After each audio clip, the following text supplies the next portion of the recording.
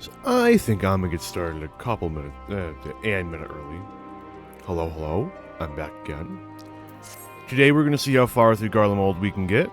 I have mixed hopes, but we'll see how it works out. As I was coming back to the location of the New Game Plus, I did notice something, which is that a number of the job quest NPCs are still hanging around. Hang on. I got Alcasolcos right there. We got the monk one. Kokobuki. I wouldn't be surprised if the bard one is around. Magnai's over here. Shit. So I do believe I'll be making an attempt to read their dialogue as well. Oh, there's an Albrecht. Yeah. So last time we got through the aftermath of Zot, as well as the formation of the Ilsvard contingent, handful of other small things. That's about all we did. It was a bit longer than I was expecting. I just didn't get through quite as much as I would have hoped I would have. This time we are in Garlemald, just eventually going to be taking on the tower and hopefully finally ending whatsoever it is exactly the Talaferoi are up to. And about encapsulates everything. I believe.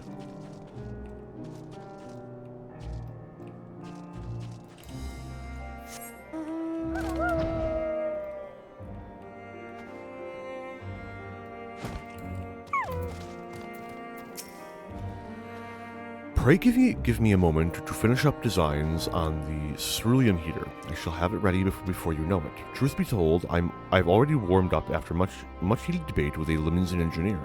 For a mercy, we managed to make an important discovery in the process.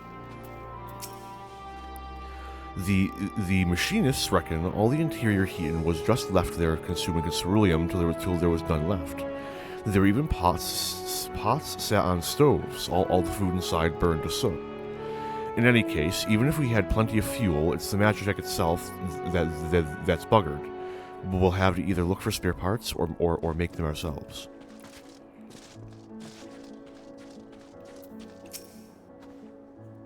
The temperate are being treated here, so some of the allied nations' best conjurers are tending to them, but it does not seem like everything is progressing smoothly.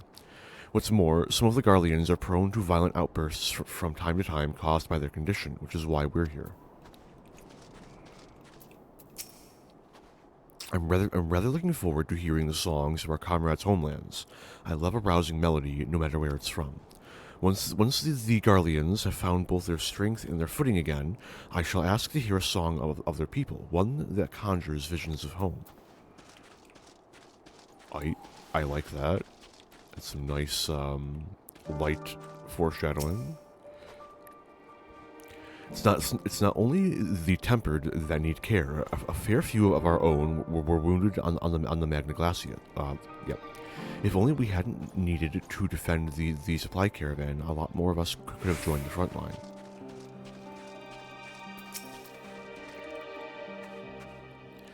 I made the mistake of asking Bornyar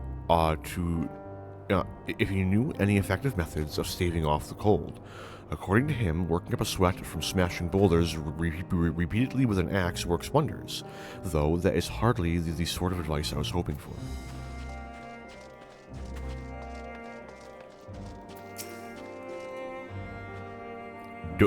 Don't you worry, nothing gets past me. That was fucking worth it. Training is of vital importance, as it allows us to be ready at a moment's notice. Obvious advice, I know, but it's worth reminding ourselves every now and then. So, any spare time I have, I spend in the betterment of my abilities. And on that note, listen everyone, train and train hard. Let's show our enemies that no freezing winds or icy hellscapes will break our spirits. I don't think I know that guy.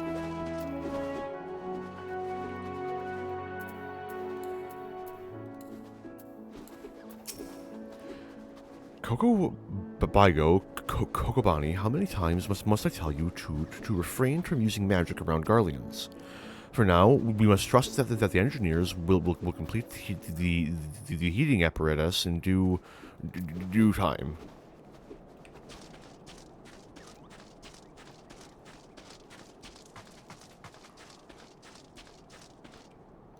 Don't know who that is. Most of the members of Lente's tiers and the Bosnian resistance have joined the other scouts in the field. And since Lys and Pippin's troops are already keeping an eye on the airships, we of the steppe shall guard the camp against intruders, though in truth it is we who are intruding in these lands. Standing atop an enormous edifice to cast their eyes down upon their dominion, these Tlofroi and the Orinir have much in common, yet even Magnai and his ilk would not stoop to stealing the minds of their subjects and enemies. When the time comes to storm their stronghold, I shall lead the charge and leave naught but ash in my wake. Searching for survivors, if they are truly strong, they will not require our aid. But while you are gone, we will guard the camp against any man or beast foolish enough to engage us. Challenge us? Challenge us. My duty as sentinel will afford me little opportunity to seek my Nama, though perhaps one among our ranks come bearing a hot meal or such will prove worthy.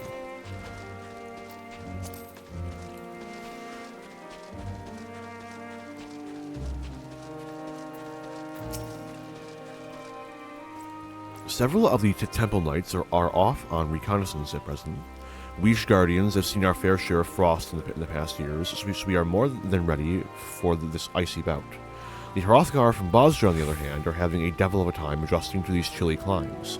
The warming stones we lent them seem to have helped them.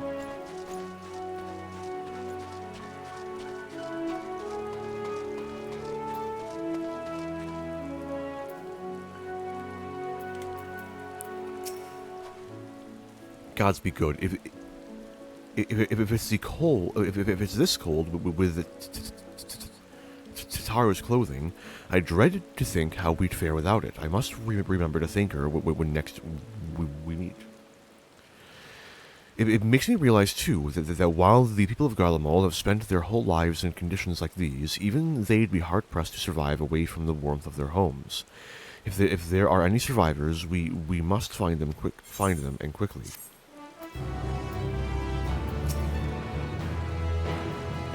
I've never thought myself much of an explorer, though I suppose my adventures have taken me to all sorts of strange and distant places. With that in mind, traversing an ice field should be a simple feat. So it's into the Ebelin Rime we go, but where do we even start looking in such a place? What ho, chums! Been given something to do, have you? As it happens, I too have an order to make myself useful. Sounds like rather a tall order. Since you ask, we're to scour the Ebelin Rime for survivors. What? Wander around ice fields on an off chance you'll find someone. You'd take forever to finish the job without the benefit of my expertise, or more specifically, my telescope. Come, friends, I know just the spot to begin our search. I'll probably regret this, but we may as well humor him.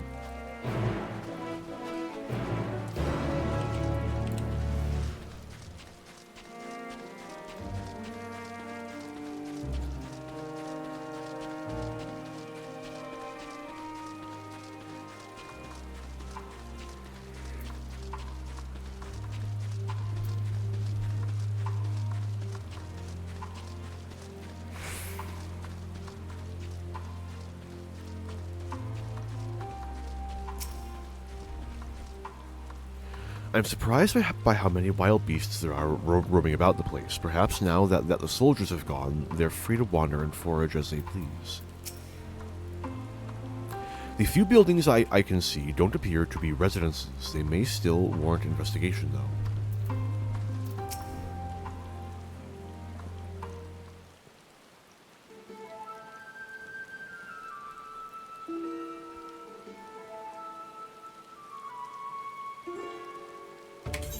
I spy with my little eye a massive sheep thing, or maybe it's a cow. Not what we're after either way. Is that an aether current? Oh no, it's just a wind sprite. Other than that, it's all snow. But lo, what do I see? Or yon hillock. There's no mistaking it. That's a girl. Survivor, show me. Over there, behind that tree. It looks like she's running away from something, though surely not. She wouldn't even know we're here unless she had a telescope like mine. All I can tell is that she's wearing a pale green dress, a rather fetching one at that.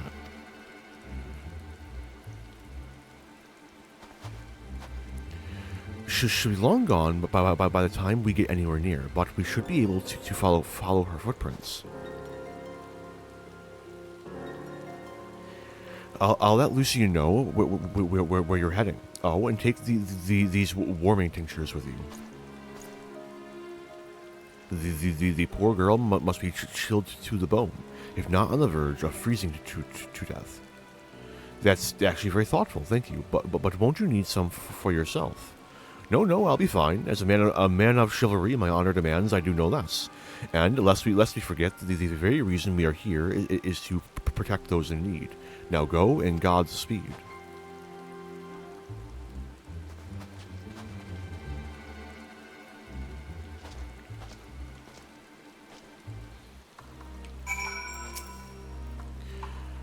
why are you still here? If you dally any longer, you will miss your chance to play the hero.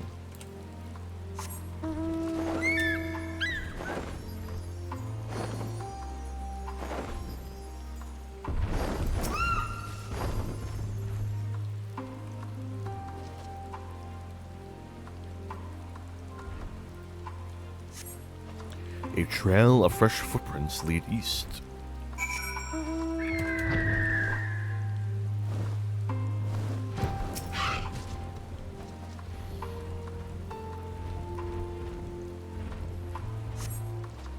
These footprints appear to be the same as those you saw previously, and they lead towards the building. Should have talked to Alize first. Damn. According to the label here, this place was used by those involved with extracting ceruleum. We're getting closer, I'm sure of it. At first we thought she'd gone inside the building, but the door doesn't look to have been opened in some time. She might still be nearby, so we'll keep looking around here. Then again, it's also possible that she ran right past this place. Would you mind searching up ahead? As Emmeline said, it's highly unlikely she was running away from us. Even so, we mustn't do anything to startle her. For all she knows, we're soldiers of an invading army, so we need to be careful not to give the wrong impression.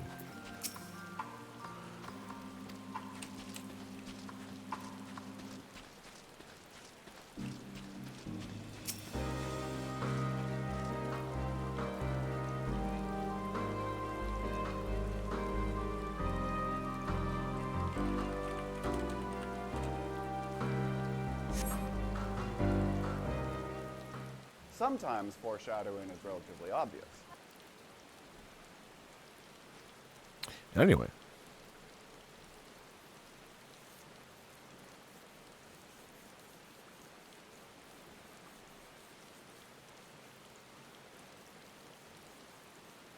The girl in the green dress anxiously surveys her surroundings.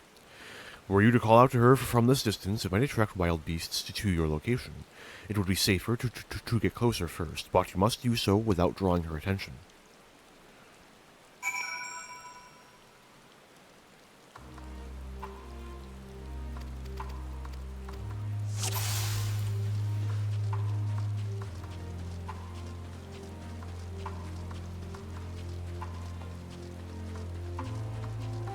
I think I remember all the checkpoints. So this is checkpoint 1.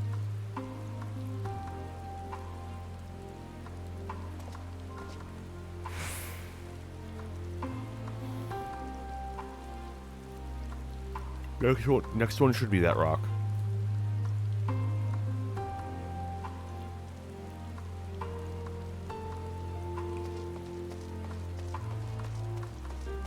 Or that tree.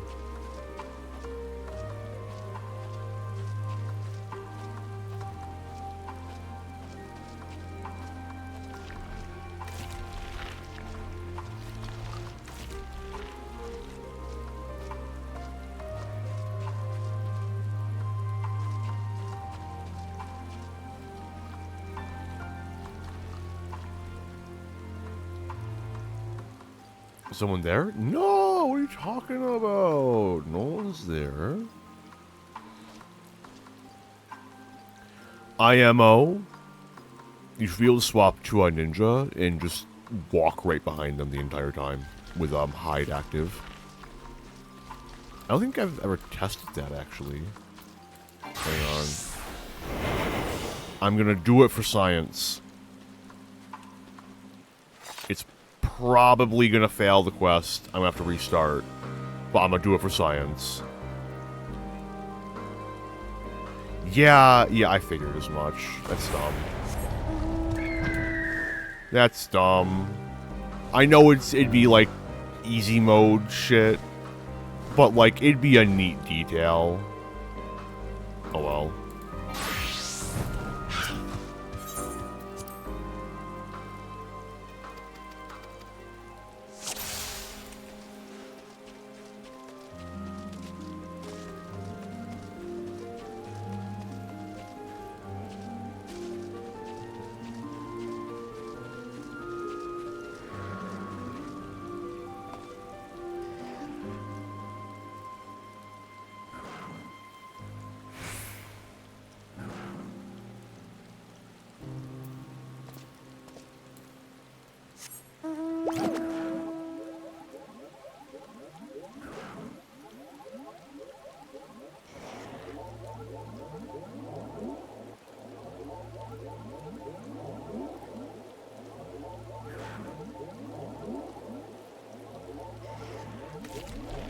she slower than my... Well, I'm in a mount. Actually, I take it back. Of course, she's slower than my walking speed.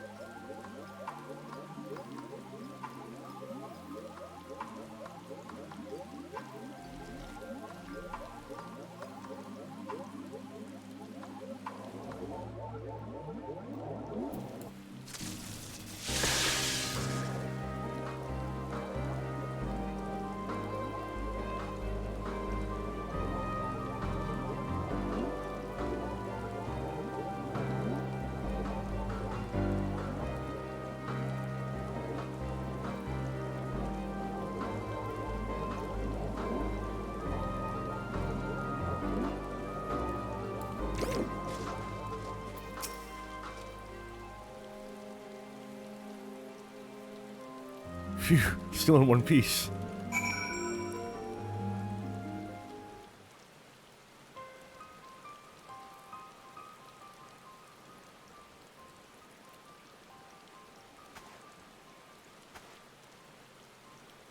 Who are you? Stay back. The house is packed with explosives. Take another step, and I'll blow this place sky high. Please, we just want to talk. I'm Alfino, and this is my sister Alize, and our good friend Arentel. We have no intention of hurting or taking anything from you or anyone else. I give you my word. We and our comrades have come to provide aid to the people of Garlemald. Aid? You savages are the ones responsible for all this. You did this to us. We didn't, I promise you. One of the other reasons we came was to find out what happened here, in fact. The Talafroi are the ones to blame. They're the ones who laid waste to Garlemald, and they won't stop until they've destroyed the entire world. They are the enemy, our enemy. On our way, we encountered Imperial soldiers who had been made their thralls. Those poor souls are now in our care, and we are striving to cure them of their affliction. You're the first person we've met who wasn't already enslaved. How were you able to escape the Talafroi's influence? Are there others like you? I'm sorry, I don't mean to overwhelm you. To overwhelm you. Let's start with introductions. Can you tell me your name?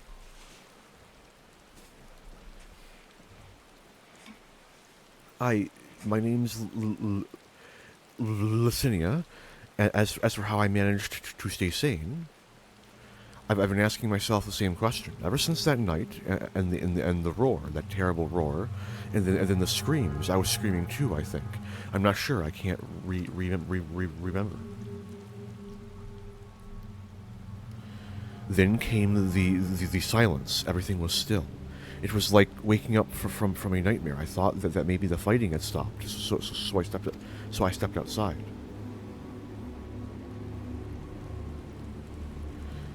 If your hells are real, I saw one that day.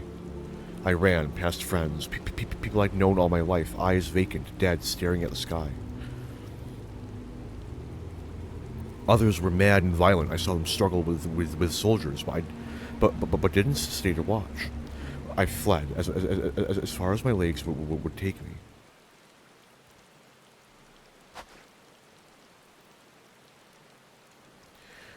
Do you have family here? Is this their home?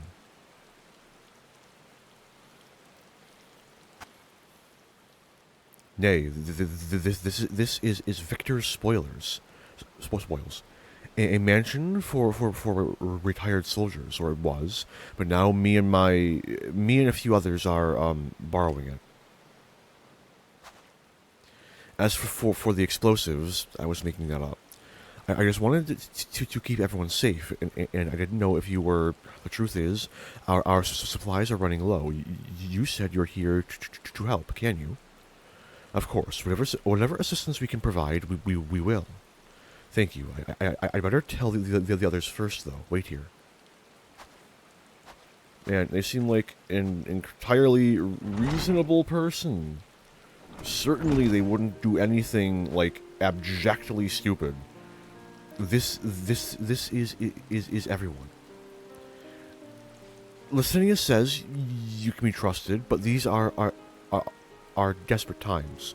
We'd be fools to let foreign troops into our home. Having said that, were you to provide us with means of heating the place as a sign of goodwill, perhaps we could take you at your word. If that is too much to ask, then leave us be. Time to put my firewood gathering skills to use. Could you provide the spark with a little magic, Alize? We'll have a fire burning in no time. May we build it under that gazebo? The what? You mean? Oh, you mean the bower? Yes, you as you will. Ah, yes, a wild gazebo. Truly a terrifying beast. Ellipses.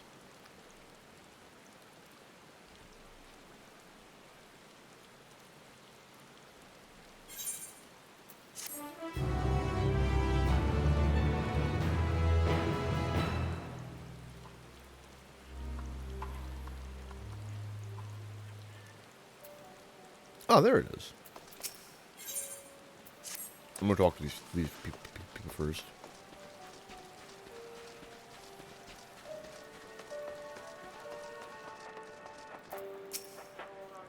Ellipses. Early signs of frostbite. This must be treated quickly. I can feel my fingers again. All's well, with food in my belly and a song in my heart. I'm curious about something, just to, you know. No! Aw, damn it. Okay, never mind. Oh well.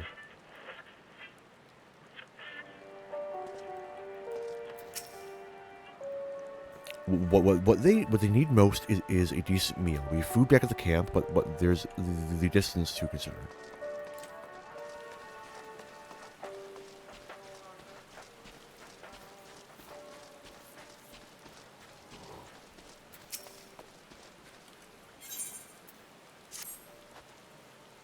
Sorry, I'm still finding it hard to come to terms with all that's happened.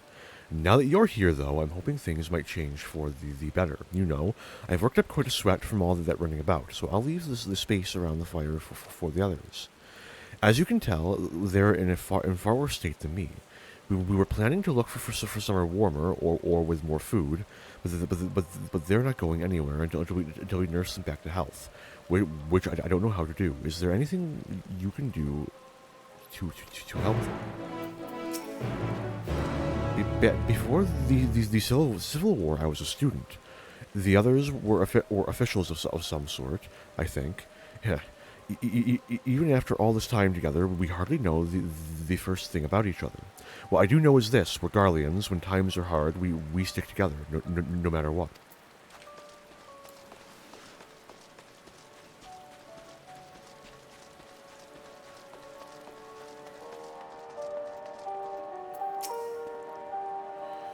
I can treat their frostbite and their wounds, but it will take time for the fire to do its work. Now would be a good occasion to make use of Amenelaine's tinctures, the ones that can warm the body from the inside out. Would you make sure everyone gets one?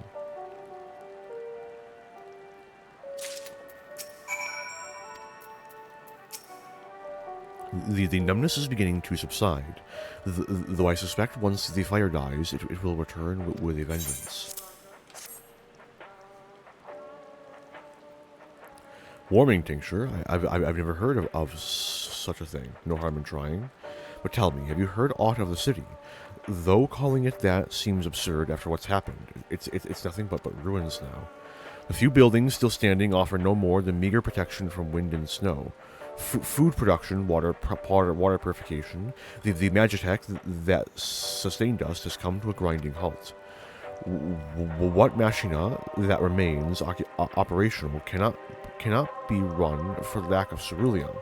Of course, Serlina Ignis is full of the stuff for all the good it does us. No one here knows the first thing about extraction or refinement. All's well, never known better. Never been better? Oh, what sweet libation is this? Is it poisoned by chance? 'Twas a joke. If I laughed, 'tis that I may not weep. So said the poet, and alas, my tears would freeze my cheek ere they fell. We are the blessed damned, to bear witness to the fall of the great empire, while our brethren lie dead or live on as puppets of flesh. First came the war, then came the roar. When morning came, Garlemald was no more. In a cacophony of gunfire, explosions, and screams was our beloved capital razed to the ground. From the rubble rose the disheveled remnants, their lavish finery caked in ash as they shuffled mindlessly towards the palace.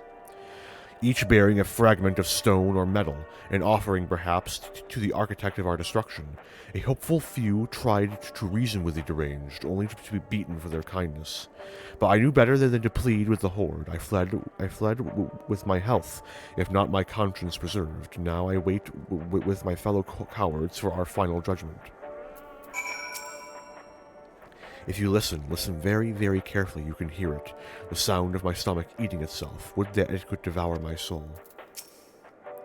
Many of our ancestors succumbed to the bitter cold when first they came to these lands, much as we are now. But with discipline and order, any obstacle can be overcome.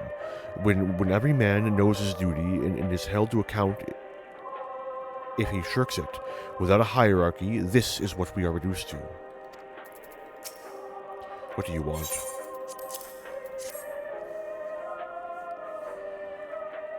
A tincture. May as well drink it, I suppose.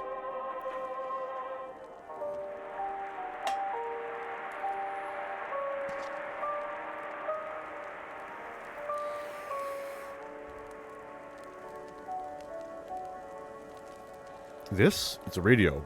You don't have them where you come from, I take it. We use them to listen to messages sent by others, even over great distances. There are different types, but this model is by far the most popular, made with quality components crafted from the finest ore. With the finest ore, sourced from locust aminos. It is.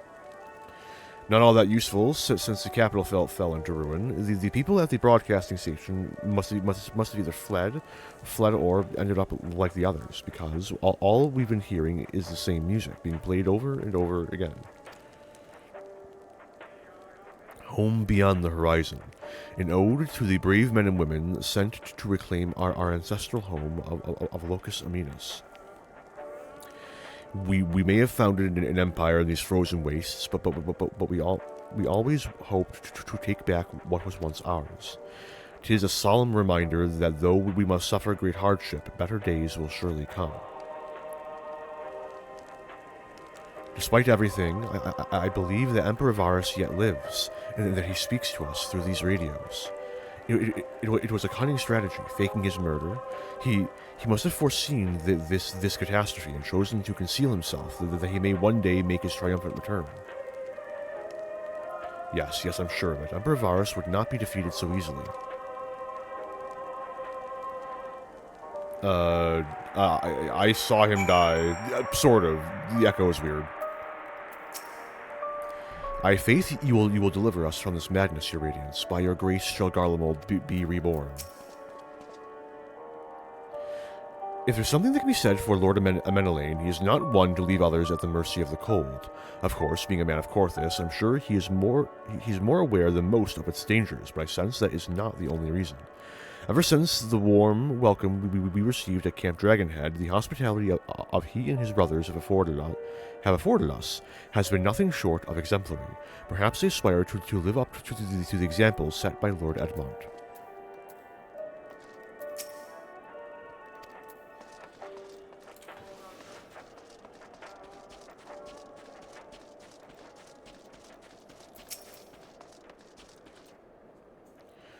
What's that?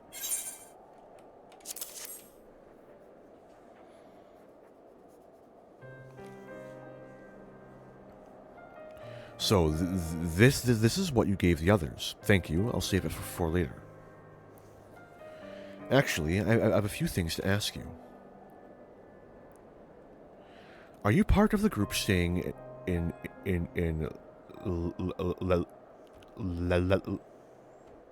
Latirum? I saw Legatus Vergilius troops heading toward the Magna Glacius a few days ago. Are they the ones you encountered? Camp Broken Glass, you call it, and Vergelia and her men are all there now. So how did you reach the Magna Glacius? Did you cross the mountains on foot? Got airships. Airships. Then there might be a way to. Lucinia, where is everyone? Is something the matter? I heard a voice from inside. A voice from inside, you say? You must be imagining things. Everyone's out here. Perhaps a baby Almnasty has found its way into the house. It wouldn't be the first time. Without the soldiers to scare them off, wild animals have been roaming closer to the settlements. Some have been known to attack people too. I just had an idea. If you and yours are strong enough to defeat a legatus, then surely a few beasts shouldn't pose a threat. If you have a mind to continue helping us, perhaps you could head to the other side of the lake. There's a small group of tappers living there, people whose job was to extract ceruleum. They still do, from what we can tell. I've already tried asking if they would share their fuel with us, but they're not willing to give it away. They want food in exchange, lots of food, and that's something we don't have. We don't have and can't get on our own. On top of that, to even reach their den, we'd have to make our way past all those creatures.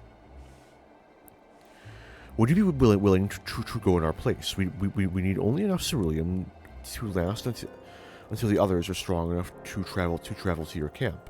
If the offer still stands, that is. Oh, and I don't expect you to give up your own supplies, but there might be another way to pay the tappers.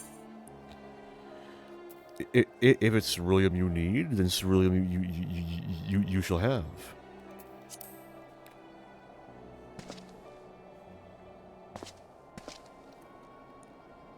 Thank you so much.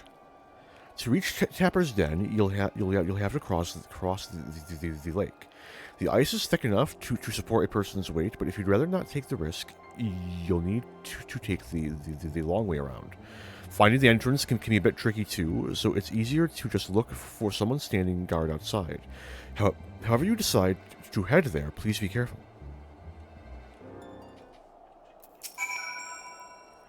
I'm not sure what else the tappers might need besides provisions, though I dare say that keeple fighters like yourself can offer them other forms of compensation, culling dangerous beasts, that sort of thing.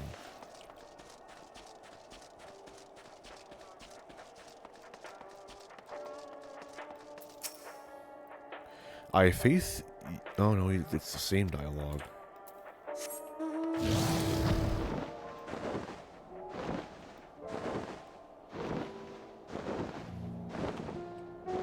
Imagine walking. Oh, it's the hunt train. That's one hell of a hunt train. Look at him go. Fuck it. Fuck it. I'm gonna fight the tree. Am I gonna get a chance, dude? Holy shit. Let me at him, coach.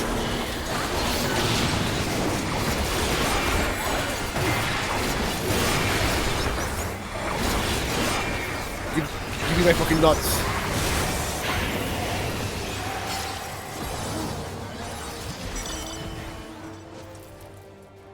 Oh, hell yeah. Two whole tombstones. Let's fucking go. Oh, hell yeah. I got a toe comedy. Wait, no nuts? Or did the nuts pop up first? 4 whole sacks of nuts? Hell yeah.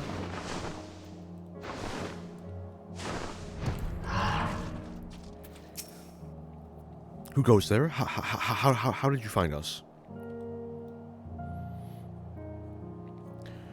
What do you mean I stand out like a sore thumb? If the purebloods over at Victor's spoils hadn't given away our location, you'd never have found us. Those stuck-up arseholes thought they could come waltzing in here demanding cerulean with nothing to offer in return.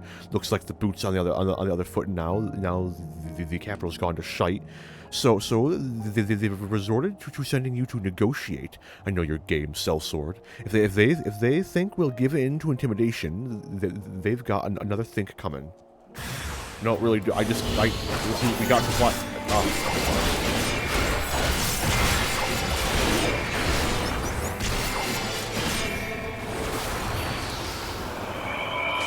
Am I dead yet? No, dude, hang in there.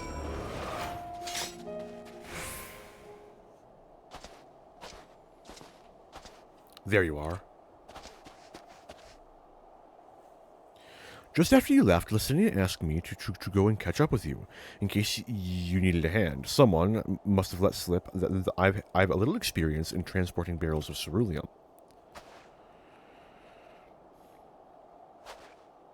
So, this is Trapper's Den. Well then, after you.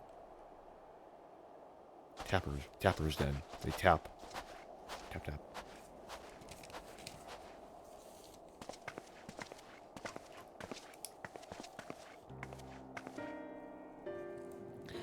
Who are you? And what happened to the guards? I beat them bloody, but they'll probably survive. Even odds. Eorzeans and rebels here to save the people of Garlemald.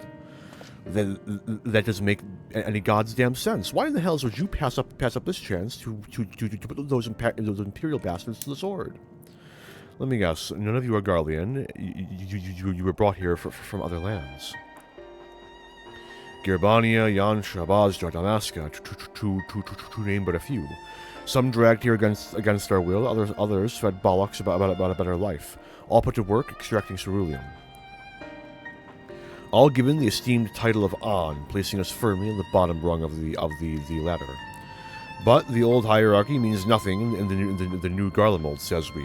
About the only thing that's escaped more or less unscathed is Cerulia Ignis, still sustaining us, even with our paymasters out of the picture. We hear you're experts in drawing up ceruleum from the bottom of the lake, but how can you do that if it's frozen over? Ha! Wouldn't you like to know? Trade secrets, I'm afraid. At any rate, it's not as if ceruleum is used for much these days. What with the city in ruins, we take enough to power our heaters and save the surplus for later. And though it helps stave off the cold, it does sod all for our hunger, unless we can trade it anyway. Speaking of which, be sure to tell your contingent we've got ceruleum by the barrelful if they're interested. We'll exchange it for whatever provisions they're willing to spare. We can certainly ask, but if you're all free to go now, why carry on living here? Free to go? Go where? Even if we manage to get back to our homelands, there'd be nothing left for us. Thanks to the Empire, and the knowledge and skills we acquired working here would be practically useless outside of Garlemald. So we're staying for the time being. Long as there's a need for ceruleum, we'll find a way to get by, even if Garlemald, as we knew it, is gone for good. Gone for good.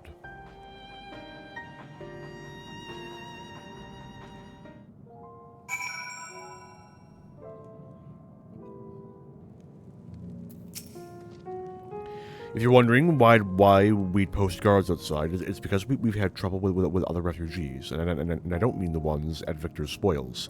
Some of them come bearing weapons. We don't take no for an answer, or they don't take no for an answer. As for the two guards you met on the way in, I'll tell them what we've discussed.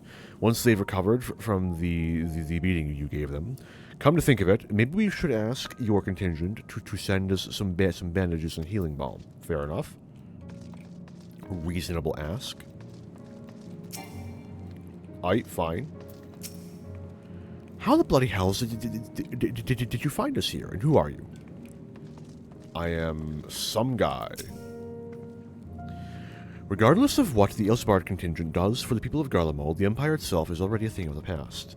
For many, that would be a cause for celebration, while for others, their whole way of life has been turned upside down. After all the atrocities committed in the Empire's name, perhaps it is for the best that it is consigned to history. But what of the ordinary people, their lives, their stories? Should they be forgotten too? I suppose there'll be plenty of time to ponder that later. For now, let's see about getting some ceruleum. The fire we built at Victor's spoils won't last forever, and it's too dangerous for Licinia and the others to search for more kindling. If we get them some ceruleum, there'll be one less thing for them to worry about, for a time at least. So, you've come seeking ceruleum, have you? I wouldn't mind some. I can, kill some beasts if you need it. What? Those purebloods up at Victor's spoils sent you? To turn their enemies for help, they must be more desperate than I'd imagined. Then again, Licinia's got her little sister to think about. A sister? But we only saw Licinia and 3 men. It's possible she died from whatever was ailing her. If she needed treatment, I doubt there'd be any way to get it around here. I may have refused Licinia at first, thinking she'd come back with something to exchange, but I can spare them a bottle's worth of ceruleum. Consider it a reward for introducing me to the rest of your contingent. Be sure to send them our way, you hear? Sure you don't want me to, kill one of those weird fish things for you? You can, butcher it for meat or something? I don't know. I can't for the life of me think why Licinia would keep her sister a secret from us, but we can ask her about that after we've delivered the ceruleum. Come on, let's hurry back. Please.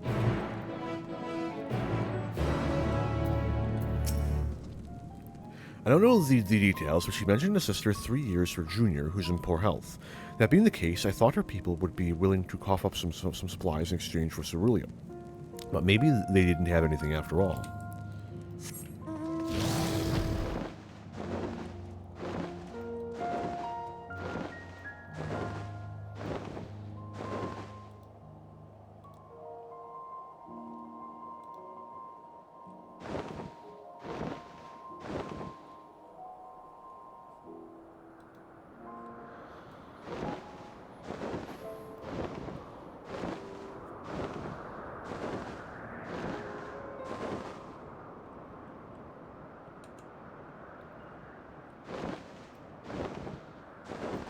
Everyone's gone.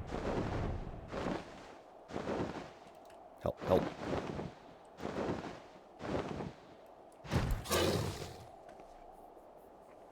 This isn't right. It's too quiet. I would have thought Alfina would still be treating them by the fire, but they're nowhere to be seen. I'll look inside the house while you search outside. They can't have gone far.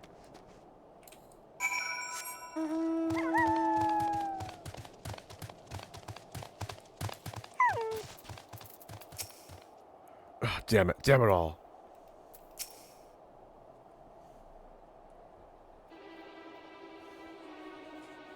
You good, man?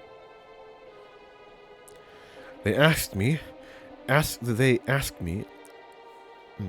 to help carry supplies.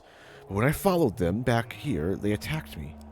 Caught me off guard, forced me to defend myself. I fear they fared rather worse than me.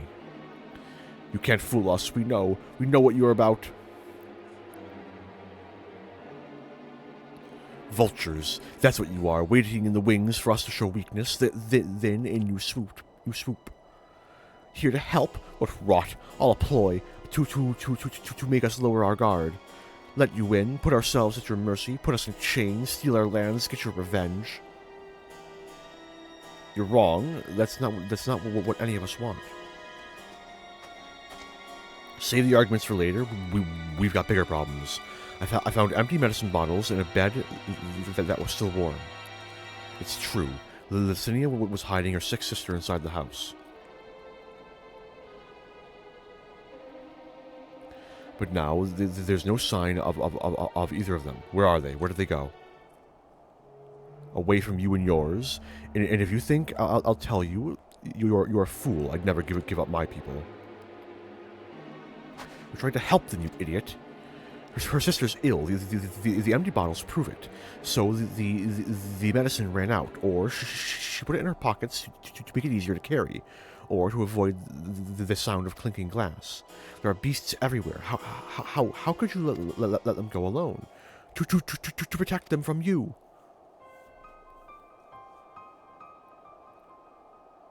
You invade our homeland, taint it with the same sorcery used to slay our countrymen. Our guardian should sooner die than suffer the insult. Better than for them to flee, keep their purity intact, than be corrupted by your vile magics. We were waiting for a chance to free them since the moment you arrived.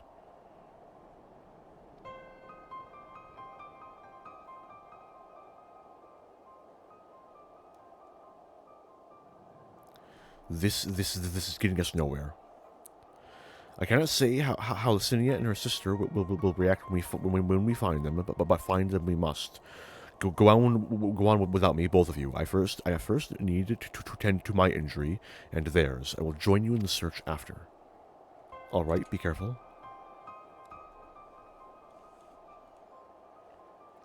We'll do our best to find them quickly. There's only one path out of here, so that's where we'll start.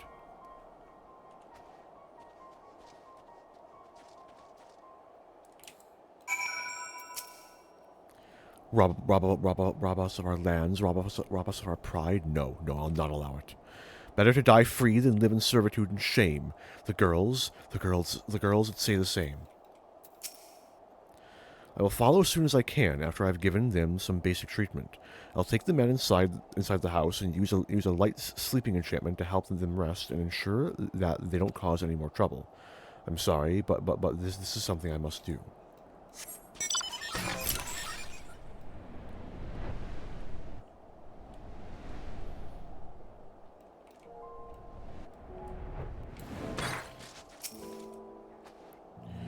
Two sets of fresh footprints. Young women, judging by the size.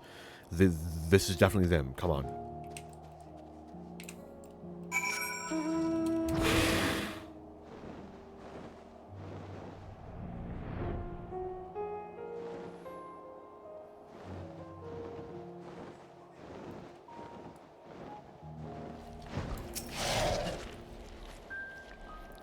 The trail stops at the frozen lake. Perhaps they chose this route so as not to leave footprints. I can't think of any other reason. Look at this place. It's crawling with beasts, and I can only imagine how hard it must be for her ailing sister to cross the ice. We could really do with Alphino's help, but we can't afford to wait for him. Let's split up and look for clues.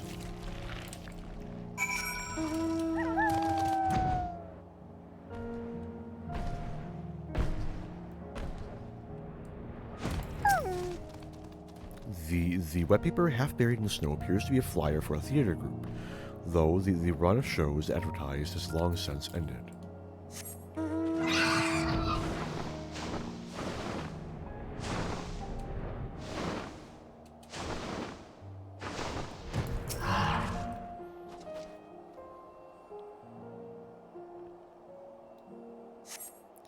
The blood staining the snow appears to be fresh, judging by the amount.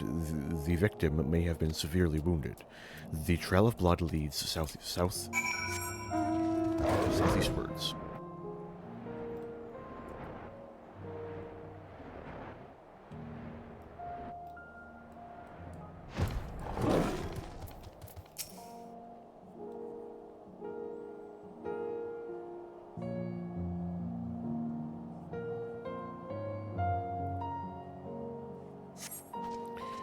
The two bodies are already cold.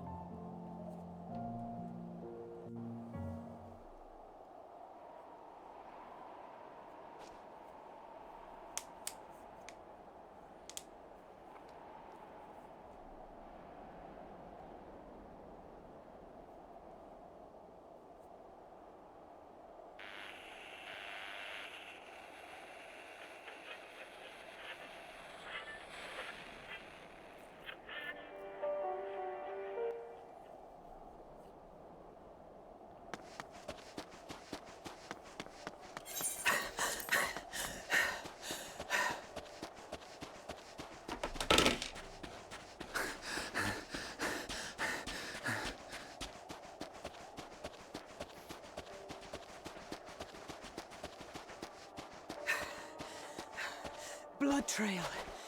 We found one. They were attacked.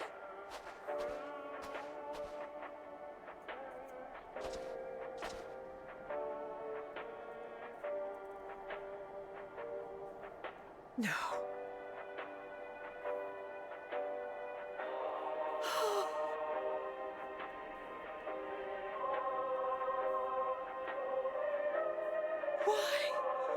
Why wouldn't they?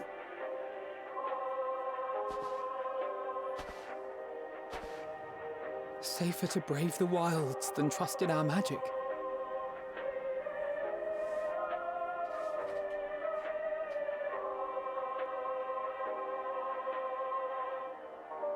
We should have... I should have...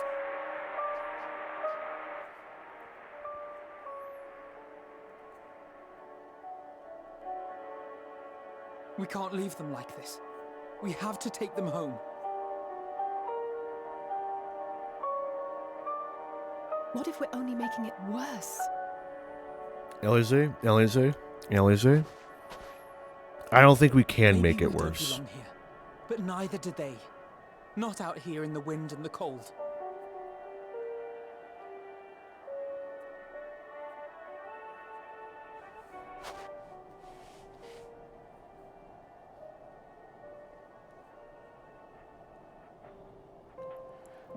I fully get what they're depicting with the Garleans.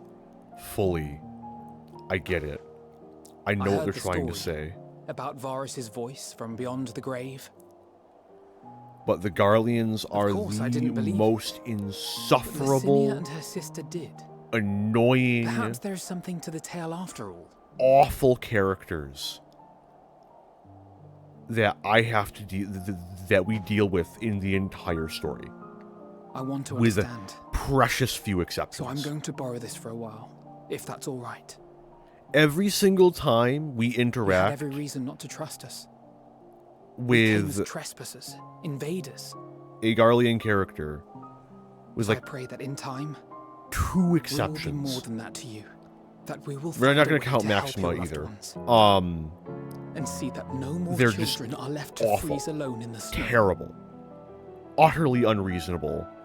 Like I get that they're like depicting a group of people who have been thoroughly like indoctrinated and propagandized to. And it is fair pointing out the fact that we look like an a invading force. All that's fair. This is the standard behavior for Garleans, as you will see going forward, with all of 2 exceptions, and one of them isn't even a full exception. And again, I'm not counting like Maxima or Cid or even Nero, Gaius, like all the Garleans we find in Garlemald. Also, ellipses. There must have been something we could have done, but what? Should we have never come here? Maybe would they still be alive if we hadn't? No, they'd have died of fucking hypothermia, or they'd run out of food. They were dead either way. Except this way, they had the option to not be fucking dumbasses and kill themselves. If only we'd had a chance to talk things over, but it's too late now. Too late by far. We've already caused enough harm here. Let us turn to the camp before we cause any more. As for those inside the house, we should send someone to take care of them. Someone who isn't us. All we can do for now is make our report to Lucia, and do everything in our power to prevent further tragedy. So, let us linger here no more. Come.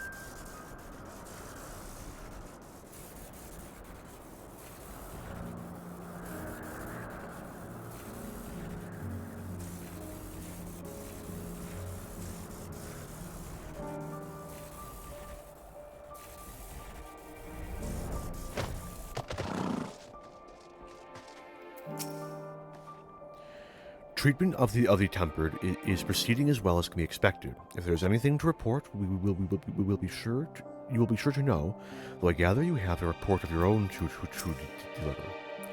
Is something the matter? The twins look out of sorts, and you seem a bit off. Forgive me for saying, but the three of you appear rather drained since your return. Is there aught I might do to be of assistance? Would you mind giving Lucia a full report? We mustn't forget to send some of our allies to Tapper's Den. We still owe them for the bottle of cerulean. Elise and Elfino, tell me they have finished. Oh, I see. Elise and Elfino tell me they have finished their preliminary research for survivors, but refrained from saying much more than that. Clearly, they are reluctant to provide details. Might I ask for your account? Yeah, they're fucking idiots who would literally rather die than see someone throw sparks from their fucking fingers. Truly horrifying. We shall inform the troops of there are monsters and instruct them to proceed with literal the random animals who cast magic. When a sapient person does it, with the ones at the victor's spoils. They may be more willing to listen to a fellow Garlean and accept our offer of assistance. I pray you are right. And though I am loath to burden you any further, should there be an appropriate occasion to speak of Licinia and her sister, please do so.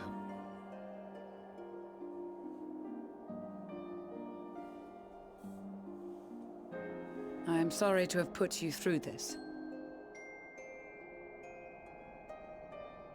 My distress is nothing compared to their suffering. Is making my fucking So tell me, what else have we learned? Close. Horrifying. Kill me.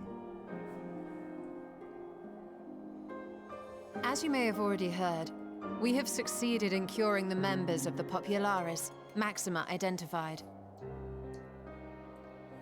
They have provided us with some intriguing insights into the current state of Garlemald.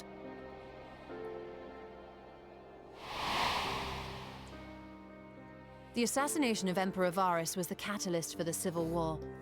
Nerva declared his claim to the throne, and his opponents refused to recognize it. Fighting broke out in the capital, where Nerva's Third Legion clashed with the First, who remained loyal to Varus even after his death. Of course, even Imperial warmongers would balk at the idea of turning their shining city into a battleground. Like burning down the wood to spite the wasps. Neither side would be so mad. Unless something or someone inflamed their animosity to such an extent that they could not help but act against their better judgment.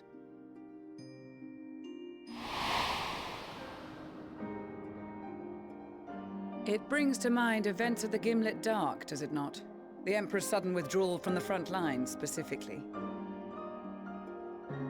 Nerva and his father, Titus, Varus's then political rival, took advantage of rumors that Crown Prince Xenos had been possessed by a demon. Elidibus, what better way to disparage your enemies than with the truth, or a close enough approximation? Indeed. But before their accusations could be substantiated, many of Titus's followers were silenced. While some were merely stripped of their status, others died under curious circumstances. One after another, suddenly and suspiciously. Again, Elidibus. Like as not, he had a hand in it. No evidence was found to implicate Varus, certainly. Nevertheless, Titus, Nerva, and the Third Legion would have judged it a brazen attempt by the Emperor to rid himself of his political enemies. And then, in the midst of this growing turmoil, Varus Sosgalvis is murdered.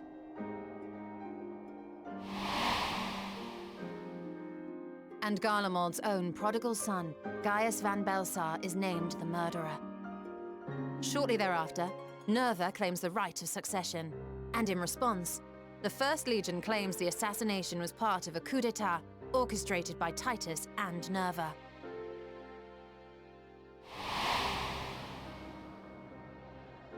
So no one is at fault, and everyone else is to blame. I should add that both parties received substantial financial backing, presumably to provide them with the means and encouragement to pursue a swift victory, and that these contributions came from the self-same benefactor. I'd heard House Brutus had been filling the Third Legion's coffers, but the First as well. It would seem so. Though the Populares determined that the First Legion received funds from a variety of organizations, all had connections to House Brutus. So Fandaniel, in the guise of Asahi, was playing both sides against each other the entire time. The information we gained from my friends does not end there. One night, shortly after fighting broke out, the capital was shaken by an immense tremor. From that point onward, they have no memories, no recollection of any events, including our clash on the Magna Glaciers. But when asked about the Imperial Palace and its bizarre transformation, they somehow recall Emperor Varus giving them orders in their dreams. May the Tower of Babel stand as testament to the glory of Garlemald. This sounds awfully familiar. We have something to show you all.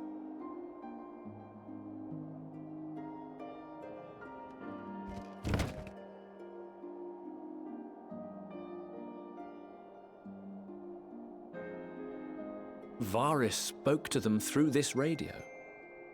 Perhaps it was a recording, but if not, that would be inexplicable.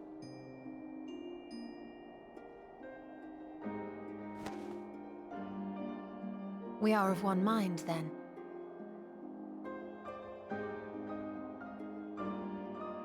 The ether that permeates the ore used in this device is almost identical to that of the talismans.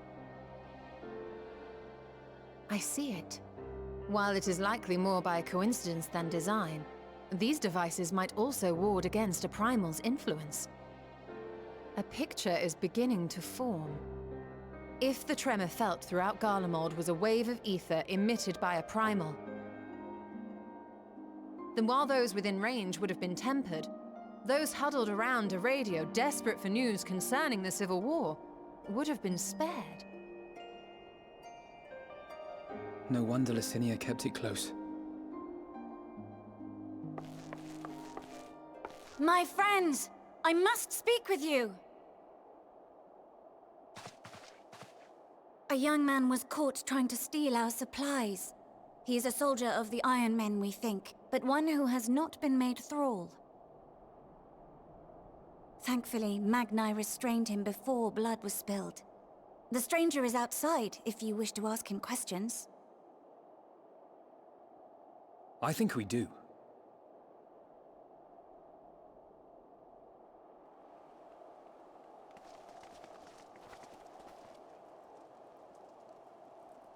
Who do we have here?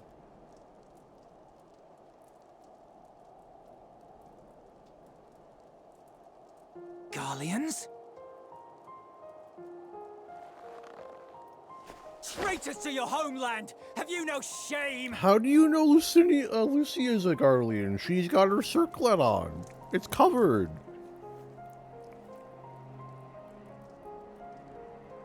I am Lucia Junius, a temple knight of Ishgard. And you are? I mean, now's out in the open. Julius But... Pier Norbanus. And that's all you invaders will get from me. We are not here to invade Garlemald. Far from it. Like you, our allies in Eorzea and the Far East fight in defense of their lives and their loved ones even as we speak. But it is the people of Garlemald who have suffered most. This we know. And that is why we have come to offer you our aid, that we may unite against our common foe.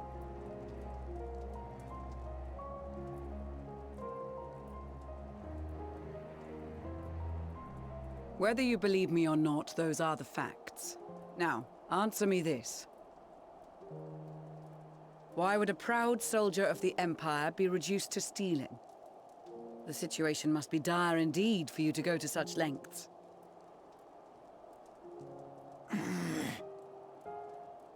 If it is supplies you seek, we would gladly share ours, or turn a blind eye while you leave with your spoils. I will not negotiate. My commander will determine how to deal with you and yours. If you wish to treat with him, I will take you, but no more than 3.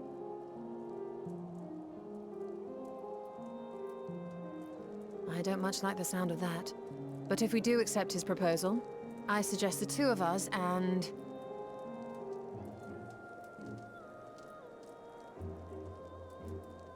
Please allow me and Alize to act as envoys. May I ask why? We have seen with our own eyes the hardships the Garleans face. How their futures and lives hang in the balance. It's not the warmest invitation, but it's an opportunity to prove our intentions true.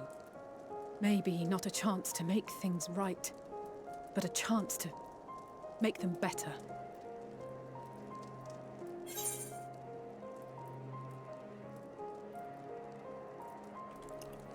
I'm going with you. Non-negotiable. I can see Alphino, but like, Alize ain't exactly our top. I can see that persuading you otherwise is a lost cause, but you will proceed with the utmost care.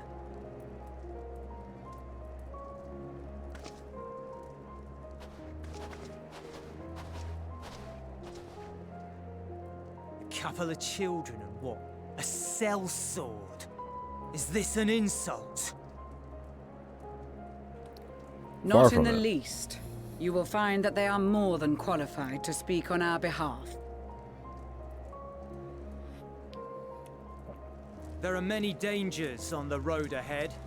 I will need that back.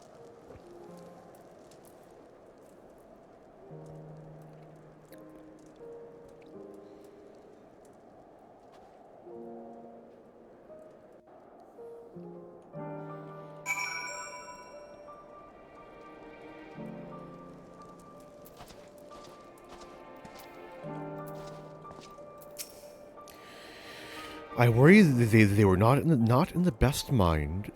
They were not in the best state of mind to volunteer for this undertaking. But what's done is done. I know you will take good care of them and yourself as well. I trust. They are resilient in the face of hardship. You as well. But good intentions and stubborn determination alone will not be enough to bring our mission to a successful conclusion. Be on your guard.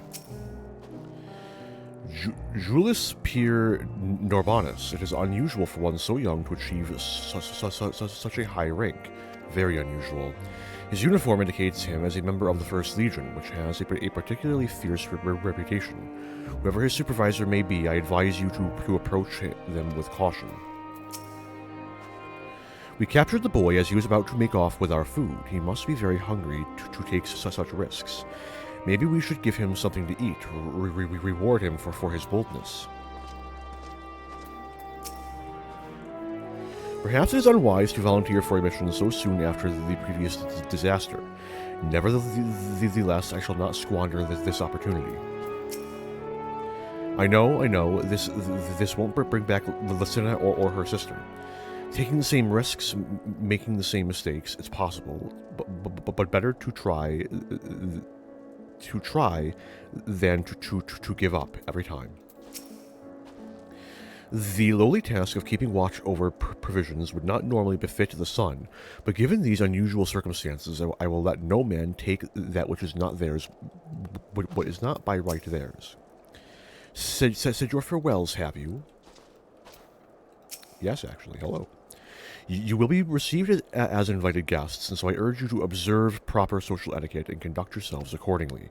Your safe return takes precedence above all else. Remember this. Thancred, in particular, will be worried sick if you are gone too long. May the Fury watch over and keep you.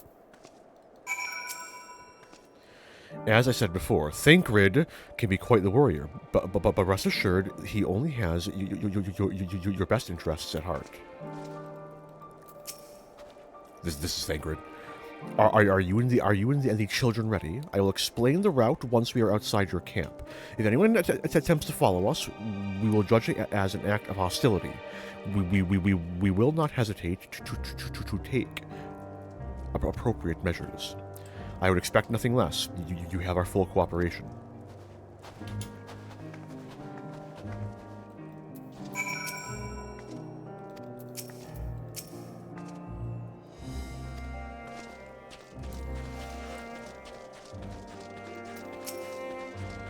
Anything new? Thank goodness.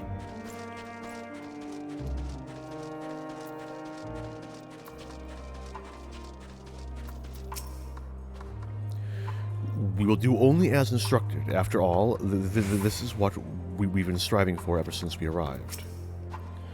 Where do you think their headquarters are? I assume there are a few others besides him and this commander he mentioned. Alright, this is far enough. Listen carefully. We head over that hill, then follow the road until we reach Liminal Station 4. Children in the lead, I want you where I can see you. We do have names, you know. I'm Alize, and he's Alphino. And last but not least, here's Arentel. Arentel. Where have I heard that name before? Oh, nowhere important, I bet. No matter, Alphino and Alize. We'll watch the road ahead while we bring up the rear. I wasn't lying about there being many dangers, so you are to run. Not saunter, run towards the station. If you ever think about going for your weapons, the deal's off. Should any creatures bar the way, we go around them. Ready to make something.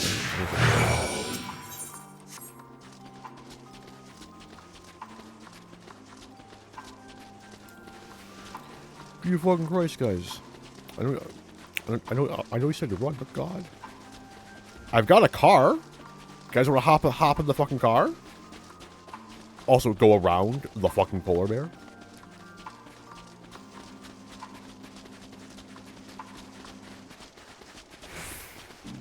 Glad it didn't fucking aggro.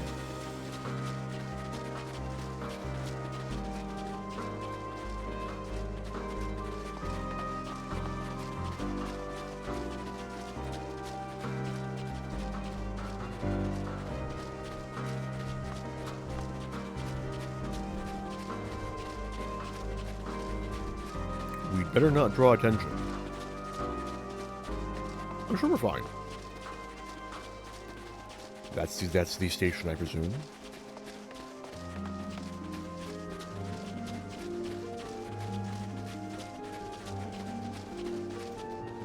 I hope Julius isn't saying anything.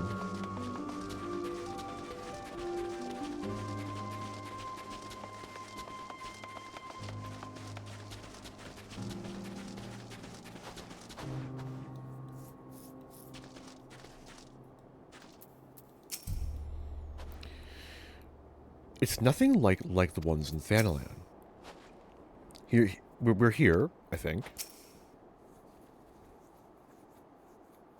Oh, bitrate's dying.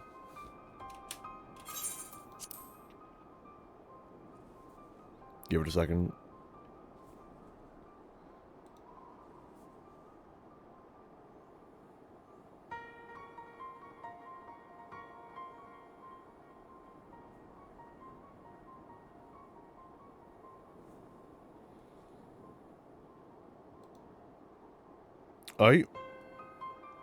Looks like that was a short one. Thank goodness. We're back. This is it. The first stop, that is.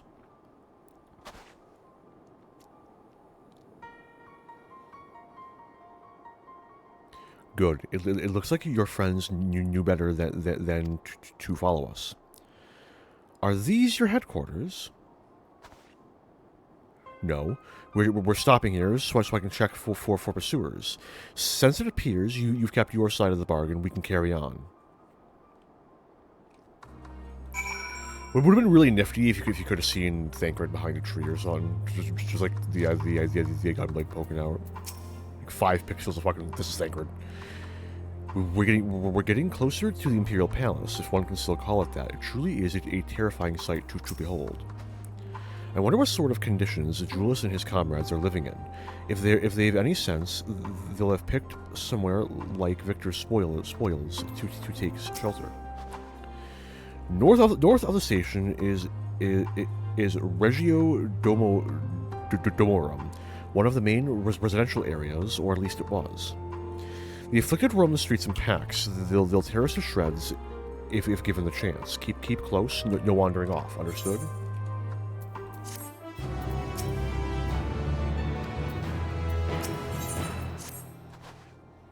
From here, we'll be heading northeast, keeping to the left of the railway. While the route itself is straightforward, getting past the hordes unseen is anything but. Keep your weapons at the ready. They would attack their own countrymen. Aye. They spare their own, but would slaughter the rest without hesitation. They will try to avoid detection. The chances of sneaking by completely unnoticed are slim at best. I will lead the way, but in the event we are seen, you're to fight them off. Those who follow us, those two will follow us, provided they can refrain from drawing their weapons. While I doubt they would be foolish enough to stab their guide in the back, I will not take that chance. With that said, let us proceed.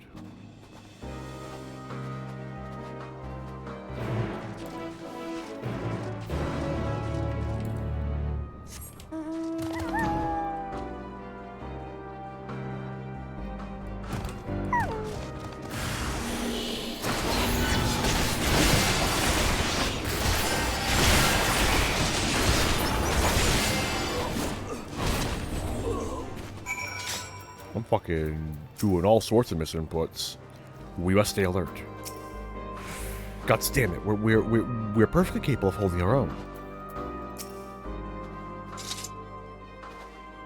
I see why your comrades chose you. Julius, our contingent has a cure for the afflicted, or tempered, as we call them. Your people would need to be taken into custody that we may administer the treatment, but they would eventually regain their sanity. Is that so? For all I know, your treatment would simply force them to forsake one master for another. As far as I and my legion are concerned, they are no longer our people. They are beyond saving. Those who thought differently and tried to reason with them were butchered for their bleeding hearts. Come, we have to keep moving.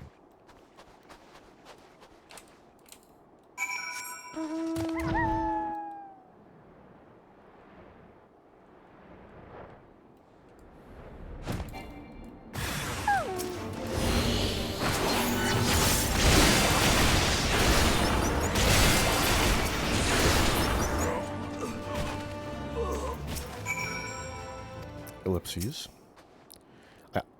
I hate to watch you bear this burden alone. It's literally nothing. Looks like we're not being followed. We will continue onward.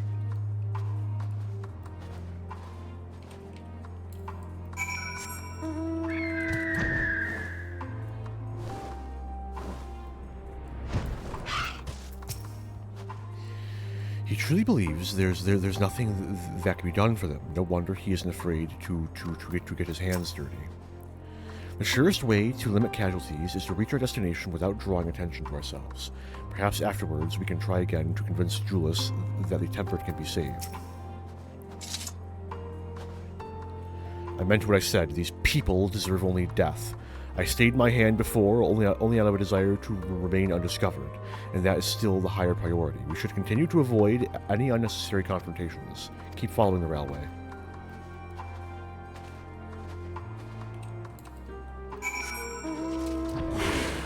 Yeah, I guess a gunblade would be loud.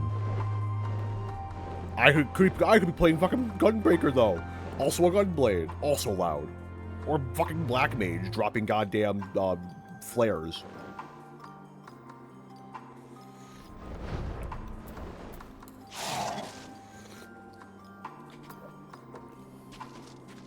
Yeah, it looks so good. Hang on, I'm feeling lazy. can Esteem do it on his own? You got this, Esteem. Fuck him up. I'll auto this one.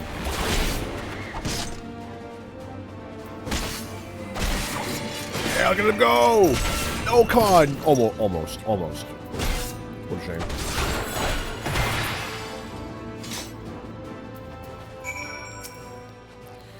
To think they were once ordinary people. Such a transformation is likely irreversible. Look at what they have become. Would you still stand there and claim they can be cured? Those exposed to a vast quantity of a primal's aether may suffer severe corruption. Even with treatment, such victims are beyond salvation. You admit it. Now that you've seen these monstrosities for yourself, perhaps you will think twice before speaking of a cure.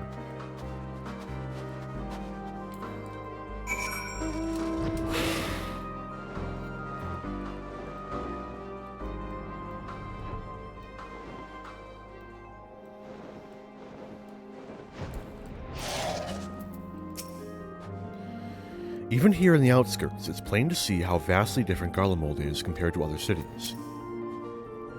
Though I wish there was another way, I thank you for keeping us from harm. We're almost there. You have to keep your side of the agreement, so you have kept your side of the agreement, so I will keep mine.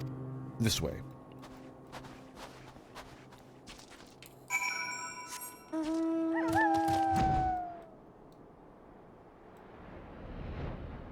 Oh shit. This is Tertium, one of Garlemald's largest stations. It now serves as our headquarters. I've already sent the twins ahead. I will be with you soon, so wait for me at the bottom of the stairs. Go on down the stairs like I told you. Or is this your first time going? Is this your first time into an underground station? They're all over Garlemald. Even during severe blizzards, we could use them to travel from one end of the city to another. Back when they were still in operation, that is.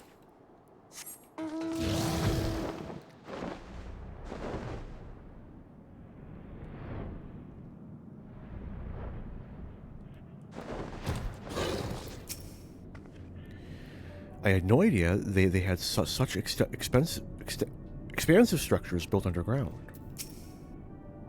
Can Garleans use aetherites?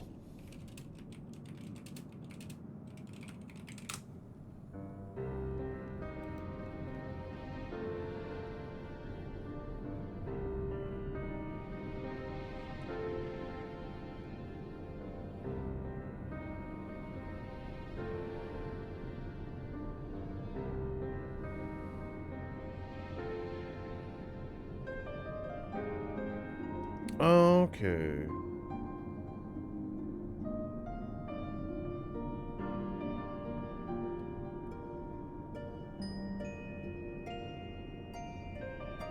Okay. Fair enough. It's plain to see, they can't, by the way. Not the purebloods anyway. And it's plain to see why they chose this as their base of operations. They could have done a lot worse. Even so, I imagine it's not the easiest place to live. Indeed, if Julius was willing to make the perilous journey to Camp Broken Glass in search of food, their own supplies must be all but exhausted.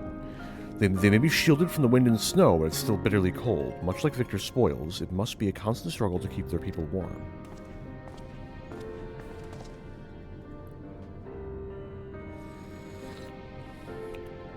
Lower your voices. While you may be here as my guests, the others will not take kindly to your presence. The commander is in the locomotive over there.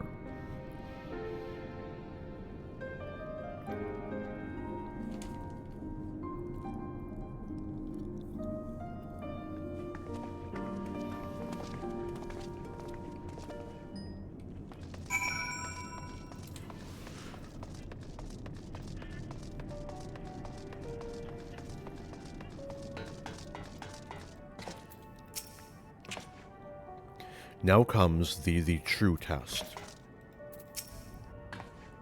He certainly looks the part. I will deal with you in a moment. Fair enough.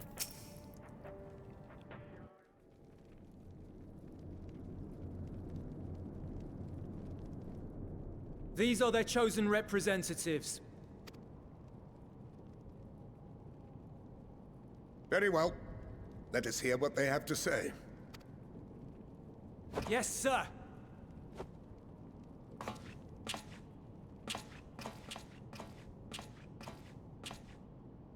I present to you our commander,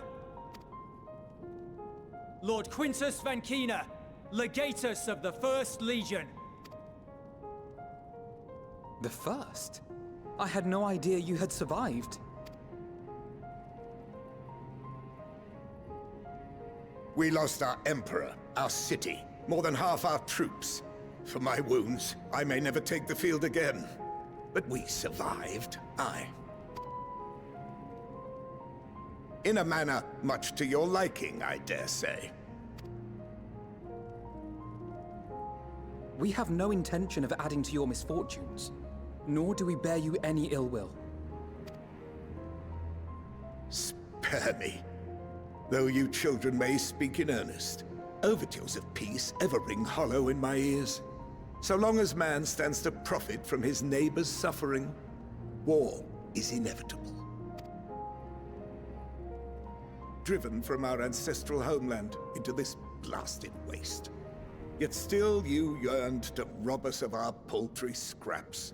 'Twas only with Magitech that you learned to keep your distance. Though we knew it was only a matter of time before you regrouped and returned. Conquest and empire were our only defenses. Emperors Solus and Varys understood this, and through their campaigns saw us grow and prosper. Much blood has been spilled in Garlemald's name, aye.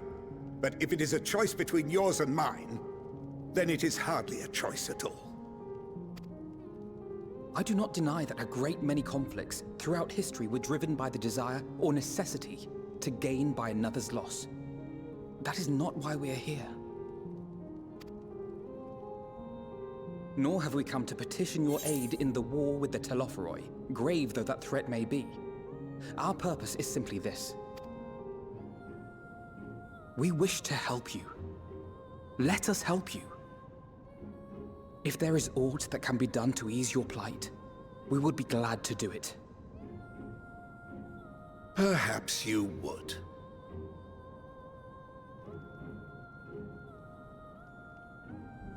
But regardless of the ideals you espouse, your leaders would not send an army into Garlemald if they did not stand to benefit.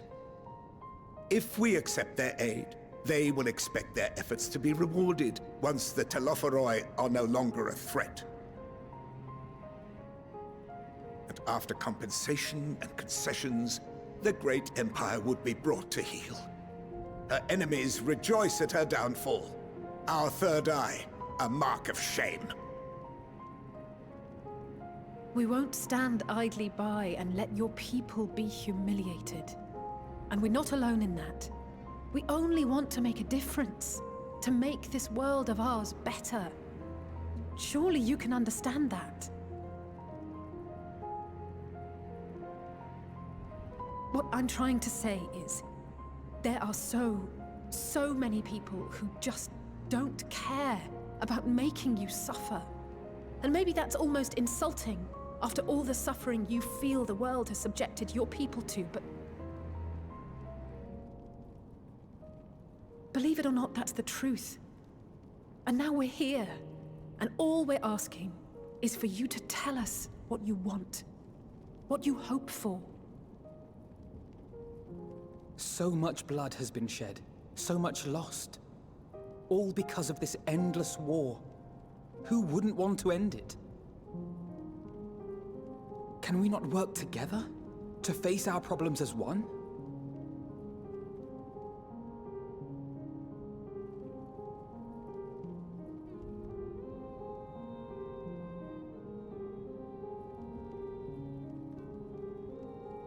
Answer me this, young peacemakers.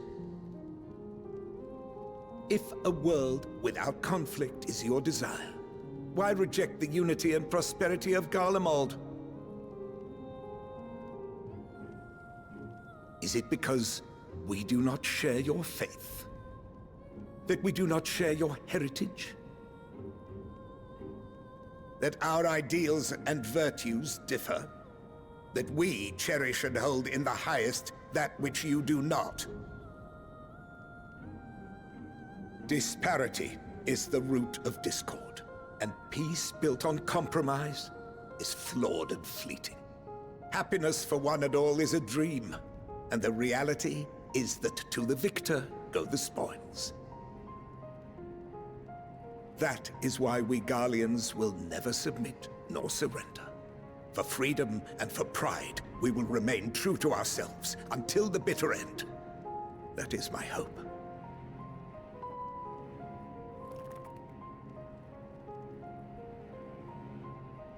It seems there is nothing more to say on the matter.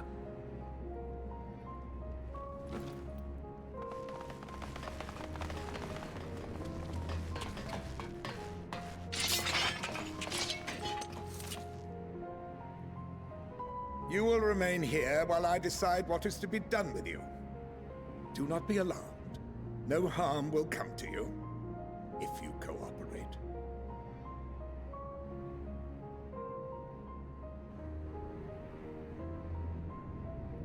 We will not resist. However, as your guests, I ask that we be allowed to speak with the other members of your group. As you wish. I had no intention of locking you up, as by dawn you would be frozen stiff and you're no good to me dead. You are free to move about the encampment, but there is one condition. Collar them.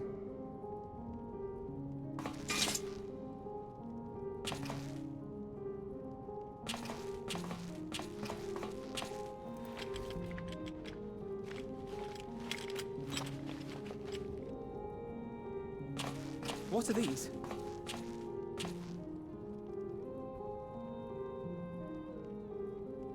Incentive. You'll be watched at all times.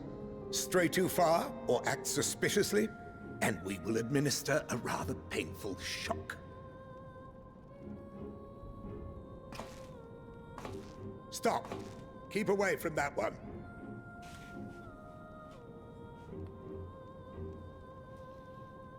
The champion of Eorzea is not so easily cowed.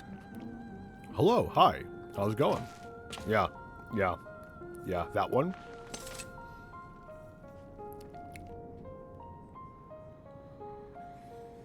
Even if he allowed himself to be collared, the shock would be no more than an itch. No. If he refuses to obey, we will activate the twins' restraints instead. Yeah, fuck you.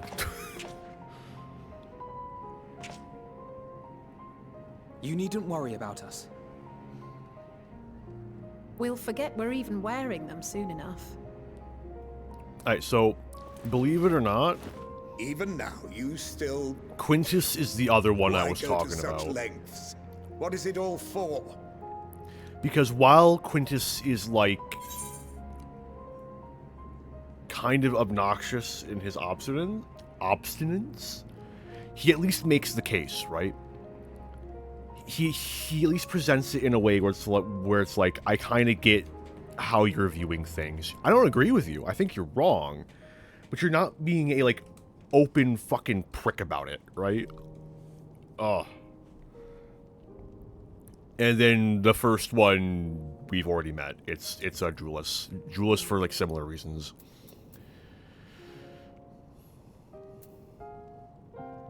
On the coldest, blackest of nights, meager though it may be, we must share the warmth of our fire.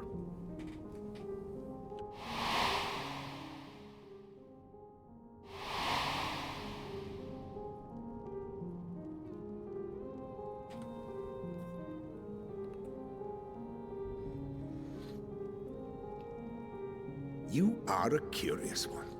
A far cry from the merciless barbarian others paint you to be. I'm on Dark Knight right now. I can stop the warrior if you want to see that side of me. You will be their warden. Take them away.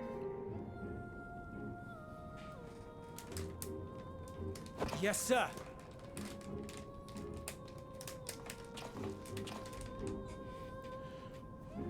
What I really, really love about this segment is that they do kind of touch on how the Warrior of Light is viewed by the Garleans as being this, like, legitimately horrifying force of nature.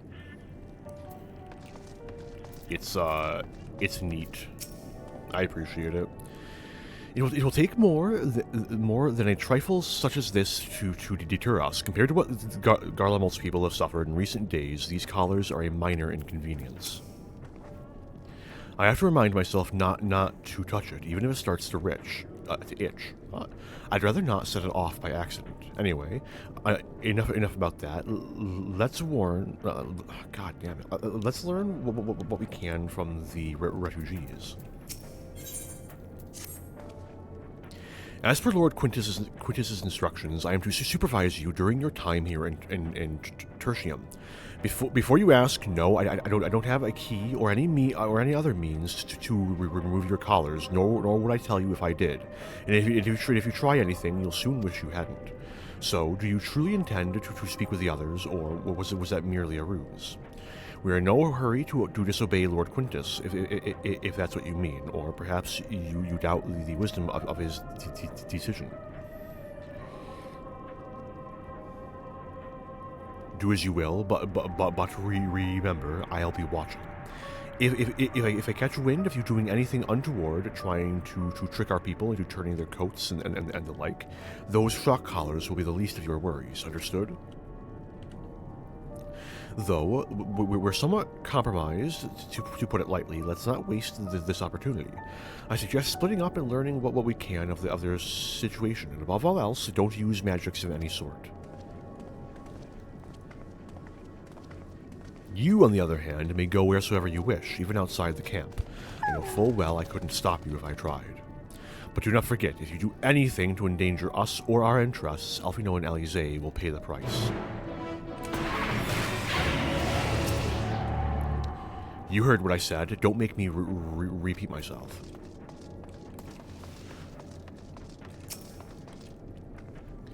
It's you, Arntel Malfren. I served under Lord Gaius in the 14th Legion. I was there on the night the Praetorium fell. You and your adventurers, you killed them. My comrades, my friends, swept them aside in their dozens as though they were nothing to you. Maybe I am too. Just another faceless enemy to be cut down. But it won't be long until our countrymen return. Until then, you get what you deserve. Return. It won't be long until our countrymen return. Until you get what you deserve. Mark my words. I was ready to abandon all hope until I saw you. Soon, very soon, we'll make you pay for every life you've taken.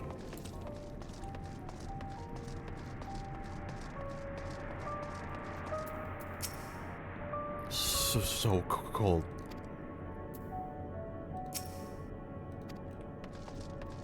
I mean, I'd gladly warm you up, but, you know, you guys are fucking magophobic. I know who you are, the so-called champion of Eorzea, come to gloat, have you? I'll wipe that smirk off your face by the blood of our fallen compatriots. I swear I'll. Damn, tore the sutures. Of all the times, the worst of the lot within striking distance, and I can't even muster the strength. If it weren't for the third bleeding us, we'd be the end of you. Vergalia's treachery nearly cost Lord Quintus's life, but we made our escape, took shelter in a mansion, tended to the wounded as we prepared to strike back, and then night fell and we gathered around the radio. Then the roar, the terrible roar. The capital was in chaos, but we were spared. If you call this a mercy, mind intact but body broken, a soldier in name alone. I'd cut you down where you stand if I could, murderer. I don't think you could, friend. Many have tried. None have succeeded.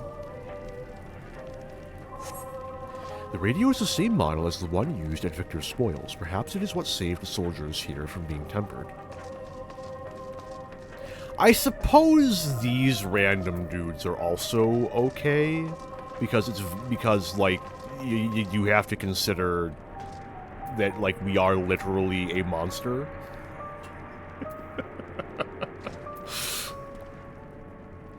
You came with Julius, didn't you? Well, whatever business brought you here, you'd best keep your hands off that aetherite. It's deactivated, but I'd rather you didn't mess about with it. There are others throughout the city built by Garleans for Garleans. Could teleport all over in the blink of an eye, provided there was a terminal nearby. These days, however, we use the aetherite's power to keep this place lit, though that comes at the cost of its normal function. Hang on. Are you a Garlean? You are. Okay, so they could use the aetherites.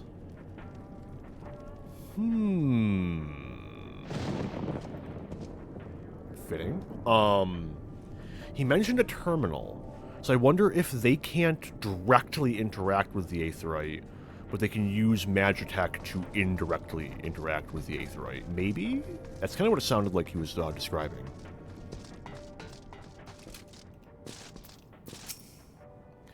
So cold, and probably hasn't had a proper meal in days. If only we'd brought some food with us, but perhaps I could use a little No, I mustn't. Gods, this is so frustrating.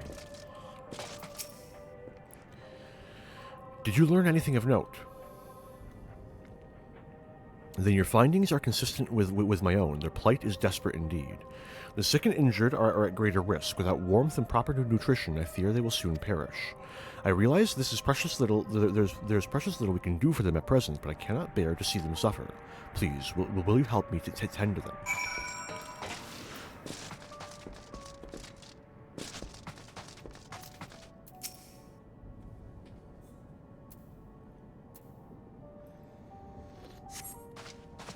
Who's there? My eyes, I can't see all that well. Ah, thank you. The numbness has subsided a little. But I know I won't last much longer. You should look to the others who can still fight. Give them my ration. If me going hungry means someone else lives to see another day, so be it. At least I can still serve in that way.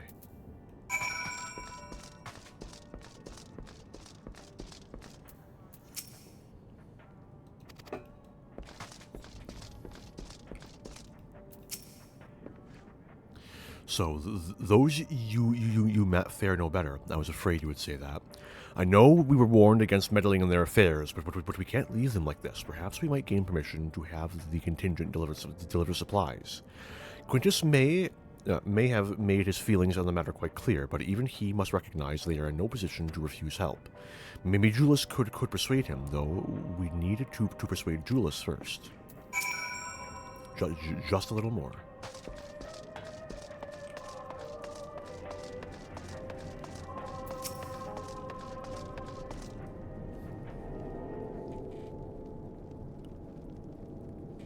Well, seen enough. He ain't doing too good. Julius, the people here have barely enough food and fuel to survive. Have you and the other soldiers been able to procure any more supplies? We've been scavenging provisions from the nearby houses, as most families kept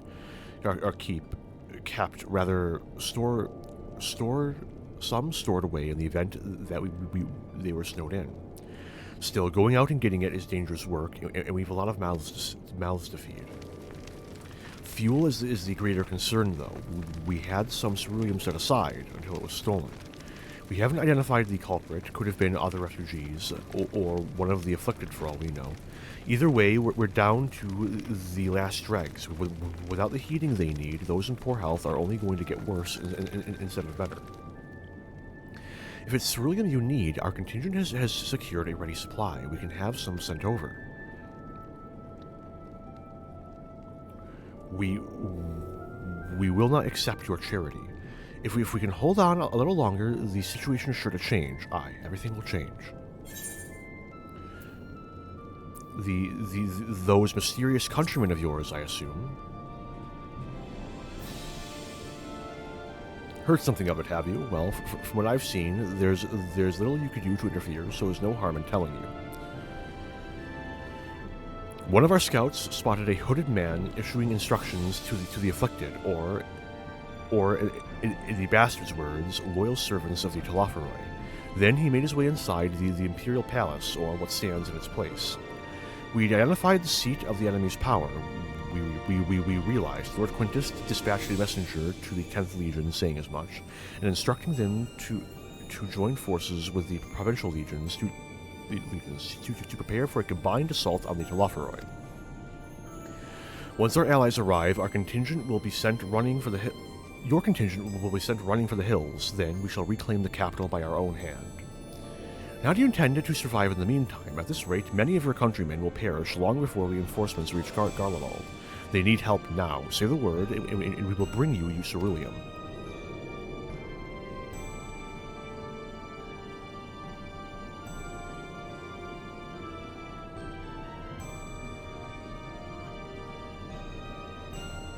I will speak with Lord Quintus.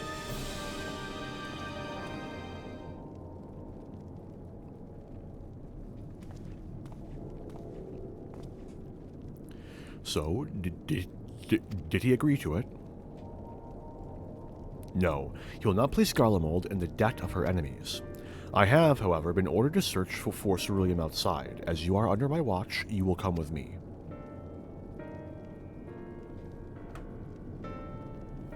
Very well. After all, many hands make light work.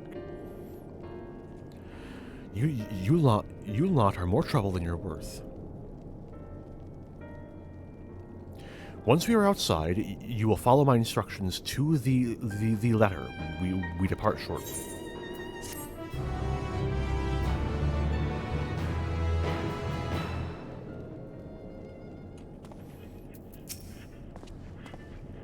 Although this is hardly the solution we had in mind, it will suffice for the time being.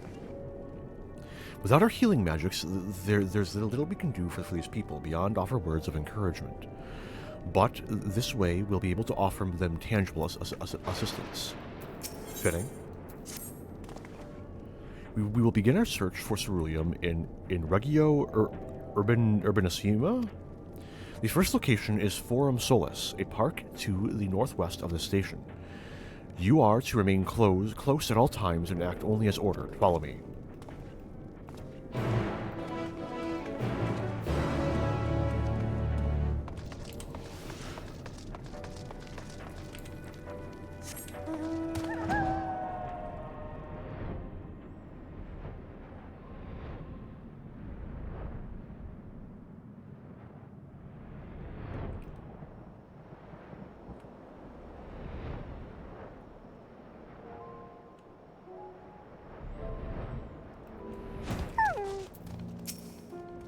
To think this macabre graveyard for War Machina was once a park. This is the place.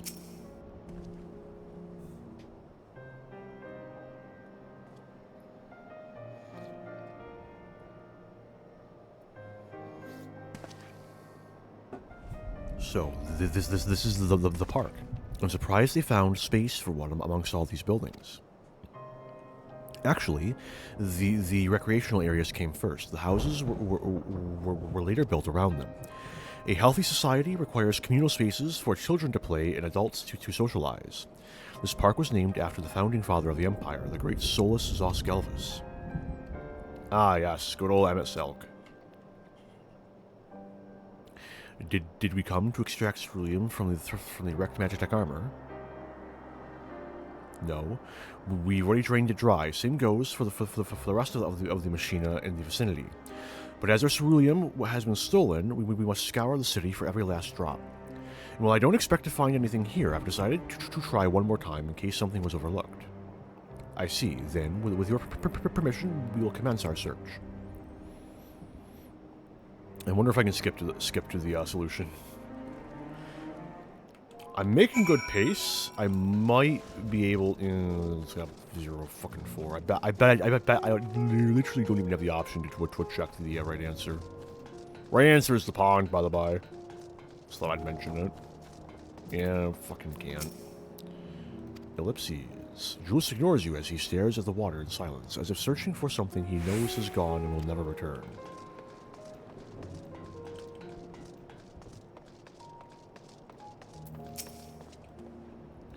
I don't imagine there would be much need for Magitech in a park of all places, but then again, I wasn't raised in Garlemald. They may have uses for ceruleum that I've yet to consider.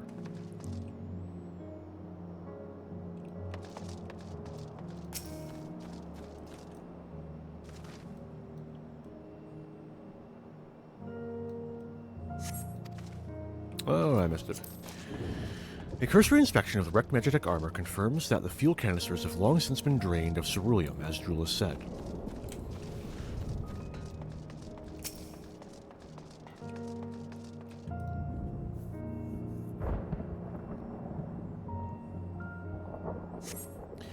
Though rather small by Garlean standards, the structure is reminiscent of a merchant's stall. Perhaps it was built for children to play at shopkeeper.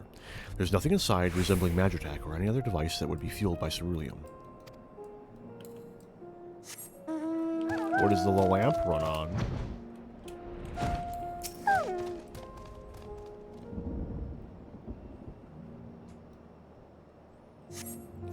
Several points of interest are marked on the map of Forum Solus. The pond, children's play areas, to your knowledge, however, none would require the use of ceruleum.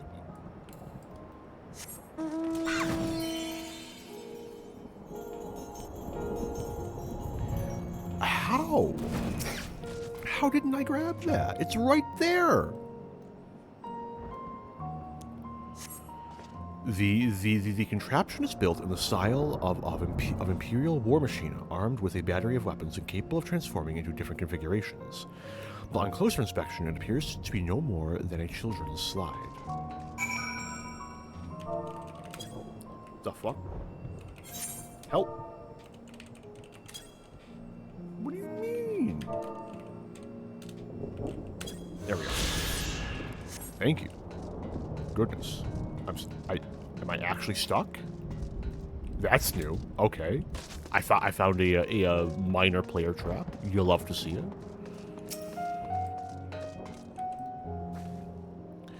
This, whatever it is, appears to have some sort of symbolic meaning relating to this park.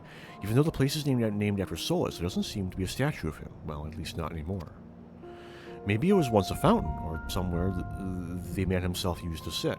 Not that it would matter, even if we knew, but I can't help wondering.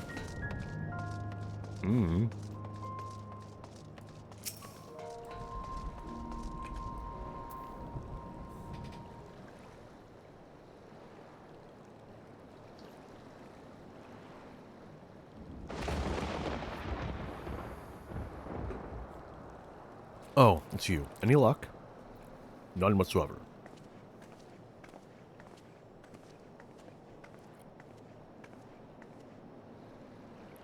There's no sign of any ceruleum. Hardly surprising, but disappointing nonetheless. I couldn't help noticing you gazing at the pond. Is something the matter? Well, yes, I mean, no, it's just, I used to bring my brother and sister here to play. The pond was heated to stop it from freezing over, so like all other children, they just had to wade in and splash about. Would have stayed there if I hadn't dragged them out. We'd be stopping wet when all was said and done, every time. And every time, when we'd get home, Mother would scold us, saying we'd catch our death walking around like that. The pond was heated. With a ceruleum-powered heater, by chance? I suppose it must have been. Come to think of it, I remember seeing engineers changing out a tank beneath a hatch. But that was a long time ago, when the water still flowed clear. It wasn't this brackish muck. We can't see a thing, and I can't remember where the hatch might be. With the machinery most likely broken, the amount of filth in there is probably the only reason it hasn't frozen over. I'd wager it's still unbearably cold, though. Julius, what are your thoughts on magic? The average Garlean would jump out of their skin if they saw it, but the first has a few foreign signifari and medicae, so it doesn't scare me. Then I take it you wouldn't mind if I employ a little now. Alfino, as you have a knack for finding dry wood, why don't you bring me some? Once that's done, a blast of fire should do the trick. Leave it to me. You're not planning on going in there, are you? Of course I am. That tank isn't going to fetch itself. It's nothing so involved as extracting unprocessed ceruleum from a frozen lake, like how the tappers do it. We're talking about a shallow pond in a park, and we have a way of warming up ourselves after. But that's insane. So, fancy a dip?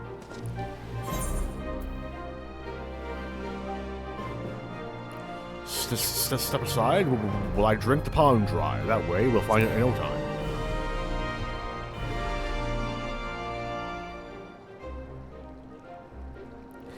That may be the stupidest thing I've heard in a while, and that's saying something considering who my brother is. I can't fault your enthusiasm though. Let's do it my way first, and if that doesn't work, perhaps then you can try your method with Alfino's help.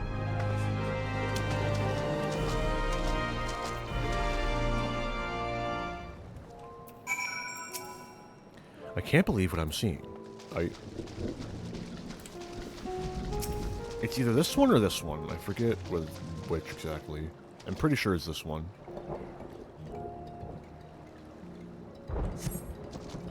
Beneath the water, your fingers catch on what you think might be a handle.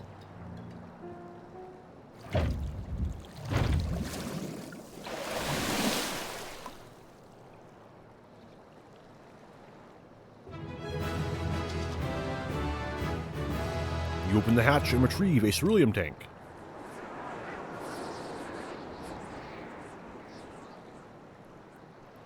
However, your grand discovery comes at great personal cost as you become acutely aware of the freezing cold and a rancid odor emanating from every ilm of your body. Julius will doubtless feel compelled to pinch his nose shut when you deliver to him your prize.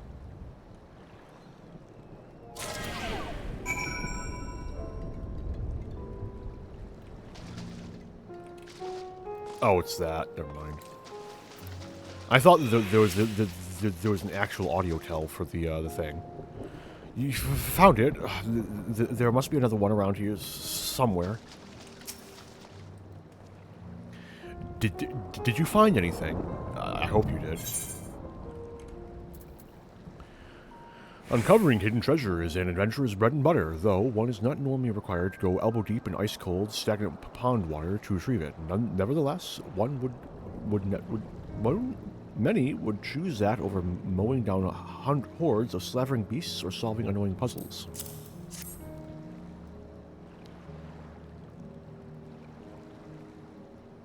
That's it, and there's still some ceruleum left. Huh. The fire is still not ready. Hold on, I'll give Alfino a hand.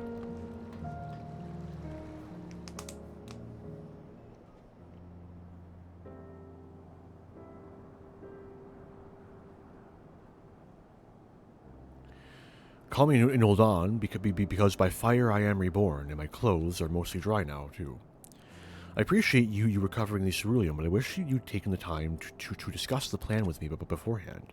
Despite the way you've been treated, in Lord Quintus's eyes, you're still envoys deserving of protection. If you were to die on my watch, he would be most displeased. Your concern is duly noted, but all is well that ends well. Julius, you mentioned coming here with your younger siblings. Did you grow up in Garlemald? I did, not far from here. My father was an accomplished researcher in his youth, and for his contributions to the Empire awarded an estate. We live well, better than many. What was Garlemald like in those days? Everything. It was everything you could imagine, and so much more. Even during the coldest winters, we always found warmth and comfort at home. Coming in from the snow, taking off your coat, and sitting down for a hot meal with family. Visiting friends and relatives, receiving that same welcome, knowing they had everything they needed, walking down the street, seeing the lights in all the houses, hearing the faint sounds of laughter and song, of happiness. And although the summers came and went all too quickly, in that brief respite, the ice would melt and the forgotten grass make its triumphant return. Gray clouds gave way to blue skies. Some mornings we'd climb to the top of the tallest buildings and watch buildings we could find to watch the sun rise. Never again. Those rooftops are rubble. Those friends dead. And those memories. But if I could reclaim even a fraction of what we once had, soon our chance will come. We just need to hold on a little longer.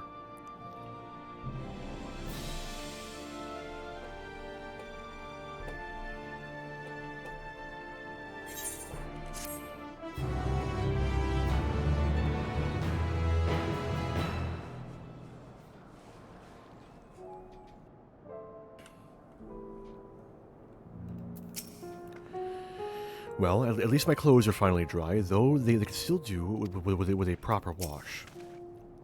Owing to the wealth of experience I've accrued in gathering firewood, I was even able to provide Julius with some basic pointers on the subject. I thought it might help to further build a rapport, and to distract him from his other concerns. All right, now that you've recovered from your escapades in the pond, there's another location I'd like to search, just outside the park.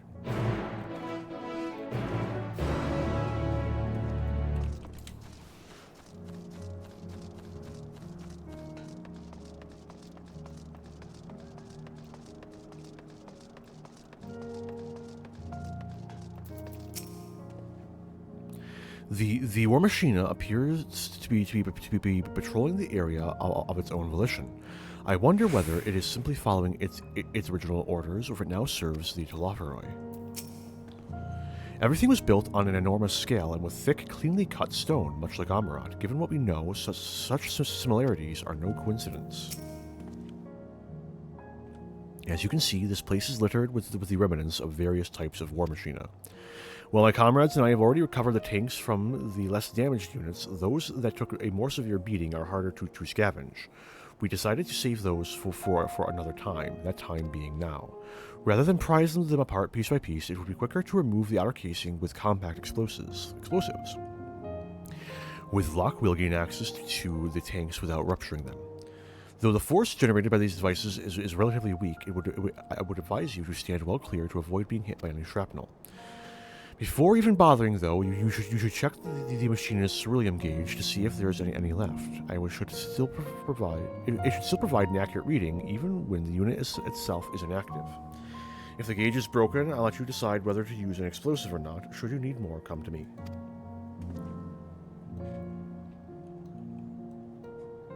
Understood. Let's get to work.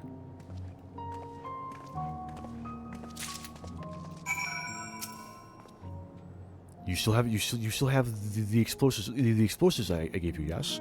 Remember to check the ceruleum gauge before attempting to remove the outer casing. If the gauge has been damaged and you can't determine if there's any fuel left to recover, use your best judgment. Using the ceruleum gauge, the unit's fuel tank is empty.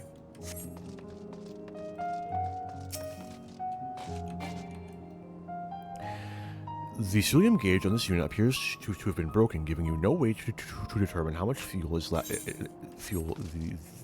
tank may hold.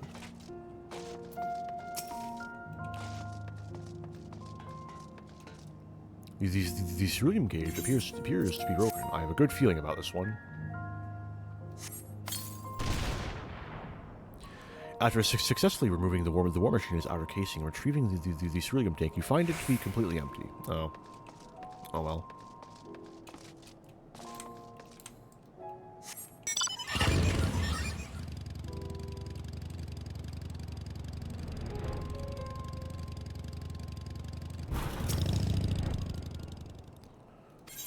Broken gauge. Guaranteed empty. This one then.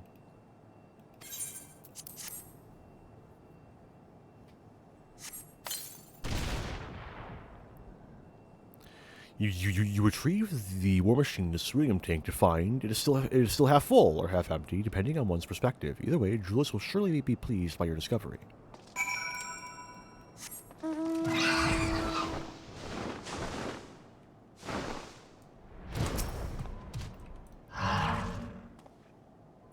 More explosives? Wait, is that what I think it is?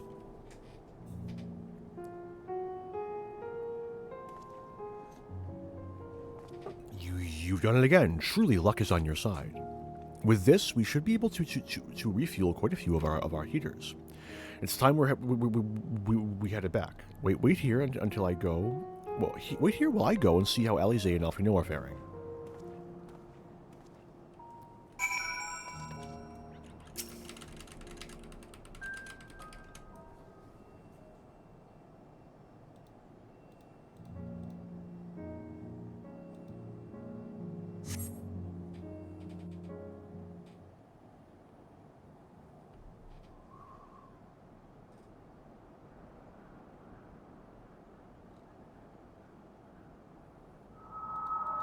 Finally escaped the watchful gaze of your keepers, have we? For now, at least. Don't react. You'll only draw attention to yourself. Just carry on as you are and listen. After you left with the Guardian lad, Lucia bade a few of us scouts follow you at a discreet distance. We observed you had been led into the station, but decided against venturing inside. When you emerged sometime later, and we saw that the twins were sporting Magitech collars, it was clear what had taken place. Now, as quietly as you can, tell me everything. So this is a story all about how... The Legatus himself, eh? Now there's a surprise. This is also the first I've heard of a plan to join forces with the 10th and storm the Tower of Babel. An interesting development, and perhaps the opportunity we've been waiting for. Our comrades back at the camp also received some rather promising news, but it's still too early to get our hopes up. For now, keeping yourselves out of harm's way comes before all else. Whatever demands the Garleans make, indulge them.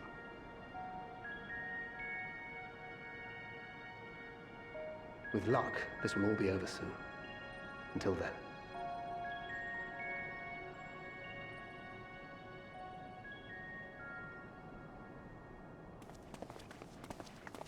They had not gone far. We searched high and low, but no luck, I'm afraid. I might have guessed you'd be the only one to find anything. I wasn't expecting much to begin with. Eventually, there will be nothing left out here for us to safely salvage. For now, this will have to suffice. We should return to the station.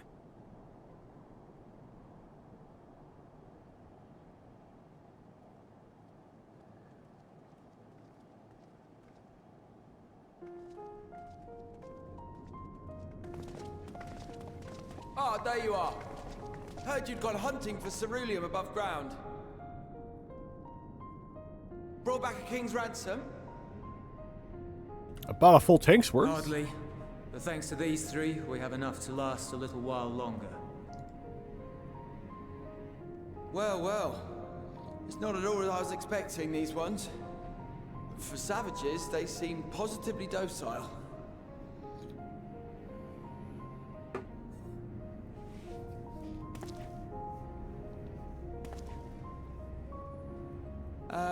It's a poor attempt at humor. In all honesty, I'm grateful for your efforts. But even with another night of warmth, there are those among us who may not live to see the morrow.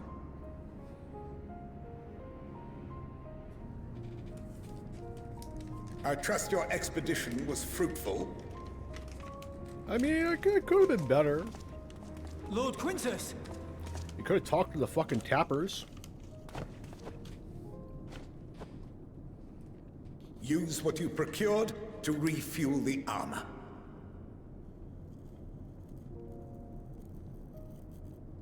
But, sir, what about the heaters for the camp?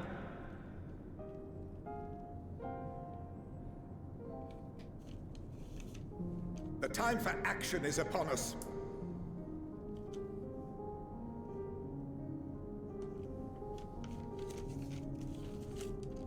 My men and I have matters to discuss. In the meantime, you are to wait here.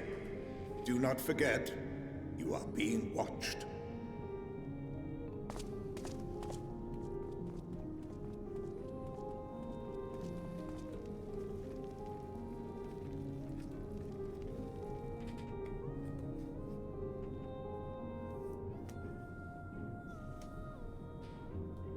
The time for action. What did he mean by that? I can only speculate. Clearly something requiring their magitech, given what we just heard. Whether they plan to utilize it now, or after they join with the 10th, is another question.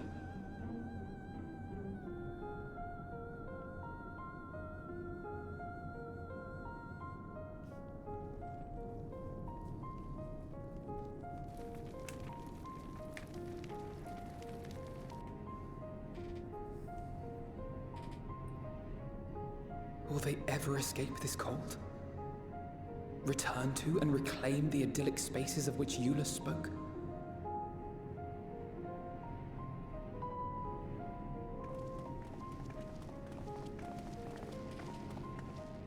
Finished your war, Council?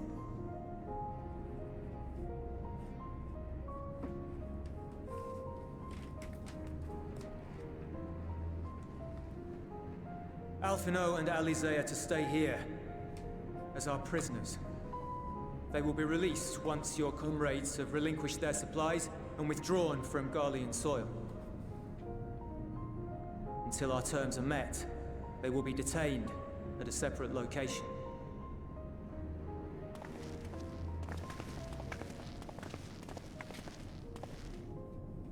After everything we've said and done, this is how you treat us.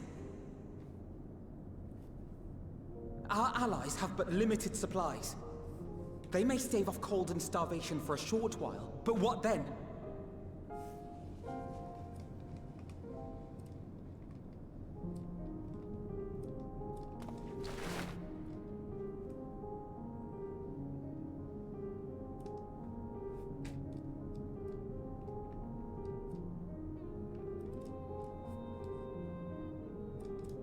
For now, keeping yourselves out of harm's way comes before all else. Whatever demands the Garleans make, indulge them.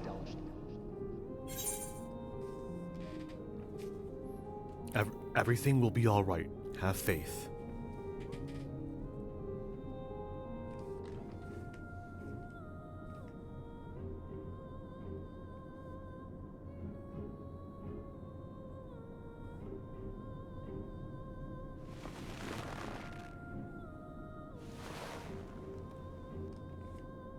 Get them out of here.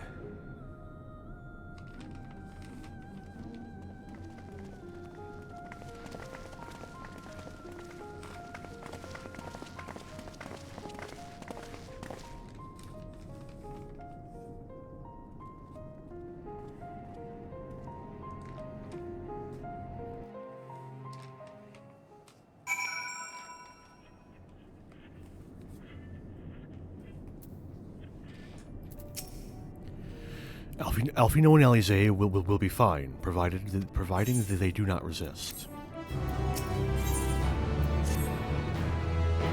You will accompany me back to your camp, where I will meet with your leader and present Lord Quintus's demands. Before we depart, however, there is something I would ask of you. Assuming your contingent complies, the supplies they surrender will need to be transported here. That task falls to legionaries Marcellius and Octavia, who will pilot Magitech armor to your headquarters. You are to inform them that we are leaving shortly. Tell them to ask the ill for further details, in those words. Once you've seen to that, meet me by the exit.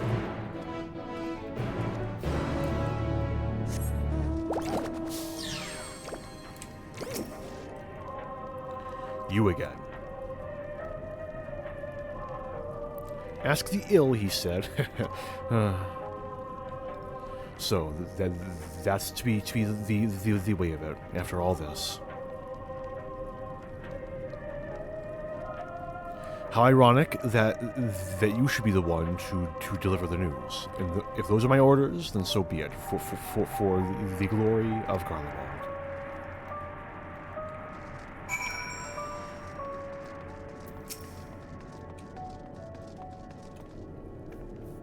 What do you want with me? Ask the ill. So Lord Quintus has reached a decision. I knew he would understand that he would recognize the savage as a ruthless, merciless creature, and to defeat him, we too must be uncompromising. I am ready. In the name of Emperor Varus, for the glory of Garlemald, I will fulfill my duty.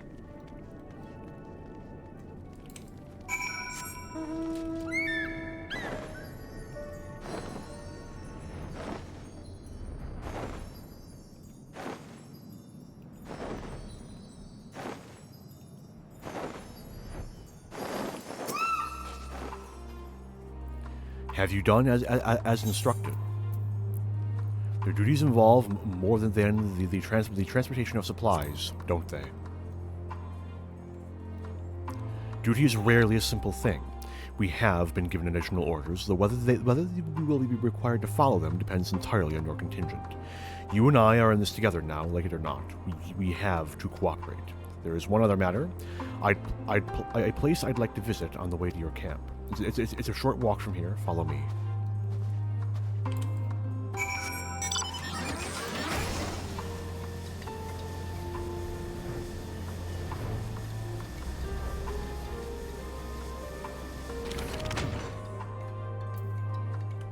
Sorry, I had to sneeze.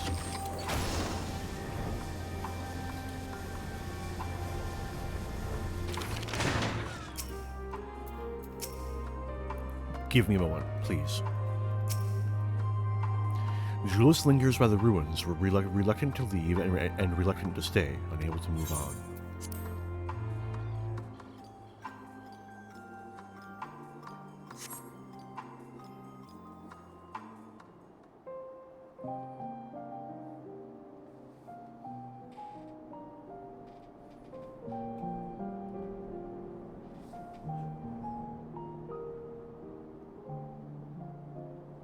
This is my home. Our home.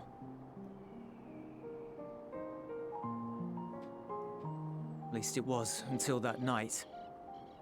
I was with Lord Quintus when the capital fell, and thus spared. My family, who did not own a radio, were less fortunate. When dawn came, I made my way here. My parents, my little brother and sister, they were still inside. But they weren't themselves, and they tried to. And I had to.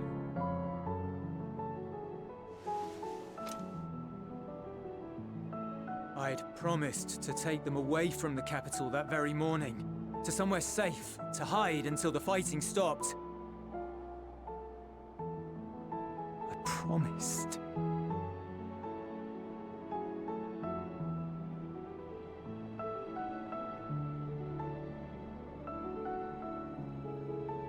The Garlean flag bears a chain, the bonds between our countrymen. A red link at its center, the blood of the fallen. Our loved ones who lived and died for Garlemald.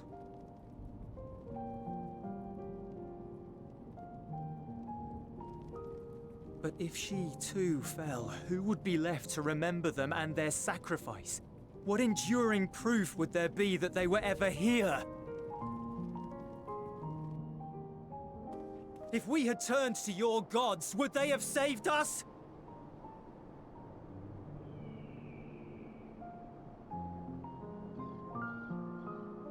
I'm sorry, forget I spoke. We should go.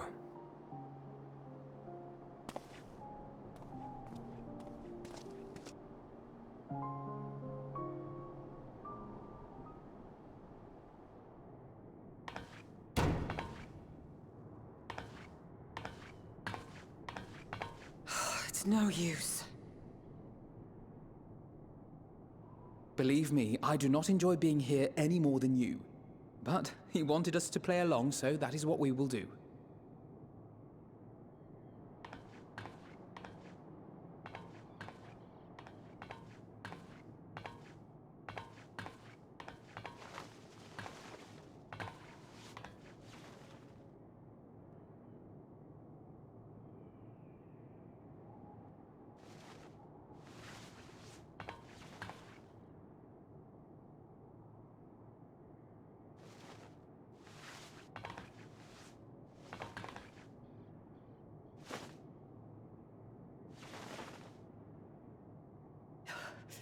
So cold.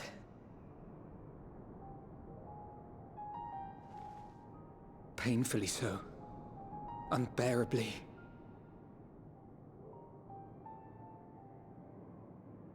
I've been thinking about what Quintus said. About why no one would accept Garlean rule. Irreconcilable differences. When coexistence isn't an option, only conquest remains. Varys at Gimlet said much the same. Only by uniting the world beneath a single standard would we rid ourselves of the Ascians. United as one people, one race cleansed of imperfections. A cold and unforgiving vision. And when we fail to live up to their standards, what place is there for us in their world? But the truly sad, truly frustrating thing is how damnably similar it all is to the lofty ideals of Father and the Forum. Non-intervention. Always non-intervention. Protect our knowledge and our people, and to hells with the rest of you. And yet, I can see how it happened. Varys and Father looked to their elders for guidance and took their virtues as their own. But for this world was of their making. In who else could they place their trust? All of us lost in a sea of chaos, searching desperately for purpose and meaning. But it shouldn't just be an extension of another's. It has to be ours. It has to be. We all have a stake in this world. No one should be silenced. I won't deny that we lack the experience of people such as Father or Quintus. Perhaps they've come to see the world as a series of problems, and the most efficient way of solving them, to reduce everything to fundamental forms. A stone is a stone, a cloud, a flower, no more than that. Simple descriptions that strip the subject of distinguishing characteristics. A man is a man, divided according to race, creed, or allegiance, and to some, defined by such associations. Is that what you think? In my misbegotten youth. But what I believed wisdom was no more than aggressive ignorance. I've since learned to look beyond the banners and the politics, to see people as individuals with their own hopes and dreams. As for my dream of building a better world, well, every day I'm reminded that it is far more complex than I had ever imagined.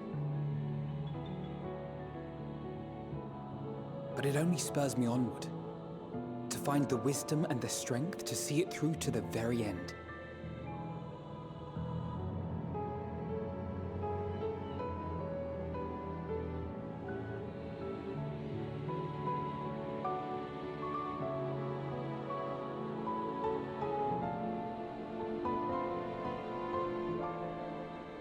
All of our supplies and an immediate withdrawal. These are your conditions? Demands. And you forgot about the airship. Once again, you will leave one behind. It will be used to return the prisoners. Their collars will be removed prior to the exchange.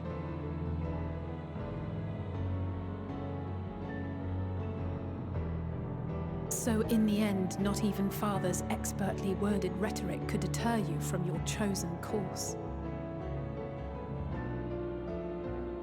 Huh? Not that I thought for a moment that it would.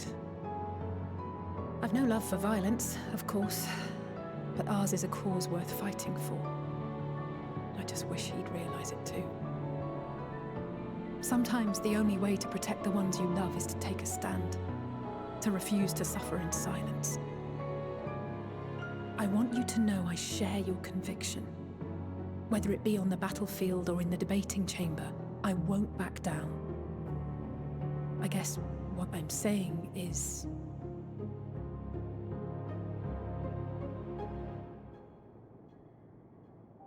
You've found your own reason to fight.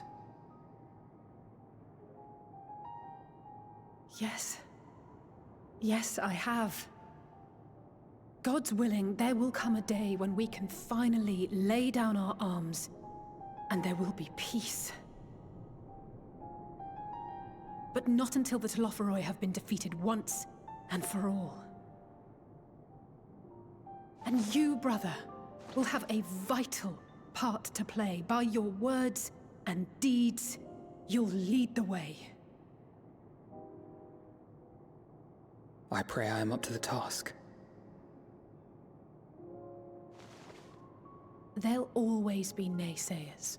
Those who think us fools for even trying. It's easy for learned elites to criticize earnest efforts and assert their moral superiority, all without offering alternatives. Not that their sophistry has ever wounded you. So stubborn and strong. Stronger than you even know. Don't ever change, you hear me? If you stumble, I'll be there to catch you. Or give you a thick ear. Maybe both, for good measure.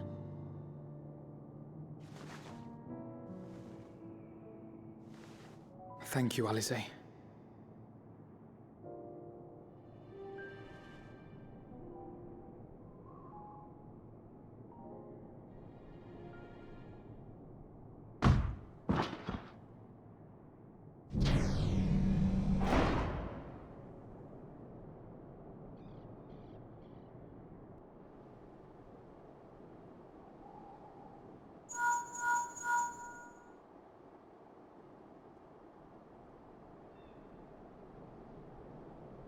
The scouts have secured Alizé and Alphino. Their collars were removed without complication as well. They report no casualties, not for their party nor the guards, who will wake from their premature slumber in due course.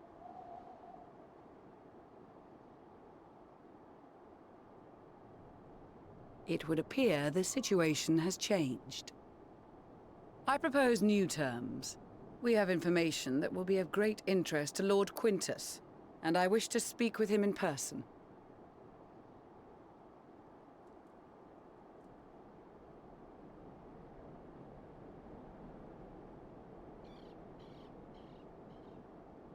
No.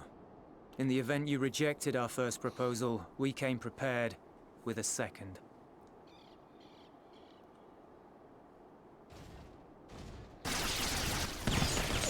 Is that 2 whole Magitech Reapers? Dear God, is that like 5 guys? Make ready! Oh God, it's 4 Magitech Reapers and 10 guys. We are the dead. Loyal It's over. soldiers of the First Legion. How many people were proud at Gimlet? servants of Garlemald, of the fallen Emperor Varys, shall safeguard these lands from the barbarian hordes until our countrymen return!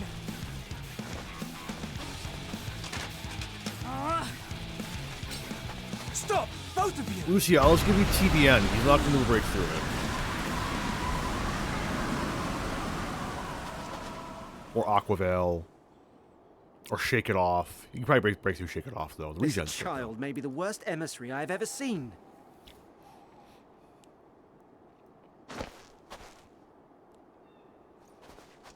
God forbid I'm a shield healer. Like, I fucking give you, We received an urgent communication from the Grand Company of Eorzea. Yeah, Scholar Shield, you're good. Envoys from the Imperial Army, led by members of the 10th Legion, came to Alamigo and requested an audience. They explained that their efforts to coordinate the reclamation of the capital with the aid of the 4th, 5th, 8th, and 12th had ended in failure. Communication between most legions has broken down entirely. Most of the 10th's conscripts have deserted, leaving their forces severely depleted. That is why, unable to continue the fight on their own, they and their allies turned to the Grand Company of Eorzea for aid. Lies. Every word. It is the truth, and I have not finished. The 10th has requested that we deliver a message to Lord Quintus. Have the ill stand down.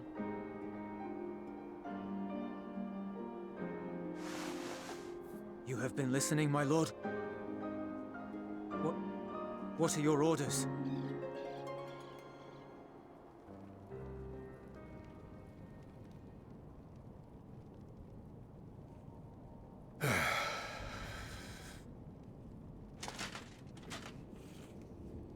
Inform her that we will honor the 10th's decision.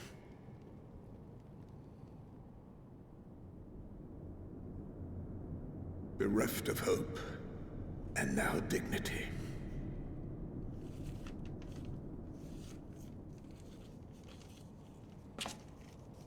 I release you from your duty. All of you.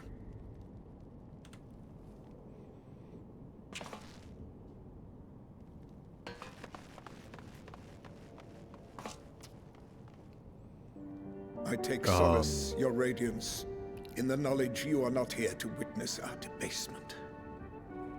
What the fuck are you doing? It was a grand, glorious dream we shared. So, of a world united, of peace and prosperity. Bit of a content warning. You know, if you have any, history with, the common ones, I'd recommend stepping away for a few minutes. That'll be all.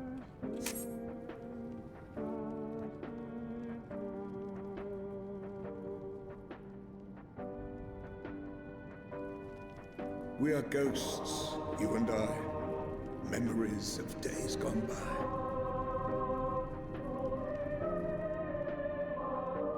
Bonds forged in blood that I will not see tarnished.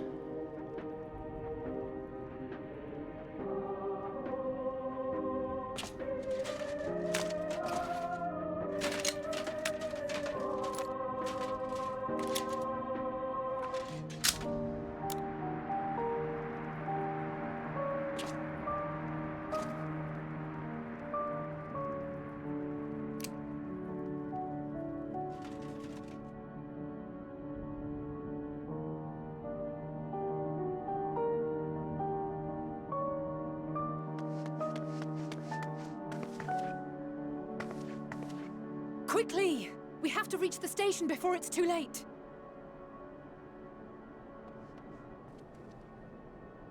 If there is still a chance that Quintus will agree to a truce, we must take it. I just hope we get there before he and his men do something rash.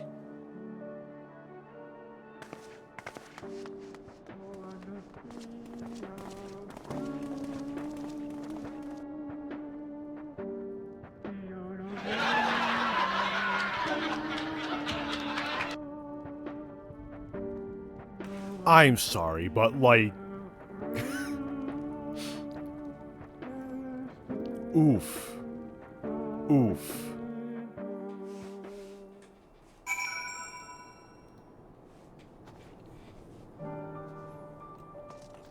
I need a soundboard. I need a soundboard bad. The timing on that could have been better. We will make no attempt to resist. Much and more has occurred since last we met. As for determining what comes next, we must speak with Lord Quintus. Before we proceed, tell me what you know of the First Legion and the disposition of their forces.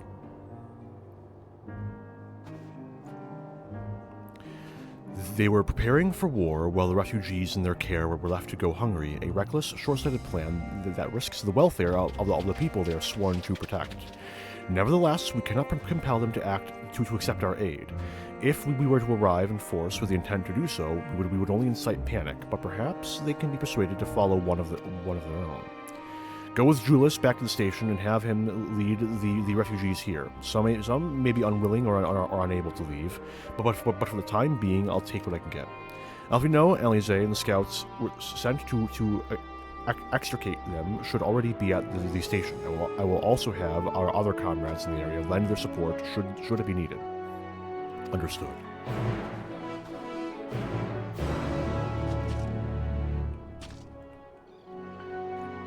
There's Suture's guy.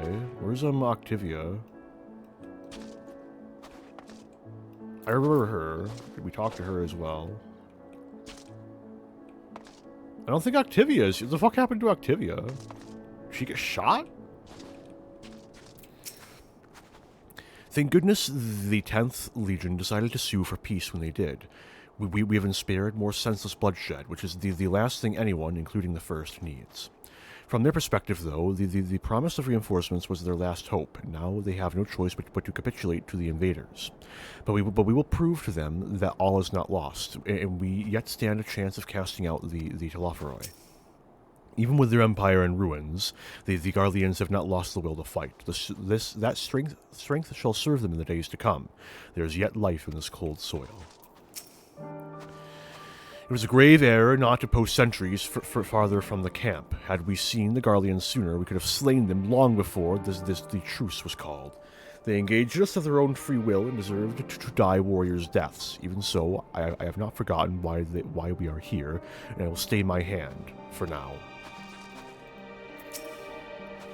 When the Imperials charged upon us, we were able to avoid any serious injuries on either side. In truth, most of the Garleans were in no condition to fight. Sunken eyes, hollow cheeks, it must have been a long time since they had a decent meal. I'm sure that they will have much more amenable. They will be much more amenable to conversation with food in their bellies. I've just returned from guarding the airships, and now I've got to keep an eye on the captured Imperials. Maybe a bit of chit-chat will help lighten the mood.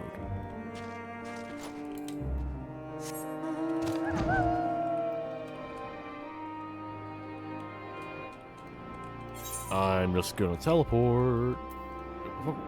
Huh? Teleport.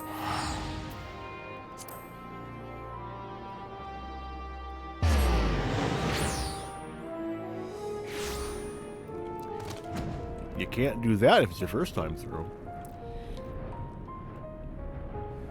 Kind of like how I can't wait to teleport to Razdatan before you can do that.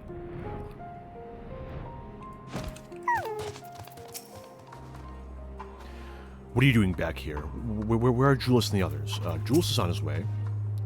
Oh, I did not expect you to arrive so soon. There's been a development. Perhaps you would best see for yourself. I didn't talk to Oriange. Fuck. Oh well. Poor Oriange. Sad.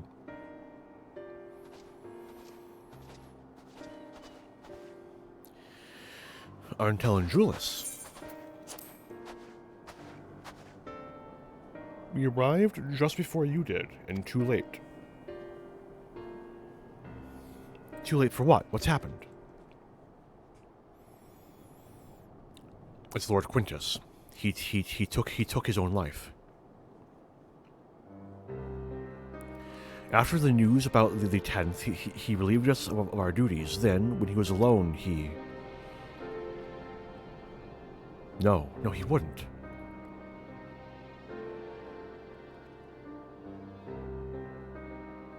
Thangred and the others, assisted by the soldiers, have seen to the remains. In due course shall the legatus be afforded a proper burial. He released us from our duty. He wanted us to be free to choose our own fate. Without him to guide us,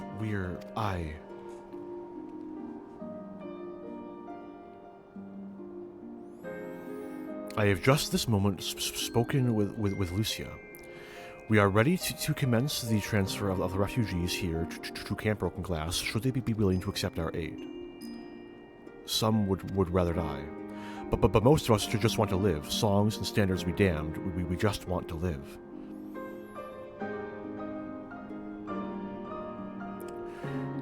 We will need to speak with the refugees. They'll have to decide for themselves if they wish to come with us. If anyone would prefer to stay, we can have supplies brought over for them. It'll be a hard journey for the others, but we'll see they reach our camp safely.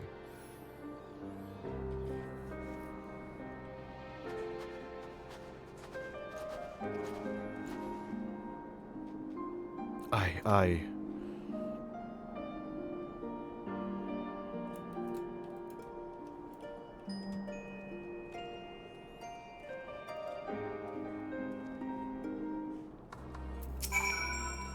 After what happened to his family, the first was all Julius had left. Now even that's been taken away from him. He's not alone in that either. There's a comfort in having someone to follow, someone to lead.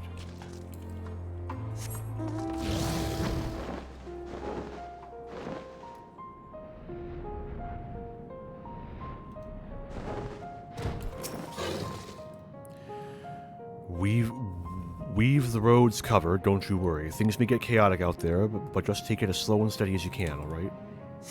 That was worth it.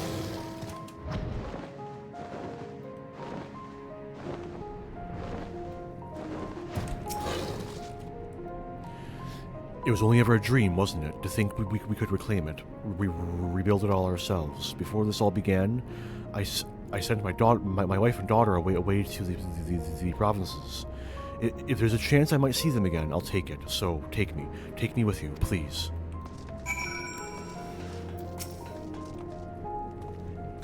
Well, got the Aetheryte sorted in the end. All it took was a few adjustments, and now it works as well as it ever did. From what I can tell, the one in Letterum is also functioning as normal. That's where you are staying, isn't it? Now that most of us are packing up and leaving this place, I reckon there'll be more use for me and my skills over at your camp. Speak with Flavius in a minute. Why? This is where it happened. Best not to dwell on it. Not when there's work to be done.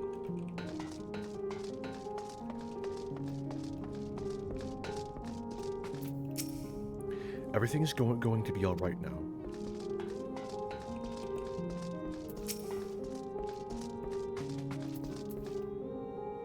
To employ healing magics would likely invite catastrophe, as thou canst attest from thy experiences at Victor's spoils. Indeed, the Garleans view our ability to manipulate Aether with the same suspicion that many Eorzeans do Magitek. Ah, it's you, the one who treated me with such kindness. I heard from the others that you're not from around here. I thought you were one of us. Not that it makes any difference now. Pure bloods, migrants, savages. After a while, the words start to lose meaning, until all you're left with is anger and fear and hate. And I'm too tired. If you and yours have come to offer aid, I'd be glad to accept.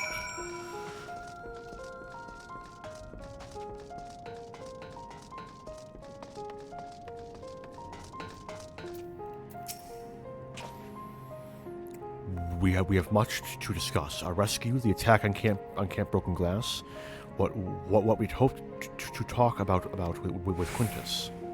But all of that can wait. More urgent matters demand our attention. Are any of the refugees willing to come to camp? Some few, yes. Thank the 12. Thank the 12. You and I should go first and secure the route back to Camp Broken Glass. With all the creatures and tempered skulking about, I expect we'll have our hands full. This should come in handy, a conqueror's chain, courtesy of our lumens and friends. I'd save it for the tempered, though. I'll mark a few points that need surveying on your map. Once you've taken care of the riffraff, we'll meet back at camp. I will stay with the refugees and do what I can to protect them. While I have no doubt that you and Thancred will do a fine job clearing a path, we must be ever vigilant for threats that may have slipped the net.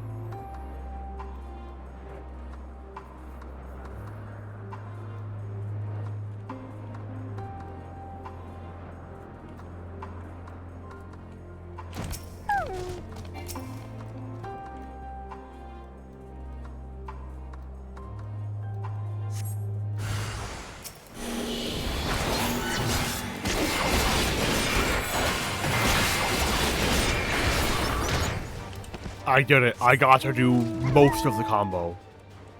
So fucking excited right now. The time has finally come.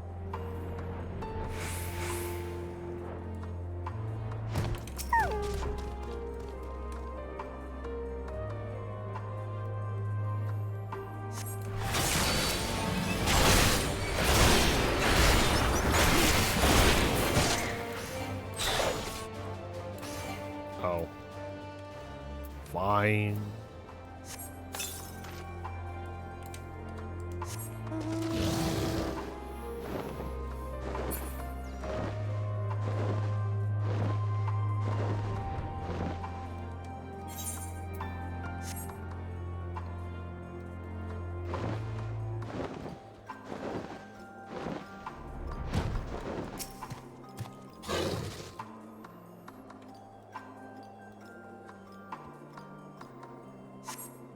You see no threats on the path ahead. No threats. No threats.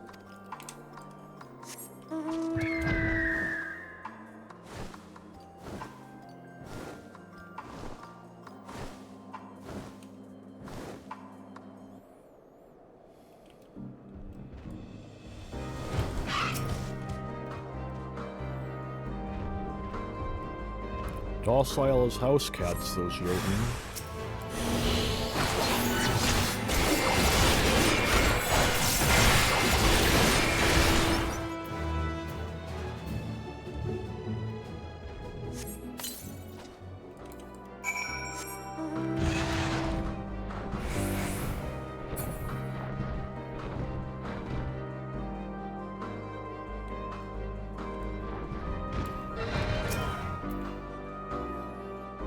Hello? Ah, there you are. As expected, I ran into a few beasts who went down without much of a fight. The Tempered proved somewhat troublesome, but those chains should keep them under control until our allies take them into custody. With that taken care of, I'm to gather a few supplies and then return to the station. While I see to that, would you mind appraising Lucia of our progress? As it happens, I have some rather pertinent information from our recent scouting forays, but I'll save that for later. First things first and all that.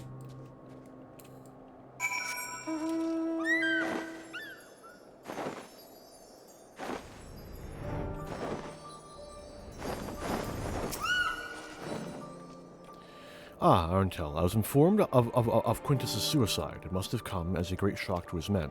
One of the refugees, I'm told, some were receptive to our proposal, but I would hear your account.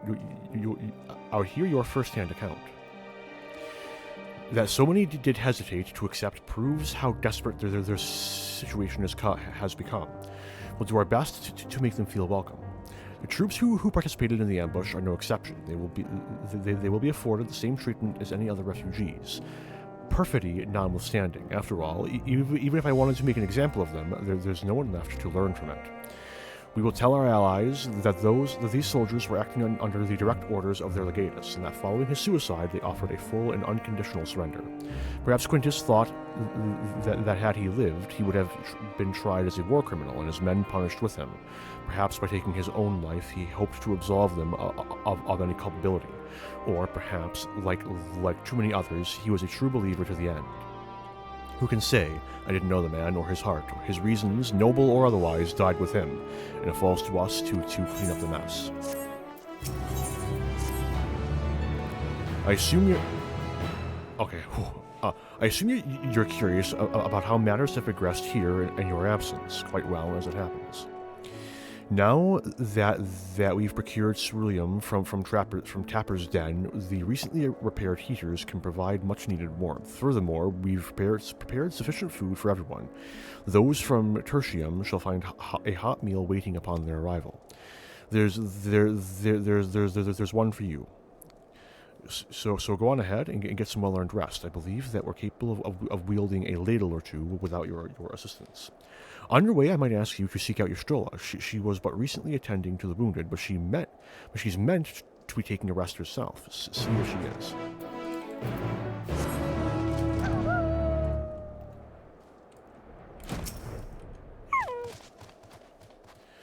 Yes, I've been taking proper breaks and imbibing sufficient water, but what of the Warrior of Light? You and the twins have an established history of reckless disregard for your own well-being. We're all fortunate that none of you landed yourselves in my care. I've already quite enough to deal with between the tempered and the first wounded. Alas, though I can mend their bodies, the toll their experiences have taken on their hearts and minds is another matter altogether. For their sakes, we mustn't waver, but nor must we rush ahead in eagerness to see the day won, and in so doing invite disaster. Several cutscenes will play in sequence. You need sufficient time. Let's go. Give me my soup.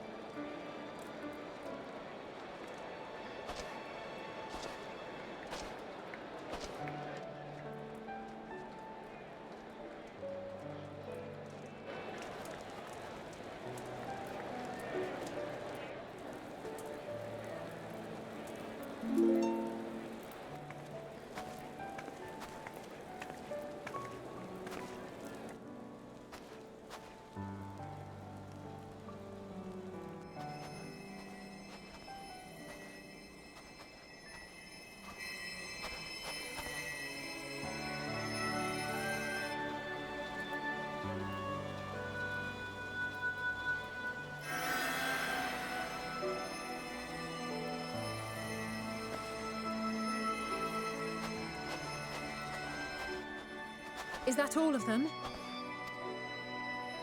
The last of those who agreed to join us, yes. We left heaters and provisions for those who wish to stay behind. They won't last forever, but hopefully they'll last long enough. For now, I think everyone's earned a rest. We'll see to those in need of medical attention, so take the others with you and get yourselves some hot soup.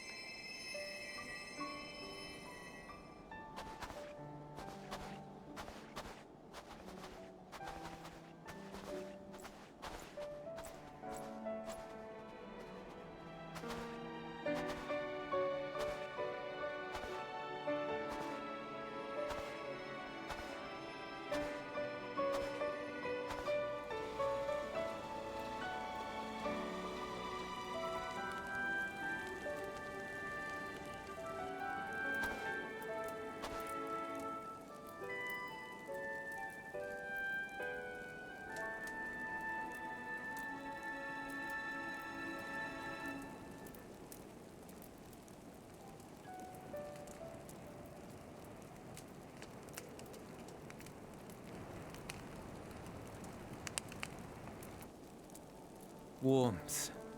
At last. Marvelous, isn't it? All thanks to the resourceful machinists of Ishgard, I might add. On their behalf, I bid you warm yourself to your heart's content. Hold on. Your people might have scribbled a few things on a piece of parchment, but it was our Leminson Smiths that put the bloody things together. Well, be that as it may, we single-handedly got the interior heating up and running again, didn't we? The hells you did? We were there every step of the way.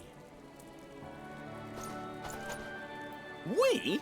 You barely raised a finger to help, you ale-sodden reprobate.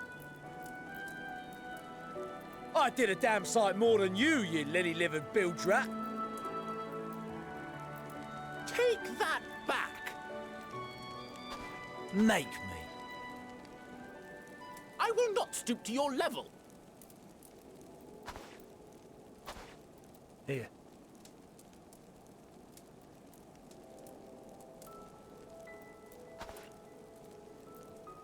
At ease, man. There's nothing funny in it.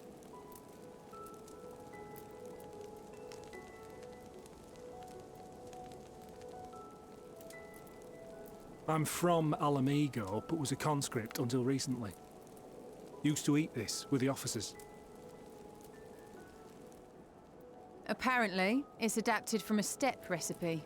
This is my first time trying it, and I have to say, it's not half bad. Mmm. It's a bit too flavorful for my liking.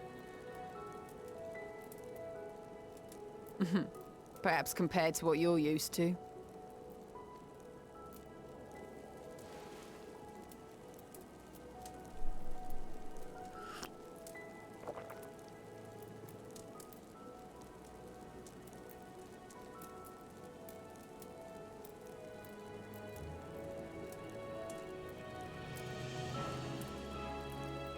It's the little things that make life worth living, don't you think?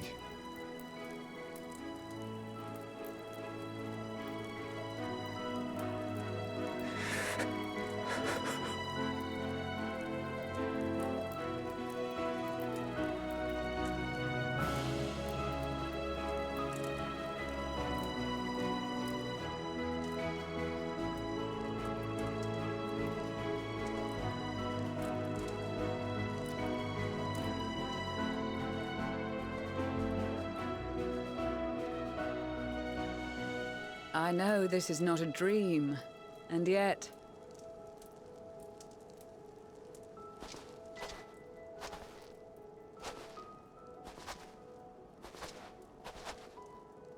I felt the same way at the Dragon Song War's end. Every morning I would step outside and need to be reminded that it wasn't my imagination, that my world had been forever changed.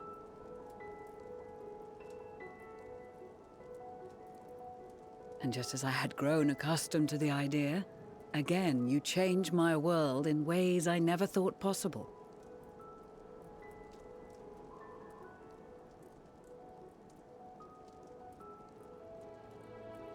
Were it not for you and your fellow scions, the rifts between man and dragon and myriad tribes might never have been bridged. The Grand Company of Eorzea, the Ilsabard contingent. We owe it all to you. We've shed many tears in recent days, of pain and sorrow, triumph and joy. I much prefer the latter.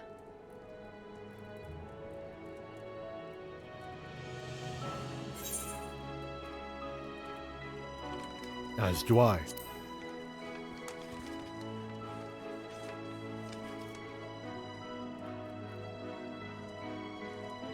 I'm honored to fight by your side. As an Eorzean and Garlean both, I shall do all in my power to bring my peoples together.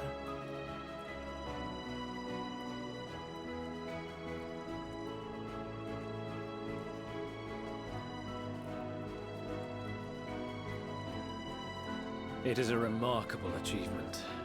Everything that I and the Populares had hoped for, and more. Would that it had come sooner.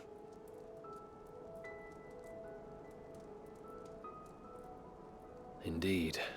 Too many are not here to see it. And yet, there is a warmth in my breast, as if they still share in this moment. Yes, I know what you mean.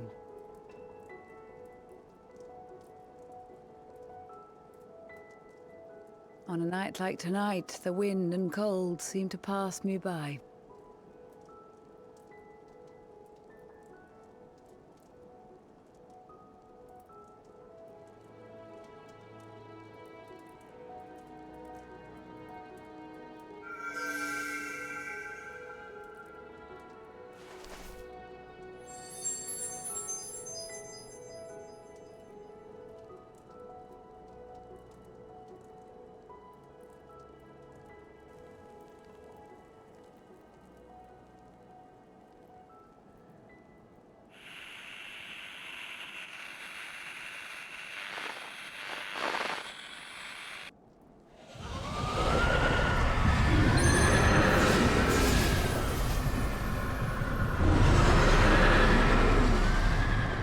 I have the smallest complaint about this scene.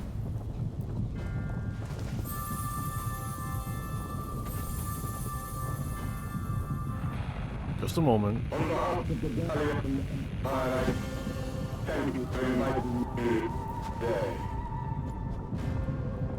That's not what that said. Alright, here we go. Emperor Varus? Why is their first reaction not to fucking tackle them? So unless the talismans shown effect of the talisman is different from what actually happens, like it appears to be a bubble, right? So couldn't you protect them by just tackling them and like encapsulating them in the protective radius of your talisman? Warrior of Light can't do that, but... My lord has requested your presence, and I would hate to disappoint him. What? Warrior of Light gone. Rip Warrior of Light. That was a good run.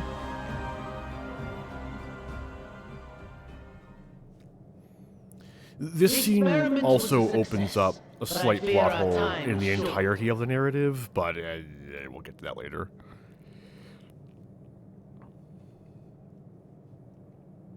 I shall begin the preparations.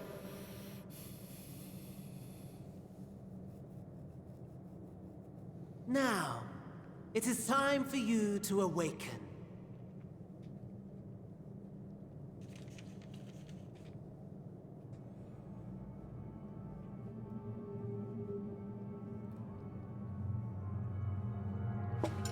Good morrow to you. Here, have a taste before it gets cold.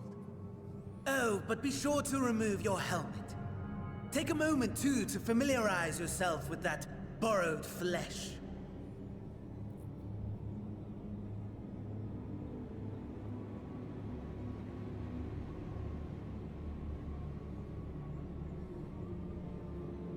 So, how does it feel?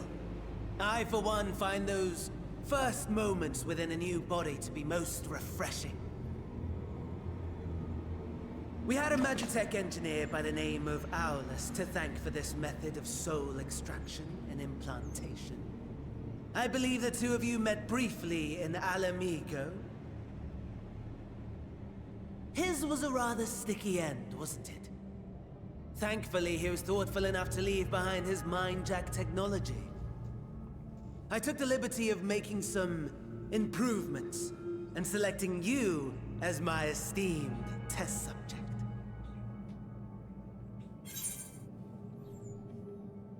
Give me back my body. And permit you to go on a righteous rampage instead of partaking in this delicious meal? I think not. I must say, I have gone to great lengths to reunite you with my lord. When I discovered that his friend was in this neck of the woods, I suggested inviting you over for dinner. He never deigned to respond, but I took his silence as a resounding yes.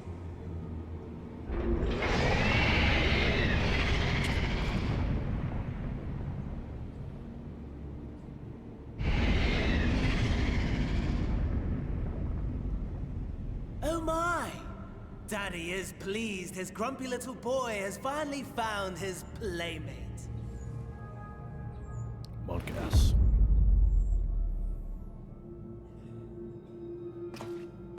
Ah, exposition is in order. The Garlean Empire has long outlawed all forms of religion. No gods to worship, no risk of summoning. Brilliantly simple. But people being people must turn to something or someone in their hour of need. Who then? Why, His Radiance the Emperor, of course.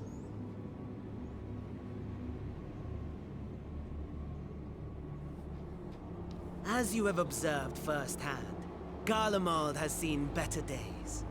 The legendary Solus Galvus, dead. Provinces near and far in open rebellion. Our bold new emperor assassinated. And that last one even sparked a civil war. What rotten luck. The people cried out for salvation. Their earnest pleas, one might even call them prayers, a supplication united for the Empire to reclaim her former glory. And so their will did manifest, channeled through the corpse of none other than Emperor Varus himself. And lo, the Savior was born, the embodiment of the Garlean spirit, their anima.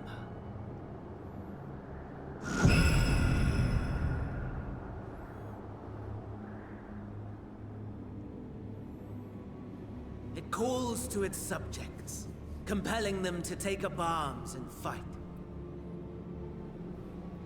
And just as the wealth and power gravitate towards the Empire's capital, so too does ether from every corner of the globe. The towers with which you and your allies have been so preoccupied were created as an extension of Anima itself. An ingenious design. Would you not agree, my lord?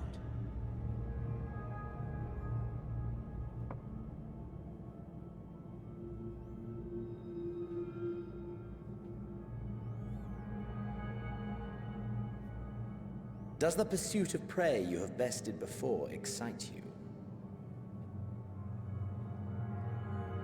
Of course not. Absent the challenge, the thrill, your prize is a hollow victory. Butchery.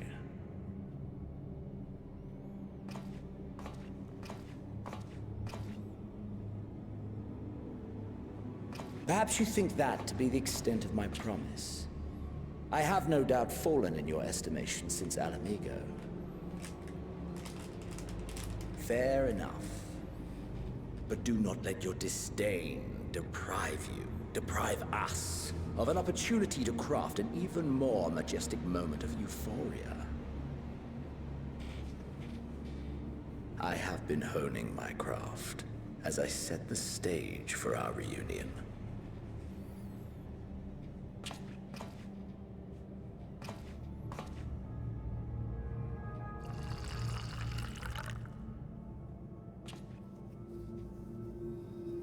Wheresoever there is suffering and despair, you appear to fulfill your duty as defender of this star.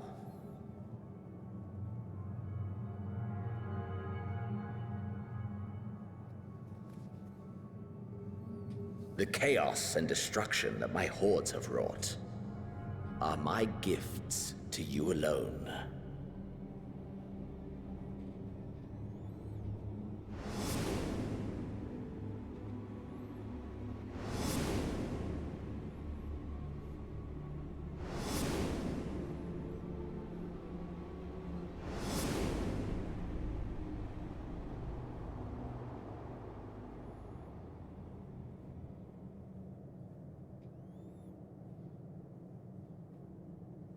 At a loss for words?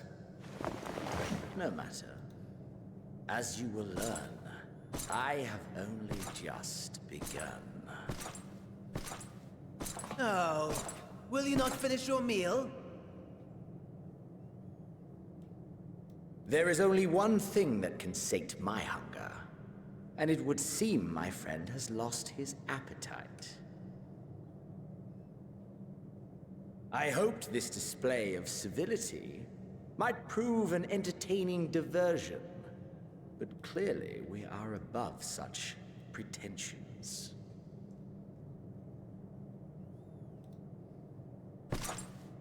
While my lifeless body was in the possession of the Ascian, I too claimed another's as my own. It was an enlightening experience to fight in an unfamiliar form. Flaws and failings in my technique were plain to see. Whence rises one's true strength? The flesh? The soul? Perhaps you should like to discover the answer for yourself.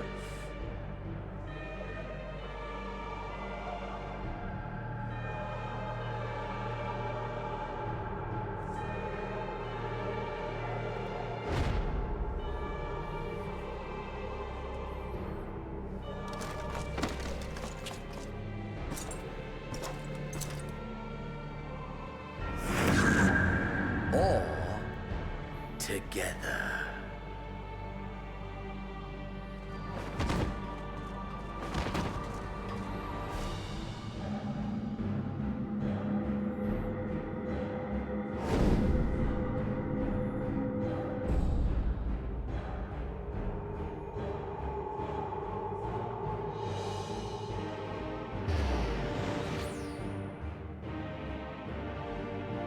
Oh dear!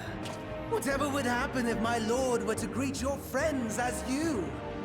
I shudder to imagine what carnage he would wreak.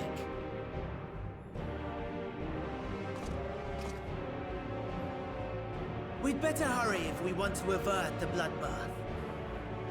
You can thank me later for my generosity.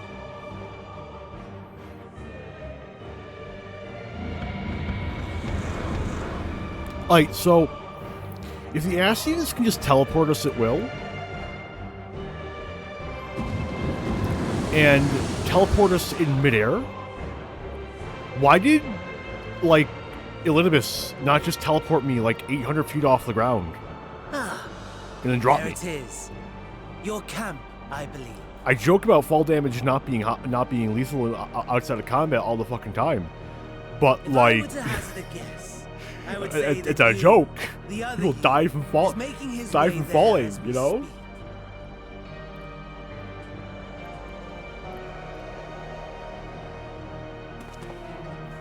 Alas, this you will have to walk from here.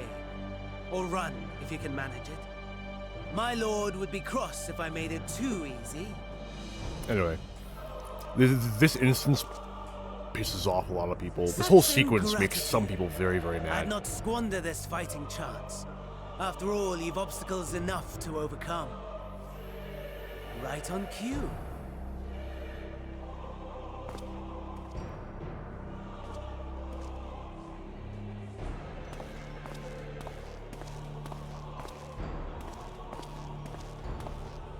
Tempered soldiers, with standing orders to kill those not sworn to anima. Under normal circumstances, you would make short work of them. But on this occasion, the odds are not so heavily stacked in your favor.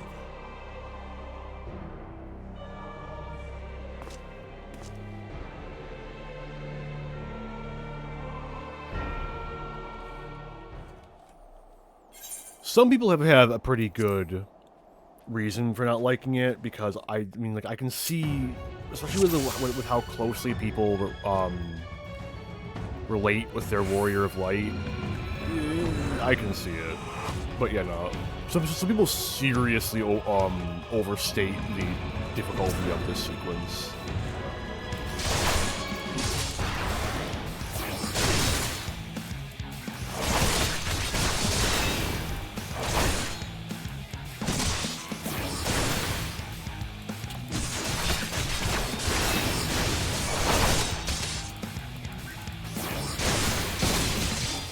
Uh-oh. Uh-oh.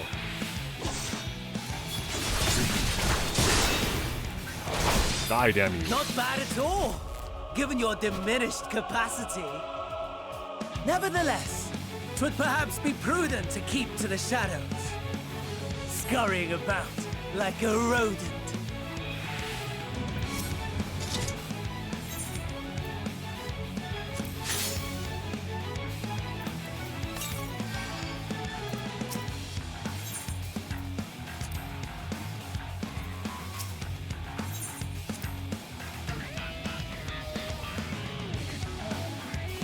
We need to avoid as much combat as possible.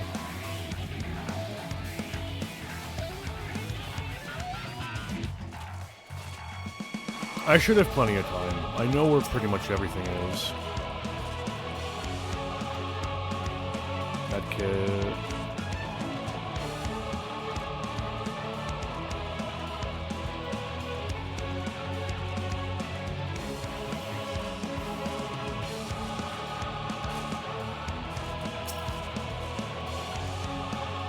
No medkit. Fuck you.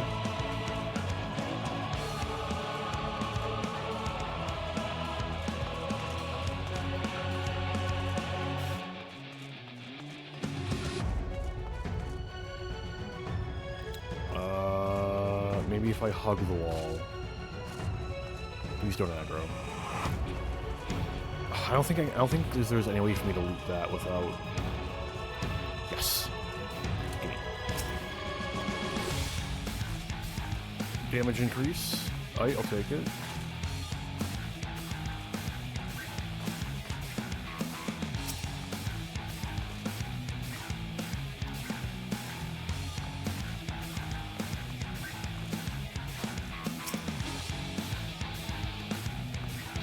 Right, I got another medkit. Turn around, turn around, turn around, turn around. Okay, so is it from there?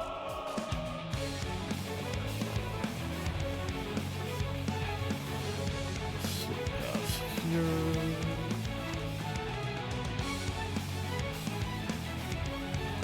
Let's keep. I think we can do it. Third med pack. We're on a roll. Let's fucking go. I'm a little worried about that magic arm. Please don't notice me. I don't exist. Thank you.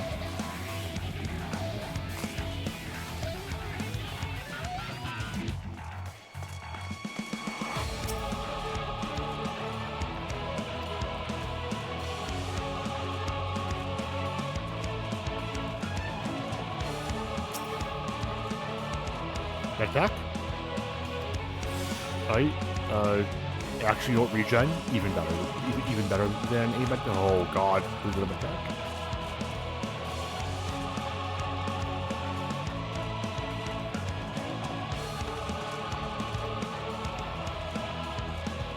Where is the thing I'm looking for? Oh shit.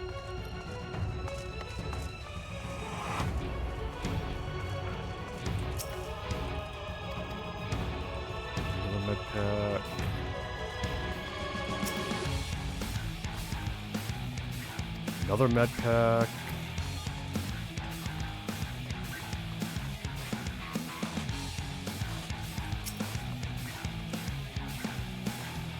Nothing worthwhile. A lot of fucking med pack. If I go this way, I should be able to sneak past most of it. Most of it, I said. Just keep running. No, just keep running.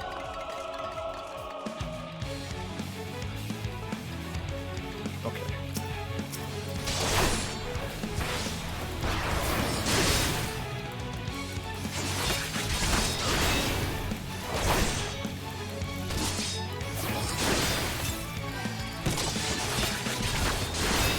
There we go. Oh, hell yeah. Replacement medkit. This is the first thing I was looking for. The second thing is going to be here.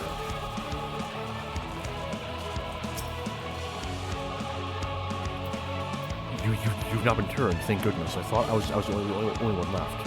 The bastards got my hand when they took down my magic reaper. You can repair its leg, though it should still work. Here, take this key. If it's around enough ceruleum, you might be able to find some more in the wreckage. Alright, there's the key.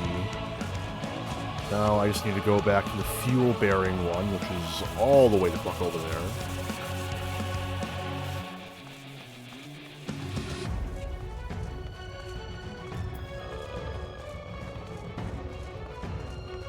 So far, so good.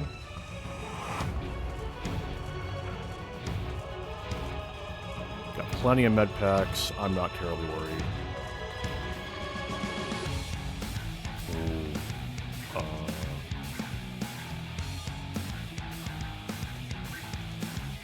I think I can slip by through here.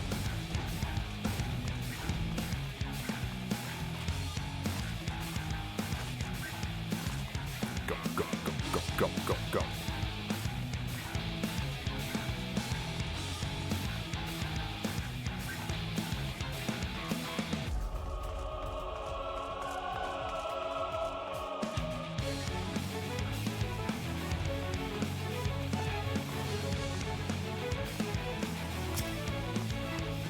Yoink. Uh-oh. Now the fun part. Through here. Down this way.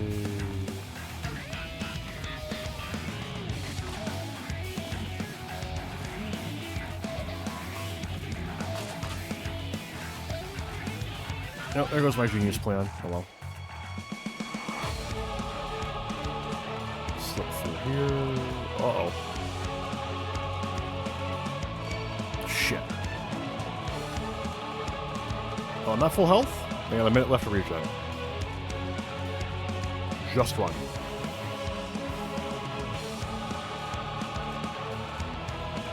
As long as I don't pick up anyone else, it should be fine.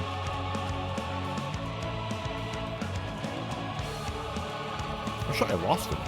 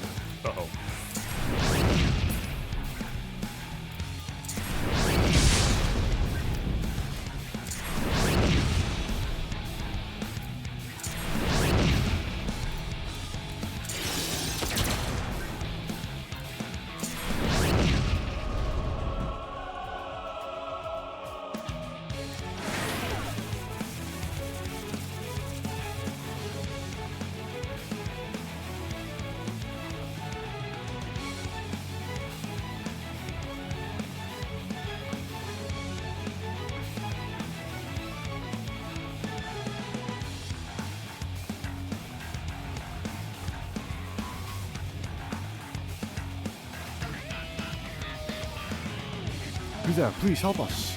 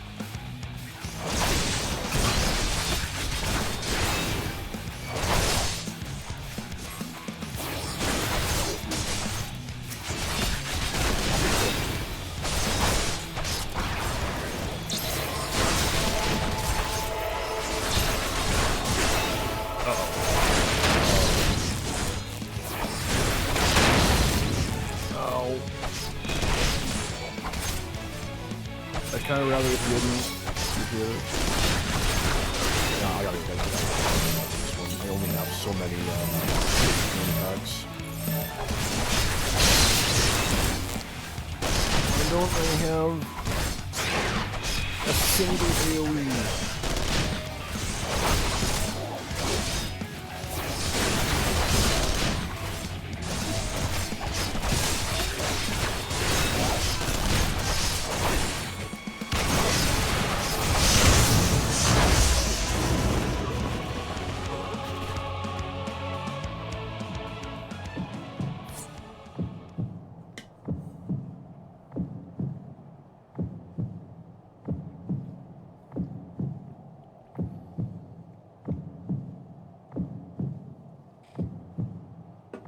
Unable to escape the blast, you begin to lose consciousness.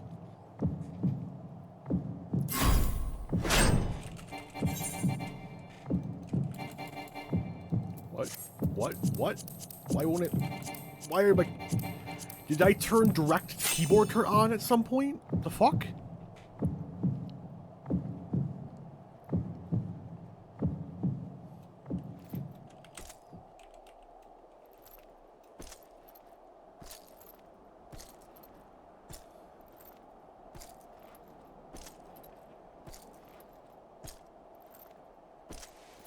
I still had like 3 medkits left.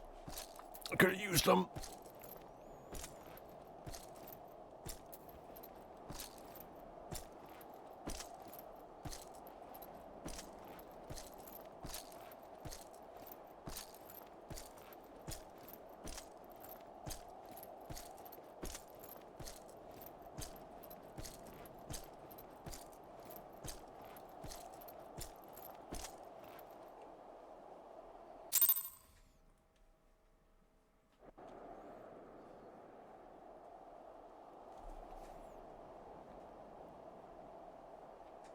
It is a miracle we were able to restrain the Tempered without suffering casualties. A welcome one. Arun, Senna, and the others have their hands full as it is. Thankfully, there are enough scales for everyone. And what of Eulus? His symptoms were particularly severe. They were, but others fared still worse, including some brought back from the Magna Glacius. As those in most desperate need take priority, it may be a while before he receives treatment. But rest assured that he will. In the meantime, we must find our missing friend. May the Fury guide you.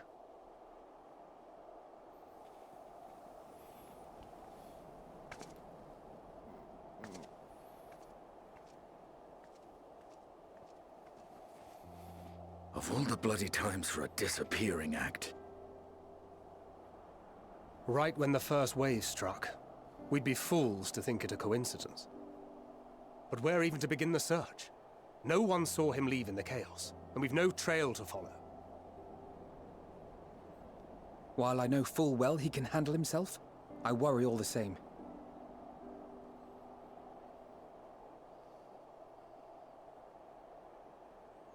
Ah, speak of the devil.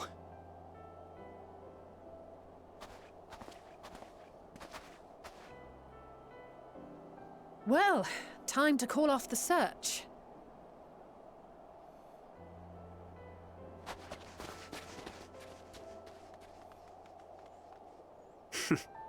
Case closed.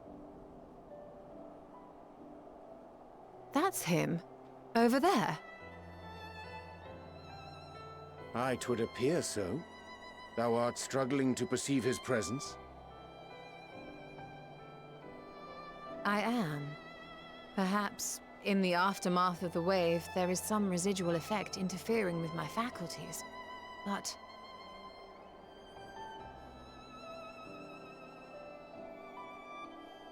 Where have you been? We've been worried sick. Now, all's well that ends well.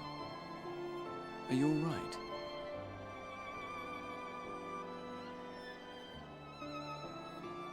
Are you all right?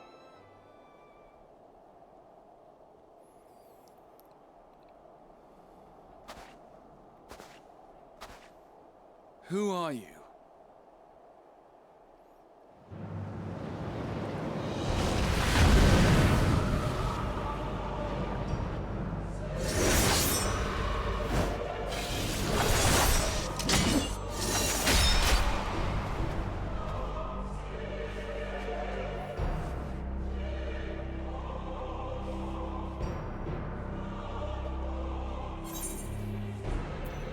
Get away from them, you bastard!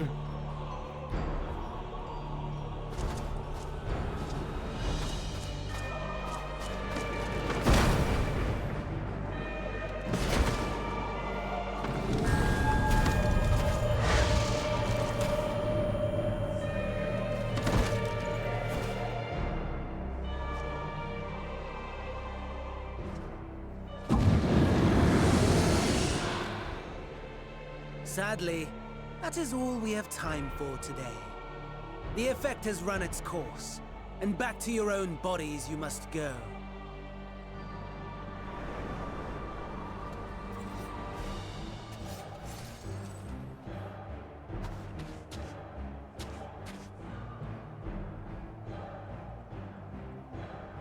But where are my manners? You have all traveled so very far, and I have yet to pay my respects. Though in my defense, I was ill-prepared to receive so many uninvited guests. As such, preliminary entertainments were in order. A handful of tempered soldiers to hamper your progress. Refugees to command your attention while I siphon the ceruleum from the shadows. Particularly effective, though.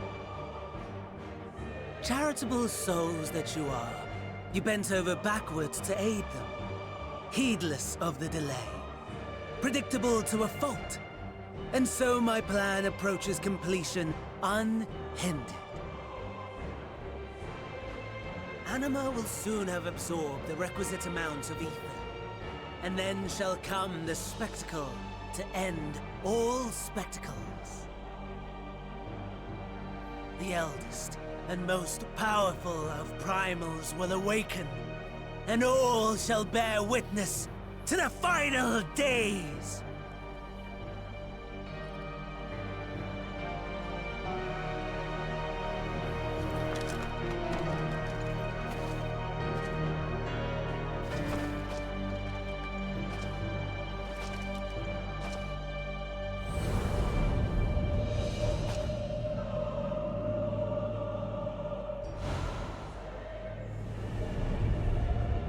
The gods themselves will be my meal.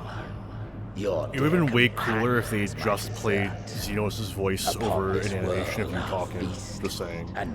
There's a couple of things they could have done with the scene to make it just a little bit more cool. Like, it would have been really neat if, like, a dialogue option box had popped up when Graha asked if he were okay, and it automatically chose one. All your hate, all your rage, you will render unto me.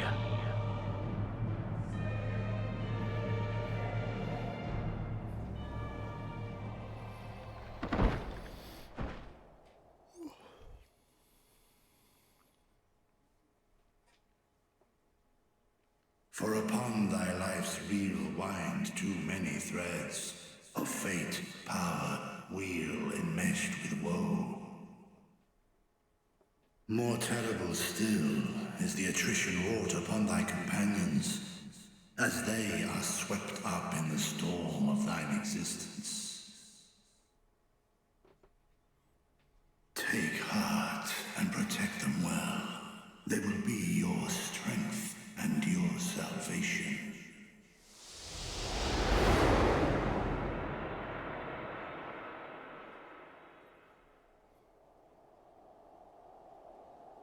Thank goodness. He's awake.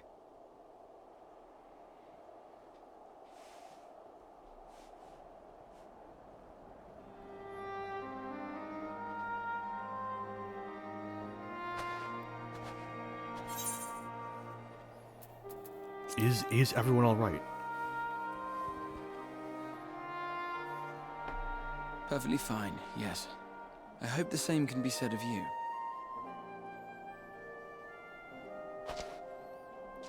Well, to be honest, I know she'd brought me inside instead of setting me out in the cold, but, you know. Everything in working order? Pretty sure. That's a relief. Oh, and before I forget, thanks for coming to our rescue.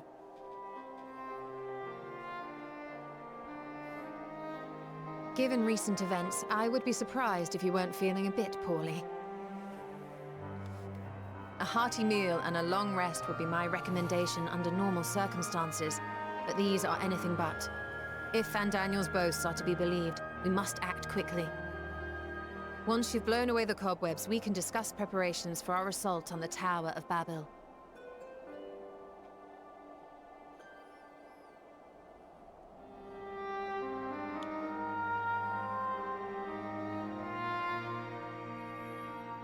Okay, oh lord. I am going to step away for a couple minutes. I should have enough time to get through the remainder of what I really want to get through. So, that'll be good. But yeah, back in just a moment. In the meantime, I'm actually going to leave you with not this music, but wait for I remember it. So I'm going to pull it a Nabatharang.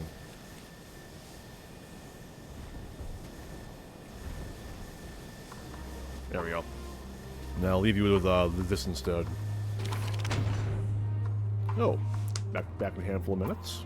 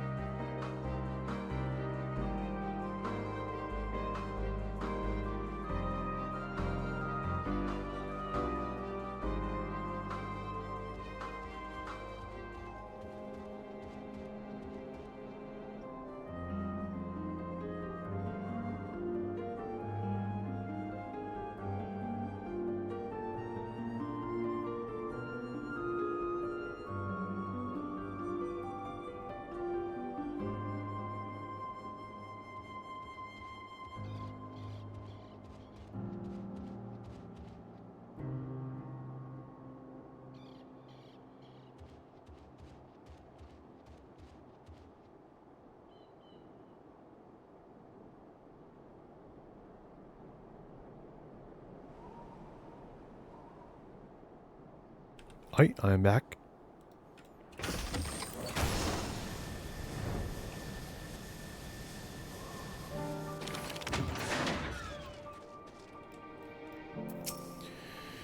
I will require a detailed report of what occurred whilst you were not yourself, for the contingent, of course.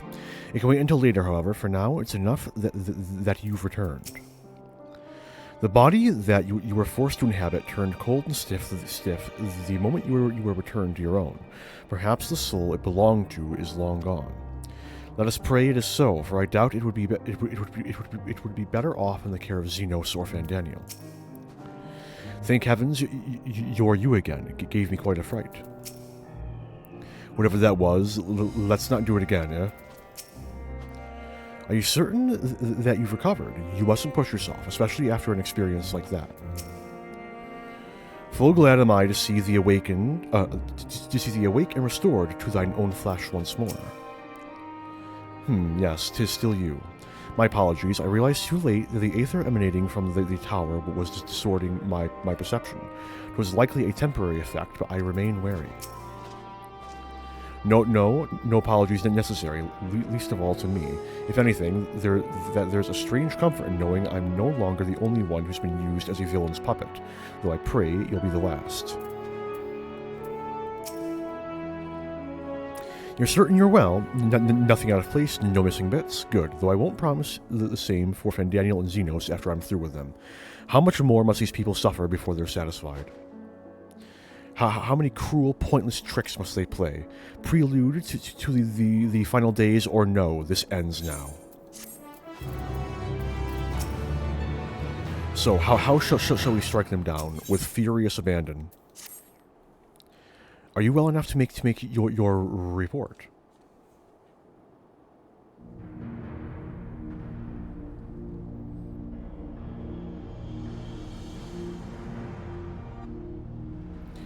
This anima was summoned with the corpse of Emperor Varus.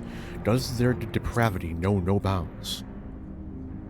It seems not. More to the point, we can surmise that wave of aether issued not from the Tower of Babel, but from the primal lurking within it. A primal whose cry rang rather more loudly in your ears than ours. If you are taken to the tower itself, then this proves beyond a shadow of a doubt that this is the beating heart of the Telophores' machinations.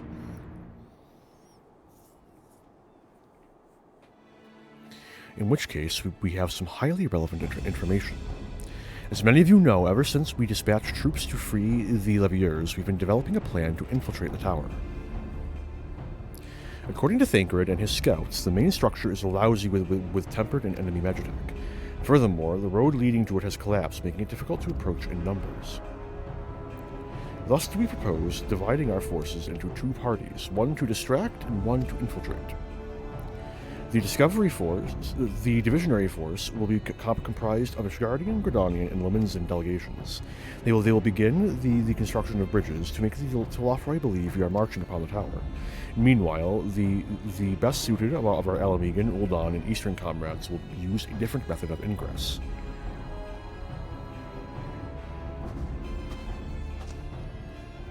Look here.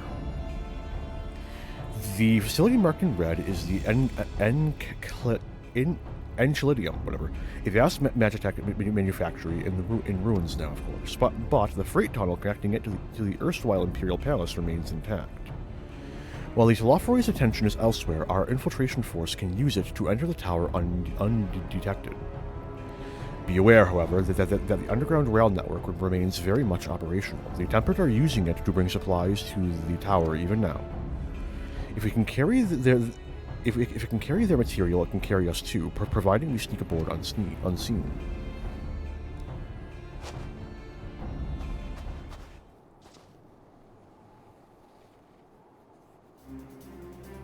The Scions will lead the infiltration party. Once inside, you must locate and dispatch Fandaniel and Xenos.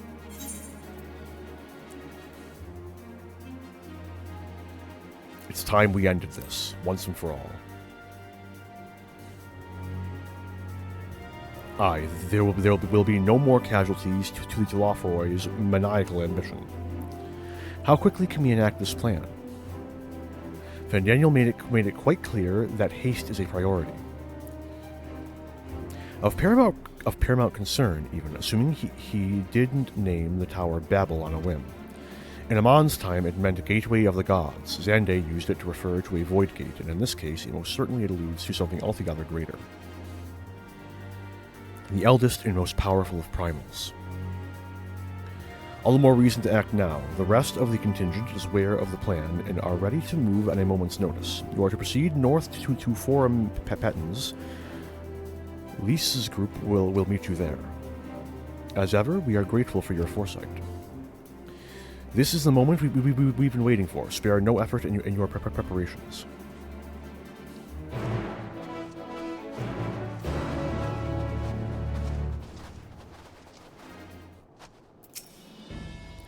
Lisa's party ought to have secured the tunnel by now. Rendezvous with them and make your way inside.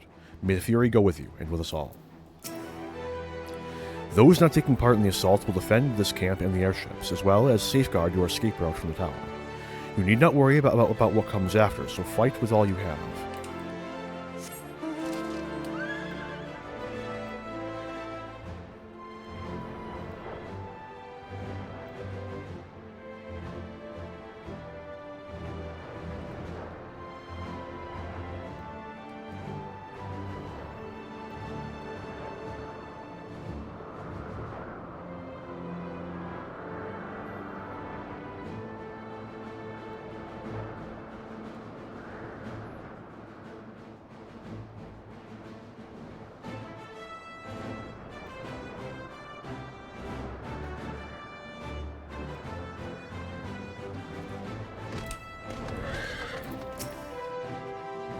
The sun does not sneak, however, we will travel this path of yours, and those with whom walk with him will bask in his radiance.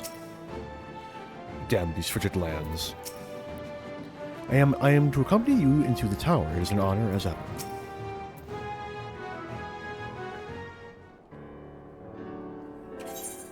Arentel, the way into the tunnel is clear. We've made sure of it.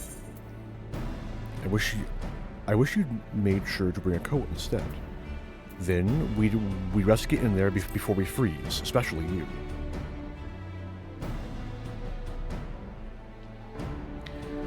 The shoe will be on the other foot once we're in, believe you me. A good fight should warm us right up. Barely enough cloth to swaddle a newborn. Clearly, you have spent too long around this feral dog of a Dothral. Watch your tongue, fool, lest I feed it to the crows. We will see who is the fool when you freeze to death. Expect me not to warm your ill-prepared hide. These furs are for myself and my Nama alone, should I be blessed to meet her this day.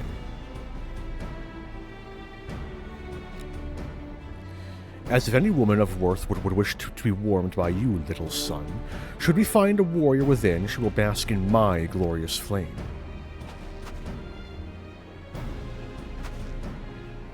Stop, both of you. Save your fire for the enemy. As for the extra furs, I have plenty to spare. As do we.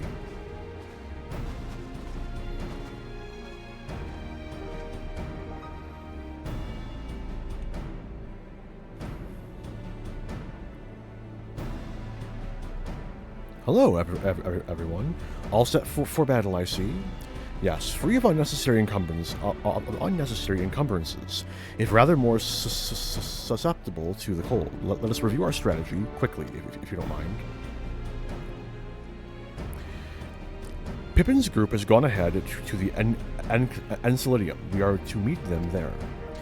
We wait until the Tempered's attention is drawn by our divisionary force. Then we sneak onto the train. Next stop, the Tower of Babel.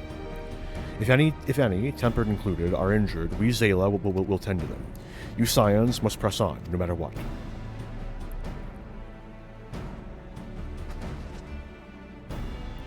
We should avoid moving as a group until we're underground, so we'll need to make our ways to the Enceladium.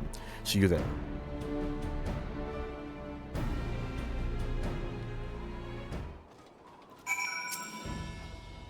A glorious flame? Nay, I would have seen it were it so. I crave battle, not this insipid chatter. Just head north and you'll reach the Enceladium soon enough. The Scions are welcome to our spare furs as well, and you might mention the Uriange. We'll stagger our departures so as not to raise suspicion. You go on ahead. We could possibly be cold at a time like this. My heart is pounding with anticipation. Fear not, no serious wounds have gone untreated, nor will I stand for being left behind while the rest of you rush headlong into danger. So you needn't bother suggesting it. I think it's time I was off. If I look at your Uriange for one more moment, I'm liable to freeze solid. And you're 100% certain you're fit to fight. No odd specters haunting in your wake. Nothing feels tingly. Cold? Nay, I feel nary a thing. When I infiltrated the palace with Gaius, we took an entirely different route. Since then, the whole palace has been reconstructed, and it would appear that that path is no longer accessible.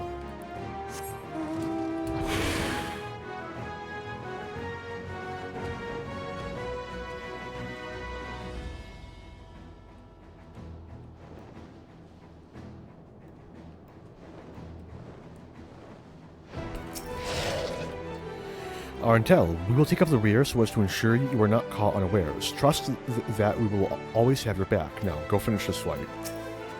You, Thancred, and the others go on ahead. We'll make sure you're not pursued. Now that the Tempered Ones are aware of our plan, they will doubtless start pouring in at any moment. But you needn't worry. My brothers and I will see that none shall pass. Go forth and wreak your destruction.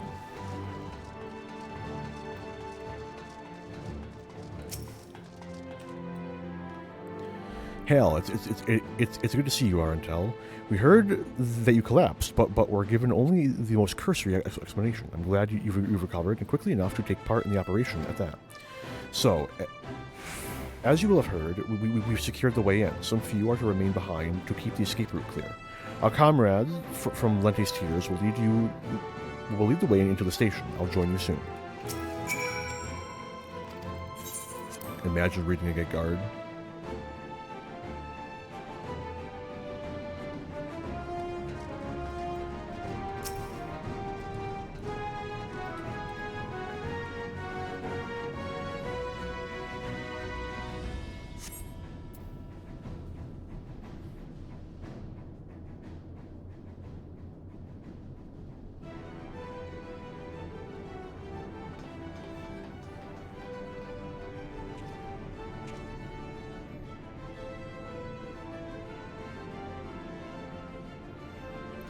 This is everyone.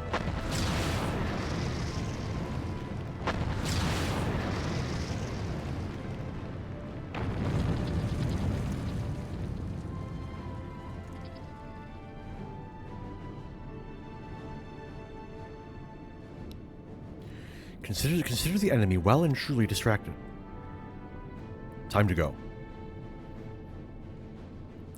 Our primary objective is, of course, the Telophoroid's leaders, but should we be presented with the opportunity to vanquish Anima, we must seize it.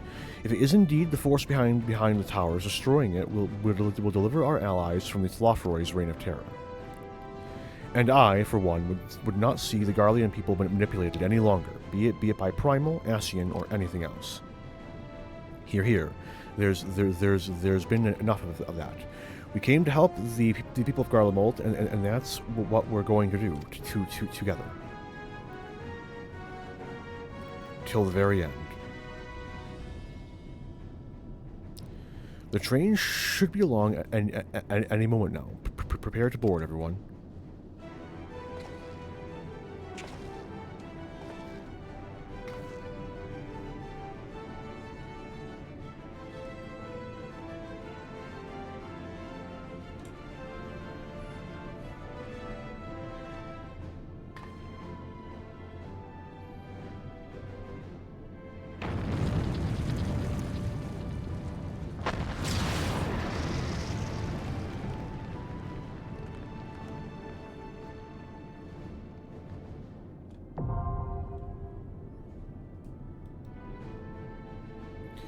Oh boy, let's hope it's a decently short queue. We're pretty well into peak hours, so...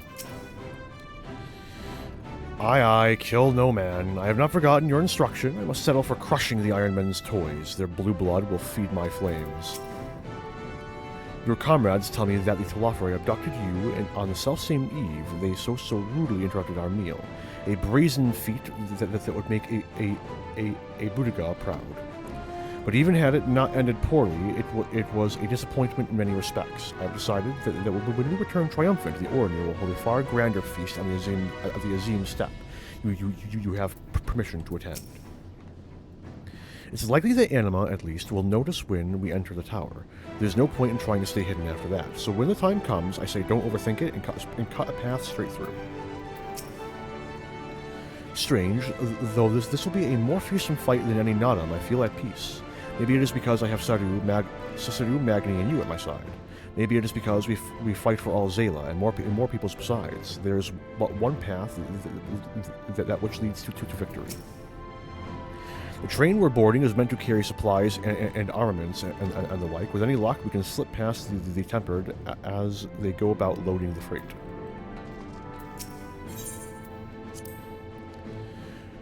We were only able to ascertain that the tunnel connects to the tower. I fear I have little to offer as to the details of the interior or present situation therein. If Daniel is to be believed, we don't have the luxury of time to scout ahead, so we'll have to trust our instincts. They've served us well enough thus far. It is no meager delight to watch Elise and Alphino grow more resolute in mind and heart, and remarkable though their accomplishments may be, I doubt not that they are destined for still greater things. Grant them thy protection, Master Louisoix, I implore thee. If Daniel truly is Amon, to create a gate through which a primal may pass will not be beyond him. From what I gather, he was utterly brilliant and utterly mad. Assuming Daniel intends to make Zodiark serve as a catalyst for the final days, one cannot but wonder if he willingly parted ways with the other Ascians long ago.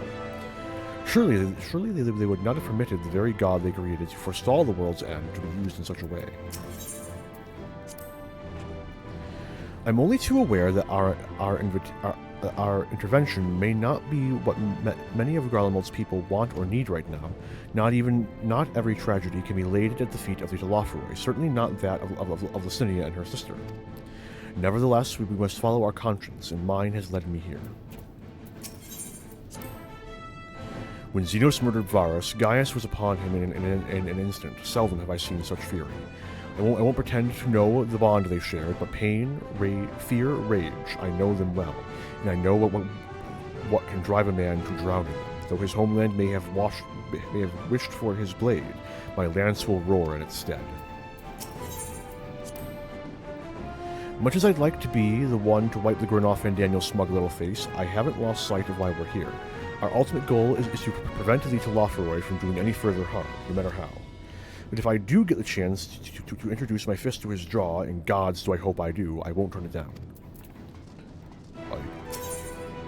With other players. Nothing else. Selected, Tower of Babel, let's go.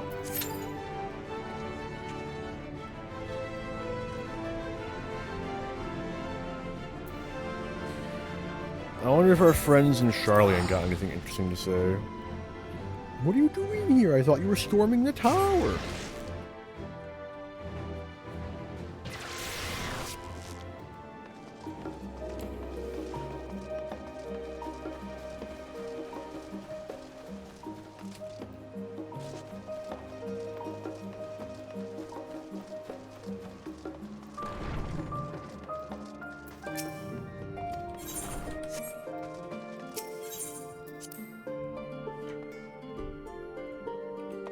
They are not here. Fair enough.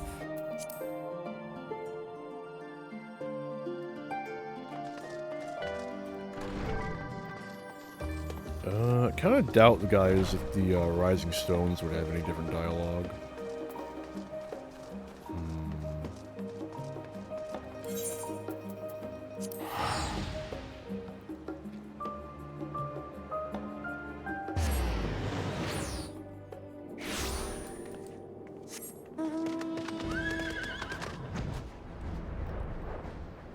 There's no one really around Camp Broken Glass anymore. They've all gone off to do other things.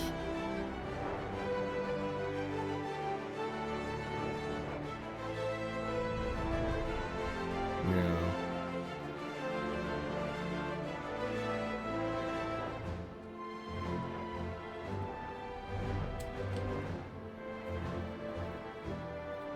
Perhaps we can catch sight of the diversion.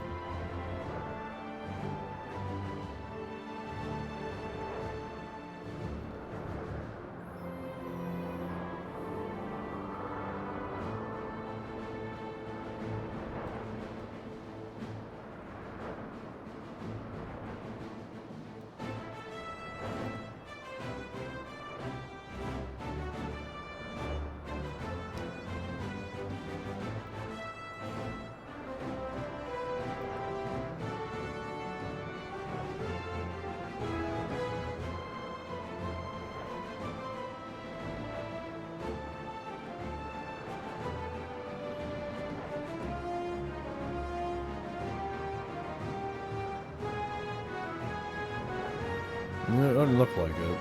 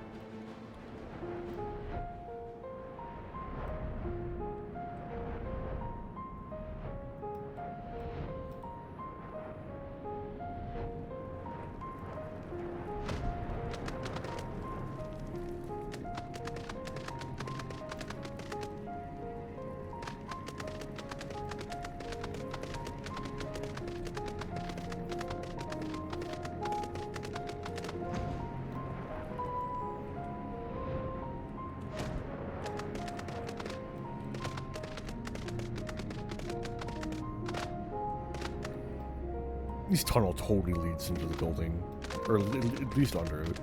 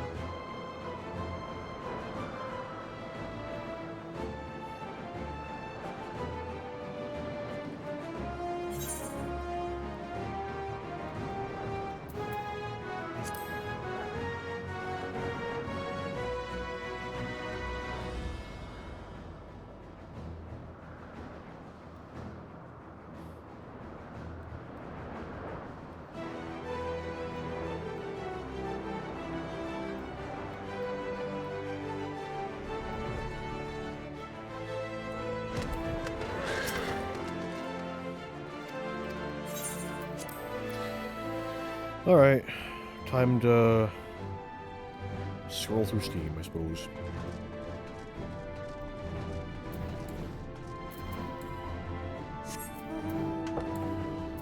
Pull out the chair, the mouse. Right. Steam.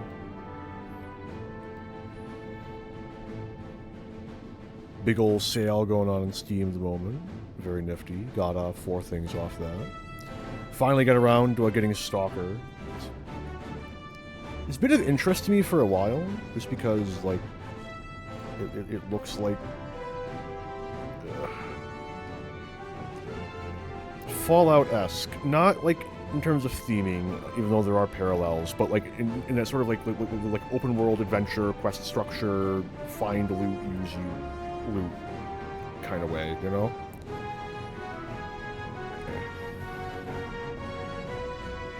Really hoping this queue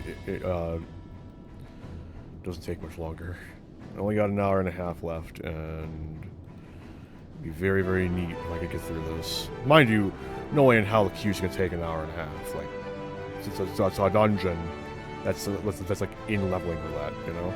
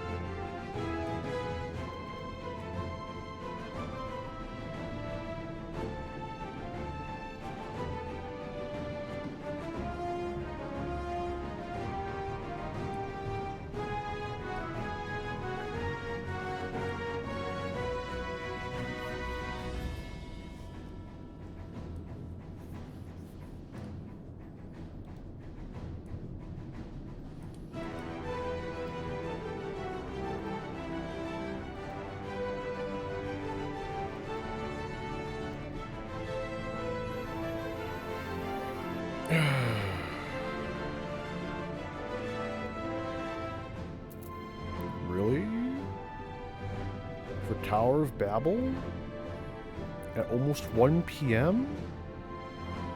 on Genova? Well, fine, over the fucking Halls of Torment then. Good God.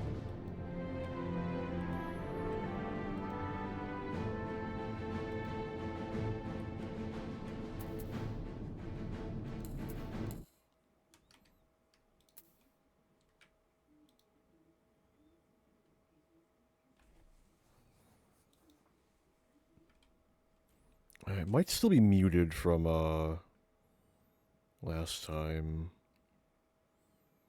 Haven't done an Archer run in a bit. I'll do Archer, fuck it, why not? Let's bring the sound back. There we go.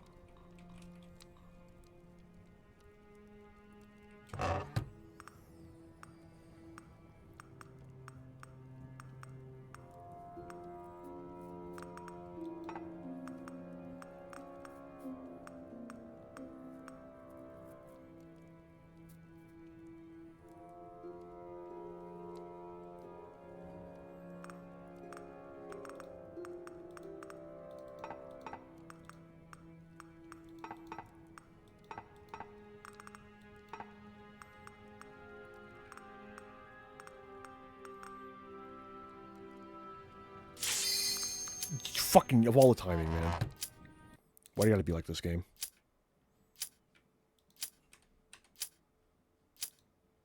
Yeah, fucking quit. Angry. Let's go.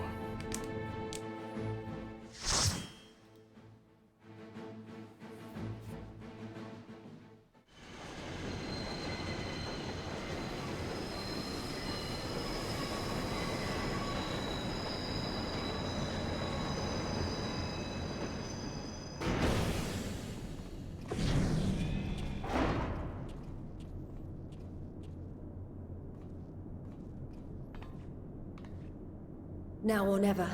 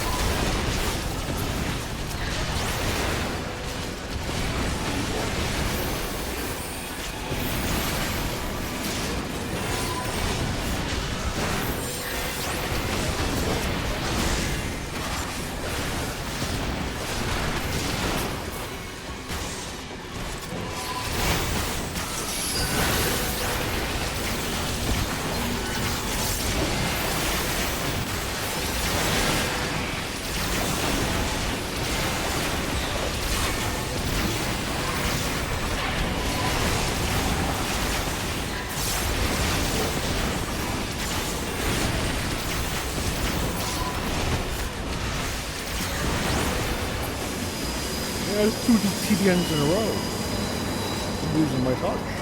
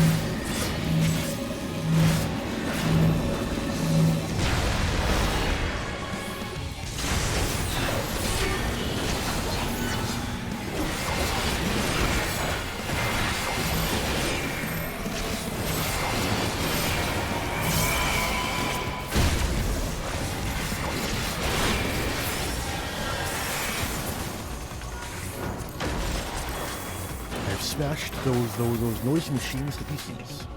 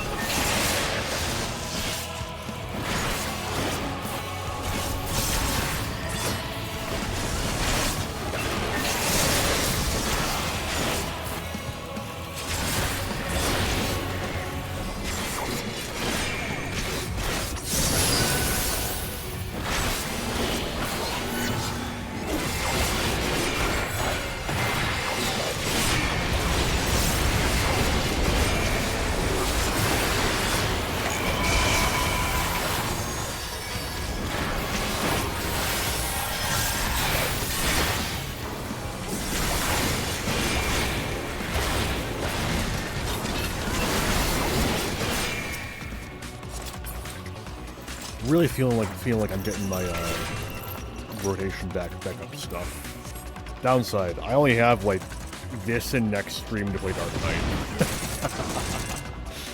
then it is officially Paladin time, and I have not touched Paladin in months, so that'll be fun. It's not too bad. I'm definitely not going to pick up the raid rotation for Paladin, but I should get back up to like reasonably passable Paladin.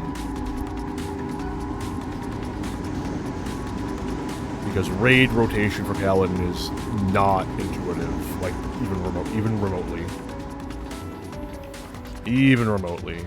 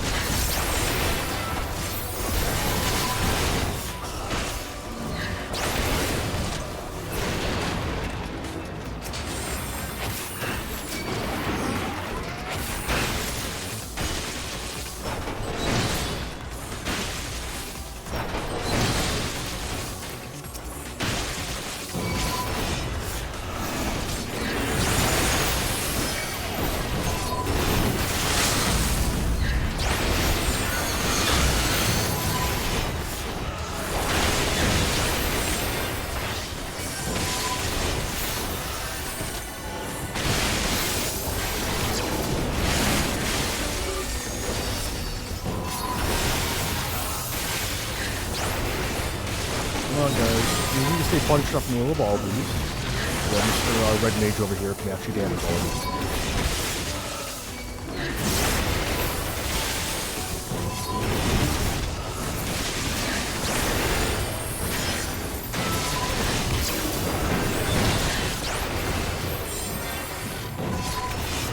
There we go. Beautiful.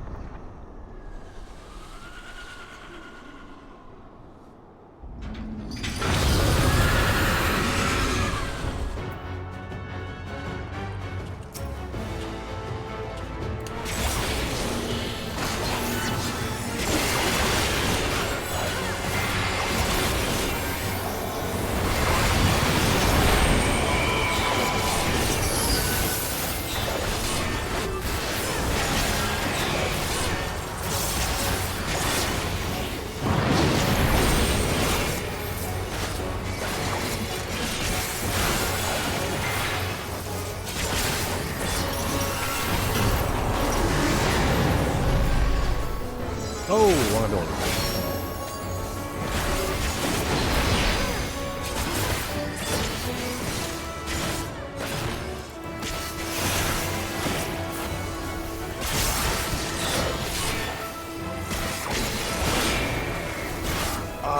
This is the one I was thinking.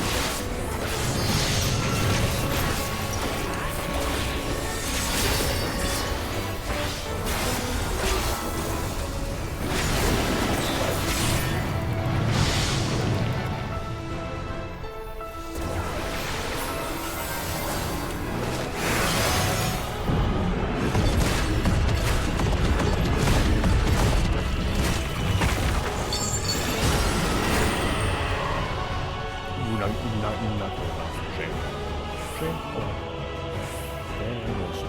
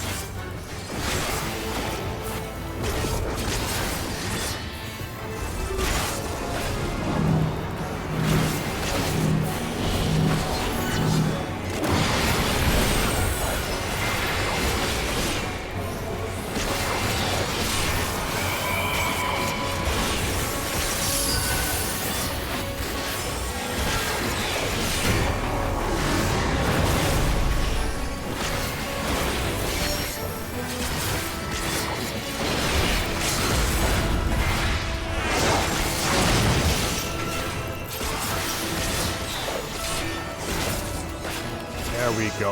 Oh, huh? No way that's the achievement I think it is, right? Glory.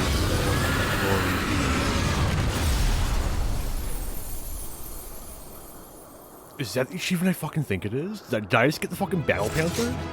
There's no way, right?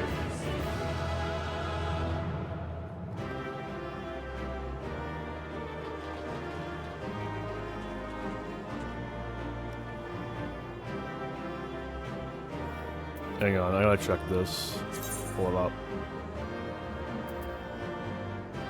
Yeah, I didn't think so. It's, yeah.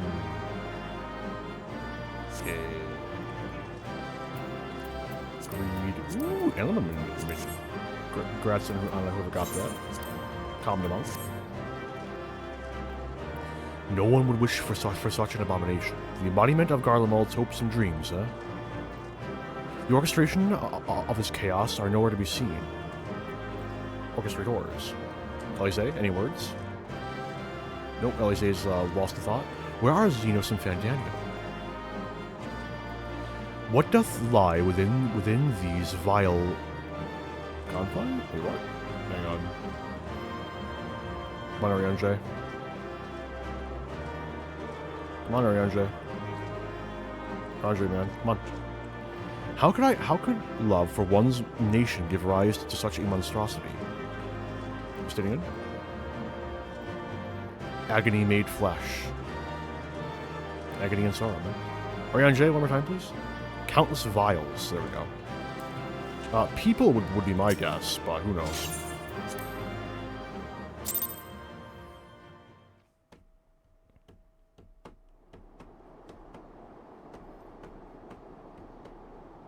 Farewell, Varus. May the gods have mercy on your soul. Come. The other two await.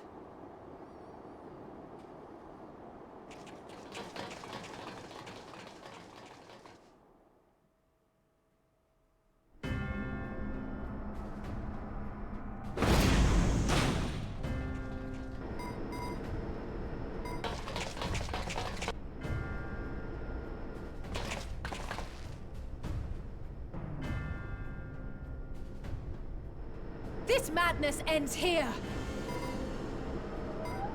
Oh, hush. This is the best part.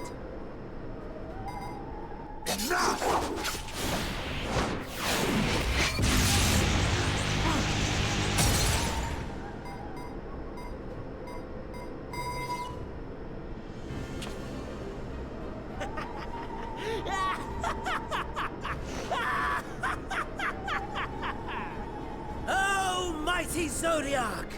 Awaken from your slumber and descend!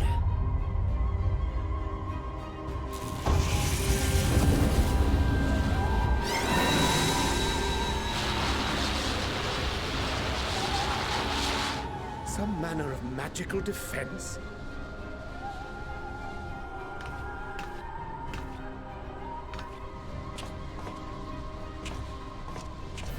Cryo? But how?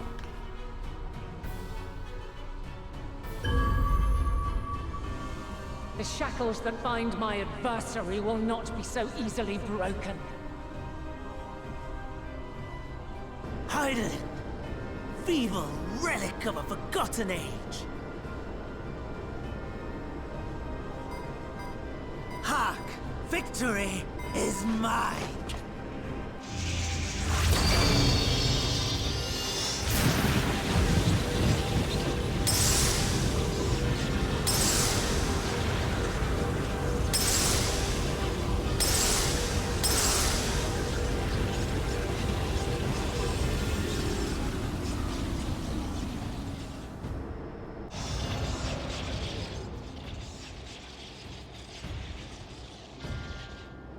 No more ether. And I was so close. My lord, a slight change of plans. We shall travel to the moon and break this wretched barrier ourselves. Whatever it takes.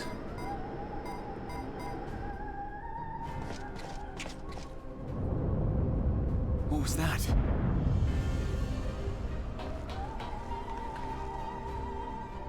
The final order issued by Anima to the Tempered Thralls. Should the Empire fall, the world must share her fate. Of course. Father lacked the conviction to give such a command. The abomination born of his flesh was but a puppet, and I the puppeteer. You madman! You monster! There's a funny joy in watching your flailing attempts to fight the inevitable. You're all going to die, and they're powerless to prevent it.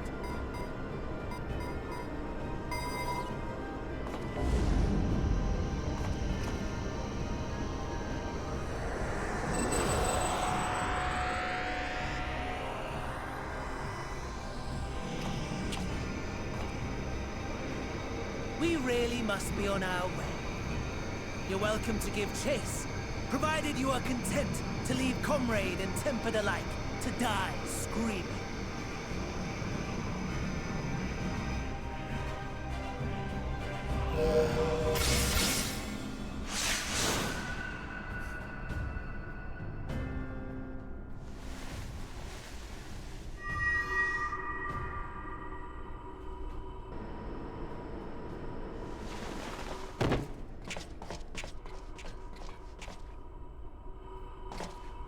I have asked too much of this child. Tend to her.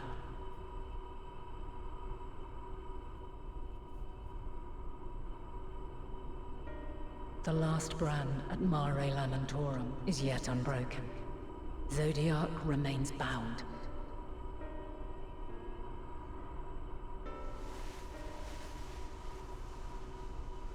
I have shifted the flow of ether and sent the enemy far from their destination.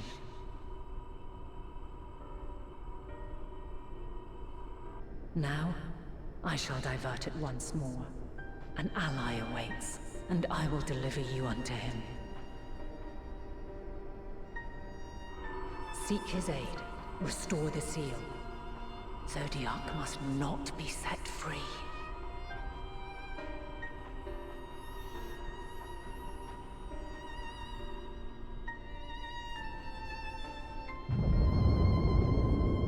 The Tempered are running wild. Not only those at the tower, but those back at the camp. The others are doing their best to contain them, but the situation is growing beyond our control. Leave them to die or give up the chase. Just like Van Daniel said. Alright, you guys stay here. I'll go alone. Don't worry about it.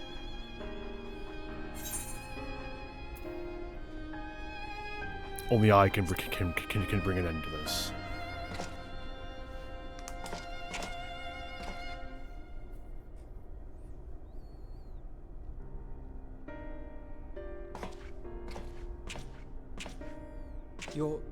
You're going alone? I mean, I've got the Azem stone. I can call him back up. Don't worry about it. It's fine.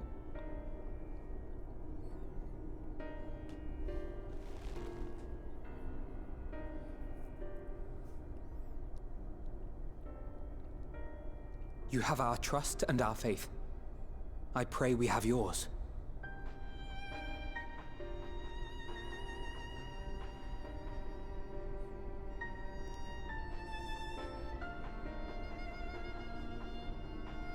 Our friends in the Tempered need our help. We will save as many as we can, I swear.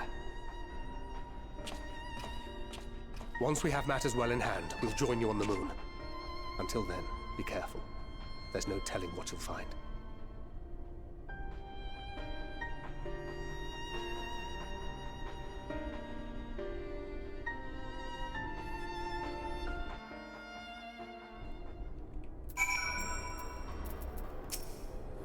Fear not for Kryl, go forth and return, I prithee. Ellipses. She channeled a dangerous amount of aether, and that's to say nothing of the teleportation magic she must have used to get here. Yet Kryl and Heidelin both were clearly willing to take the risk.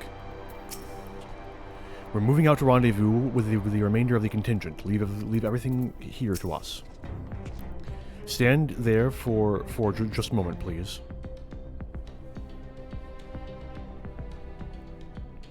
A prayer for good luck. Now you can't possibly fail.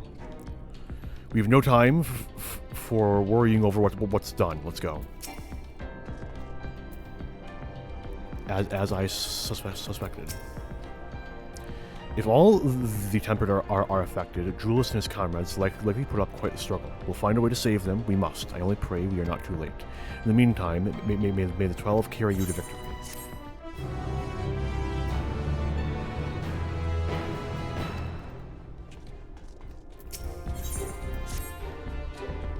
My apologies, I was lost in thought. This device is of Allegan design, which leads me to think I was right about Fandaniel. No matter what he claims, he still has an attachment to the trappings of his past.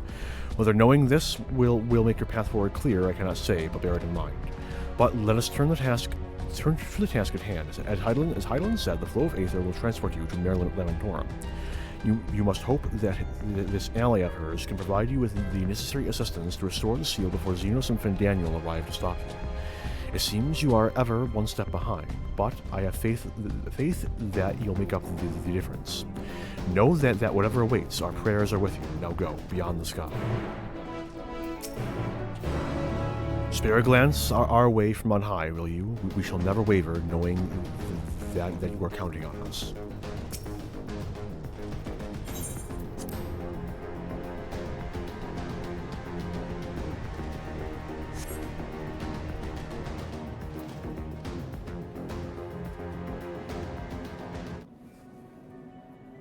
Long before Dalamud was forged to imprison an Elder Primal, the eldest of them all, savior of the star, was sealed within a moon of his own.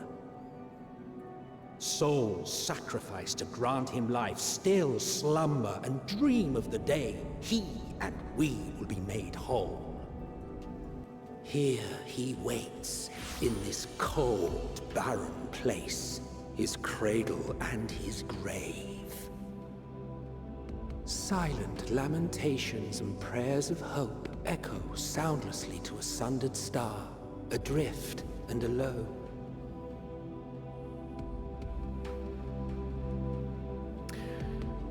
And here is where I will be wrapping up for the day. You, with me, Heidelin's champion.